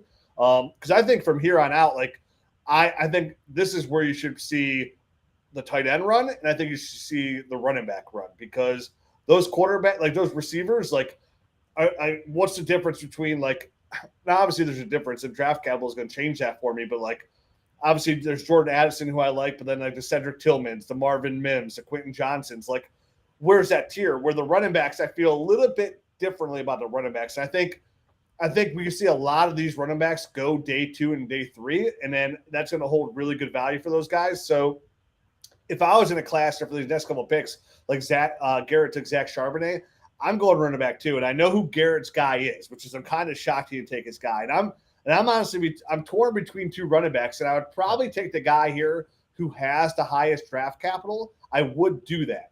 But since I don't know that, I'm going to give the slight, like literally an ant's hair edge to Devon Achane, running back out of Texas A&M, because I really like his playing style. I mean, his biggest, con is that he's 5'8.5", but like when you watch his tape, he runs stronger than 5'8.5" in between the tackles. This is somebody, when he ran in between the tackles, he still averaged 4.5 yards, in between the yards, between the tackles. And 25% of the time, he was still getting those first downs. And I know it ran the outside about 65% of the time, but he was still able to get it done in between the tackles at the time. And that was 4.5 yards after contact even, right, Rich? After contact, yes. 4 yards after contact, which is pretty impressive, because he's super fast. He's dynamic. He's really good with the ball in his hands. He's safe with the ball in his hands. He's only got 2 fumbles in the past 3 years.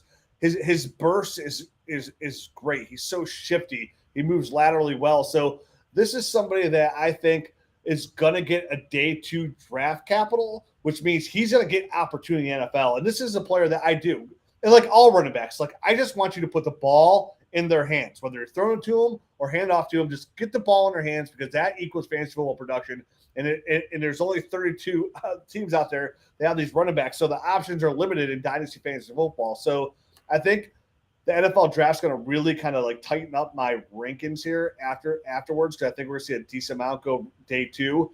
And right now, I would give the slight edge to Devon Achane. And I would even give him the slight edge over Zach Charbonnet, because even where Zach Charbonnet is really safe, I think Devon Achane's ceiling's a little bit higher. So that's where I would go. No, I think that's a good pick. All right, so real quick, we made it through the first round and the first pick of the second round. We're going to speed things up a little bit because we've only got about 12 minutes left. And I was hoping to at least get to 3 rounds, which has been my entire show, where my goals are loftier than reality. So dude, you can't bring me on here and not expect to like jibber jabber nonstop and run my mouth. It's just impossible for me to do. You can't put a microphone in front of my mouth and expect me not to give my opinion. No, I gotta bite my tongue just every time you guys pick, so I can't give my opinion on it. Oh, this is every Tuesday night, Eric. This is every Tuesday night. I love it. I'm here for it, man. I'm here for it. This is fantastic. All right, Eric, who you got at 2-2? There's 2 first-round receivers out there yet. I have more questions on Quentin Johnston than I do Jordan Addison, even though I don't love Jordan Addison here. In our exercise, he goes to Seattle here, and he'll be the number 3 receiver in waiting until Tyler Lockett ultimately parts ways. You'd like to think that Geno Smith is going to be there, or perhaps a young quarterback for Seattle next year. What he did at such a young age in college at Pittsburgh is something that we need to be paying attention to. I'm going to swing. I think he's more of a home run pick than Quentin Johnston here. So give me Jordan Addison, the first pick of the second round, or the second pick of the second pick of the second round. Beg your pardon. It's been 4 hours, man. It's tough at this point. Yeah, I know. I'm losing it. All right. So with the second pick in the second round, Jordan Addison goes at pick 2-3. I feel very fortunate that Tyjae Spears is still here. I was a little worried that Rich was going to take him. He's actually battling with Gibbs as the RB2 in this class for me. I loved everything I saw on tape from him. I think elite elusiveness, the ability to make guys miss in the open field. Tyjae Spears, running back out of Tulane, played his best when it counted most, and I love seeing that out of running back. So I'll take Spears there at 2-3. Rich, you're up at 2-4. Yeah, I'm gonna take Luke Musgrave, tight end. Tight end premium. This is going to be my bread and butter spot right here because again, these receivers. Once Eric took Jordan Addison, I was like, okay, that's it. All these receivers, doesn't matter if you give me Quentin Johnson, Jonathan Mingo, Marvin Mims, Cedric Tillman here. Like, I'll take any of those guys, and I feel like their upside is just the same. So this is where I'm going to gobble up the tight ends. I think Luke Musgrave is a real smooth tight end who's had that injury bug, and I think he has a good chance to be a very solid fantasy football producer. And, by 2025, he just turned 23. He's not the youngest guy ever, but he's his film speaks for itself. So Luke Musgrave. Yeah, great pick. That was somebody that I was considering with my next pick. Eric, who are you taking at pick 2-5? I was considering him with my last selection. I'm going to take Quentin Johnston here. He went to Minnesota in our draft tonight. This is a situation where he steps in to be potentially the future 2 next to Justin Jefferson. I know KJ Osborne will have something to say about that. Still have TJ Hawkinson on this team. But Johnston, the fact that he does represent a receiver that has certain traits that you just can't coach. And the fact that Minnesota invested draft capital into him in round 1, I'll go with him to get him at the 205. I'm pleased as punch at that spot for him. And I'll take my chances with that selection. Yeah, I can't blame you. There are definitely some concerns, but when you get to pick 2-5, a guy that, has a decent shot to be a first-round pick, he did go in the first round in our mock. That's a great value, and he has some things that some of these other guys don't have, which is the size that you really like to see out of a receiver. So I can't blame you there one bit. Pick 2-6, I am going to go – I've been on a little bit of a running back run, and I'm going to keep up with it, I think. I'm going to go with Tank Bigsby. This is another guy that I really liked in this class. Straight downhill runner. His offensive line was putrid. Of all of the guys that are likely to go in the top, 4 or 5 rounds in the NFL draft, his was the worst according to PFF by a good margin. So he did not have a lot of help, but I think there's a lot of traits that you can look at and say, hey, this guy can do it at the next level. And I think he's a really talented player. So I'm going to take him at pick 2-6. Rich, you got it 2-7. Can I ask I'm going to use it as reference for me here, where Darnell Washington won your guys' mock draft? That's a good question, Rich. I want to say, didn't he go? He went in the second round. I know that for sure. To the Lions. Lions. There you go. Oh, yeah, all day. I love what they're doing out there in Detroit. I love what they're doing in that offense. Darnell Washington would be an easy pick for me here if he went in the second round to the Lions that are hungry for big-time playmakers, and definitely over the middle after losing TJ Hawkinson or in the end zone. And I love Amon-Ra St. Brown. I love DeAndre Swift, and I love Jameson Williams. But Darnell Washington, it's kind of like the Anthony Richardson, right, of the tight ends, where we just don't know what we're going to get. It's just a 1 year. He's a giant freak. Not a ton of production as we know. That 20-yard shuttle he had at the combine. I mean, his combine was just disgusting. And I know a lot of people are going to say, well, he's kind of somewhat similar to Jelani Woods, but I mean, I hate some of these tight ends are 6'7". It's hard for those guys to produce at the NFL. Like, we don't see a lot of those guys like those Leonard Popes and whatnot that come in and produce at our size. But going off his combine and in the limited production I was able to watch of him at Georgia, this is something that could be a nice red zone threat that could kind of just definitely in a place like Detroit. Like, I could see him climbing up that fantasy football tight end overall finish just on his red zone ability alone. And we all know in football touchdowns are king. And if he gets that, and he's the kind of player that can kind of hit that double-digit touchdown mark because of his hands, his athletic profile, and how quick he can get off the line. So for me, this is something that can give me very solid production with with the upside of double-digit touchdowns. So I'm going to take Darnell Washington, tight end. Makes perfect sense. The guy's a freak. I like that pick a lot. Eric, you're up, my man. This is a player that we did not select in our mock draft tonight, but I'm going to go with Kendre Miller out of TCU. Back-to-back TCU picks. Go Horned Frogs. The thing with Miller is I don't think he's necessarily all that special of a player. I also don't think he's all that much of a train wreck of a player. In other words, if he does get the opportunity, which I think is the biggest thing for running backs in fantasy football, I think he is a player that will take advantage of it. I don't think he necessarily does anything really poor. His size maybe is not ideal, but I think he's the type of guy that's an injury away. Maybe he turns into something. This is what we're doing here at the 208 of the draft. I'll take Kendre Miller here. I like it. All right, at 2-9, I'm going to take my first tight end. I'm going to go with Tucker Kraft, a guy that we touched on a little bit earlier. Sam did a great job of talking about him, or Shane, not Sam. Shane. It's been 4 hours. Sam did too. Sam was fantastic when he was talking about him. Sam and Shane absolutely love Tucker all the Kraft. people. Everyone loves Tucker Kraft. Oh man. So you get that big physical presence at tight end. I think he's going to get decent draft capital, and I think that he could be in the profile of some of these elite guys that we've seen before. So I think at 2-9, that's the range. I love getting those type of guys that, maybe there's a little bit of a projection there, but the upside is just huge. So that's who I'm going to take at 2-9. Rich, you're up with your last pick, my man. Oh, it's my last pick? This is your last pick. Looking at the time. 2 rounds. Okay. We wanted to go 3, but my goals were too lofty. They usually are. They usually are. Yeah, I mean, this is tough. Man, there's do I go Sam Laporta, who's so dynamic with the ball in his hands, a little bit smaller than tight end scale, he's only 6'3", or do I go the big receiver? And the only thing here about the big receiver is I don't know which one I really want to take. Do I want Jonathan Mingo? Do I want Marvin Mims? Or I want Cedric Tillman? And I think I would lean Cedric Tillman as it is today. Kind of go back to Eric's take, from Jordan's take, is I would let draft capital decide my overall ranking of these guys between Tillman, Mims, Mingo, here of these big receivers. And listen, this is a draft class full of smaller guys. And Josh Downs didn't go yet either, though, huh? He's available. He went to Houston in the early second tonight, Rich, for us. Man, do I gamble on the 5'9" receiver that those guys never put up? I mean, he's pretty dynamic himself. I'll just go ahead and take Josh Downs. I know if you wrote down Cedric Tillman, I apologize. I thought Josh Downs was off the board there.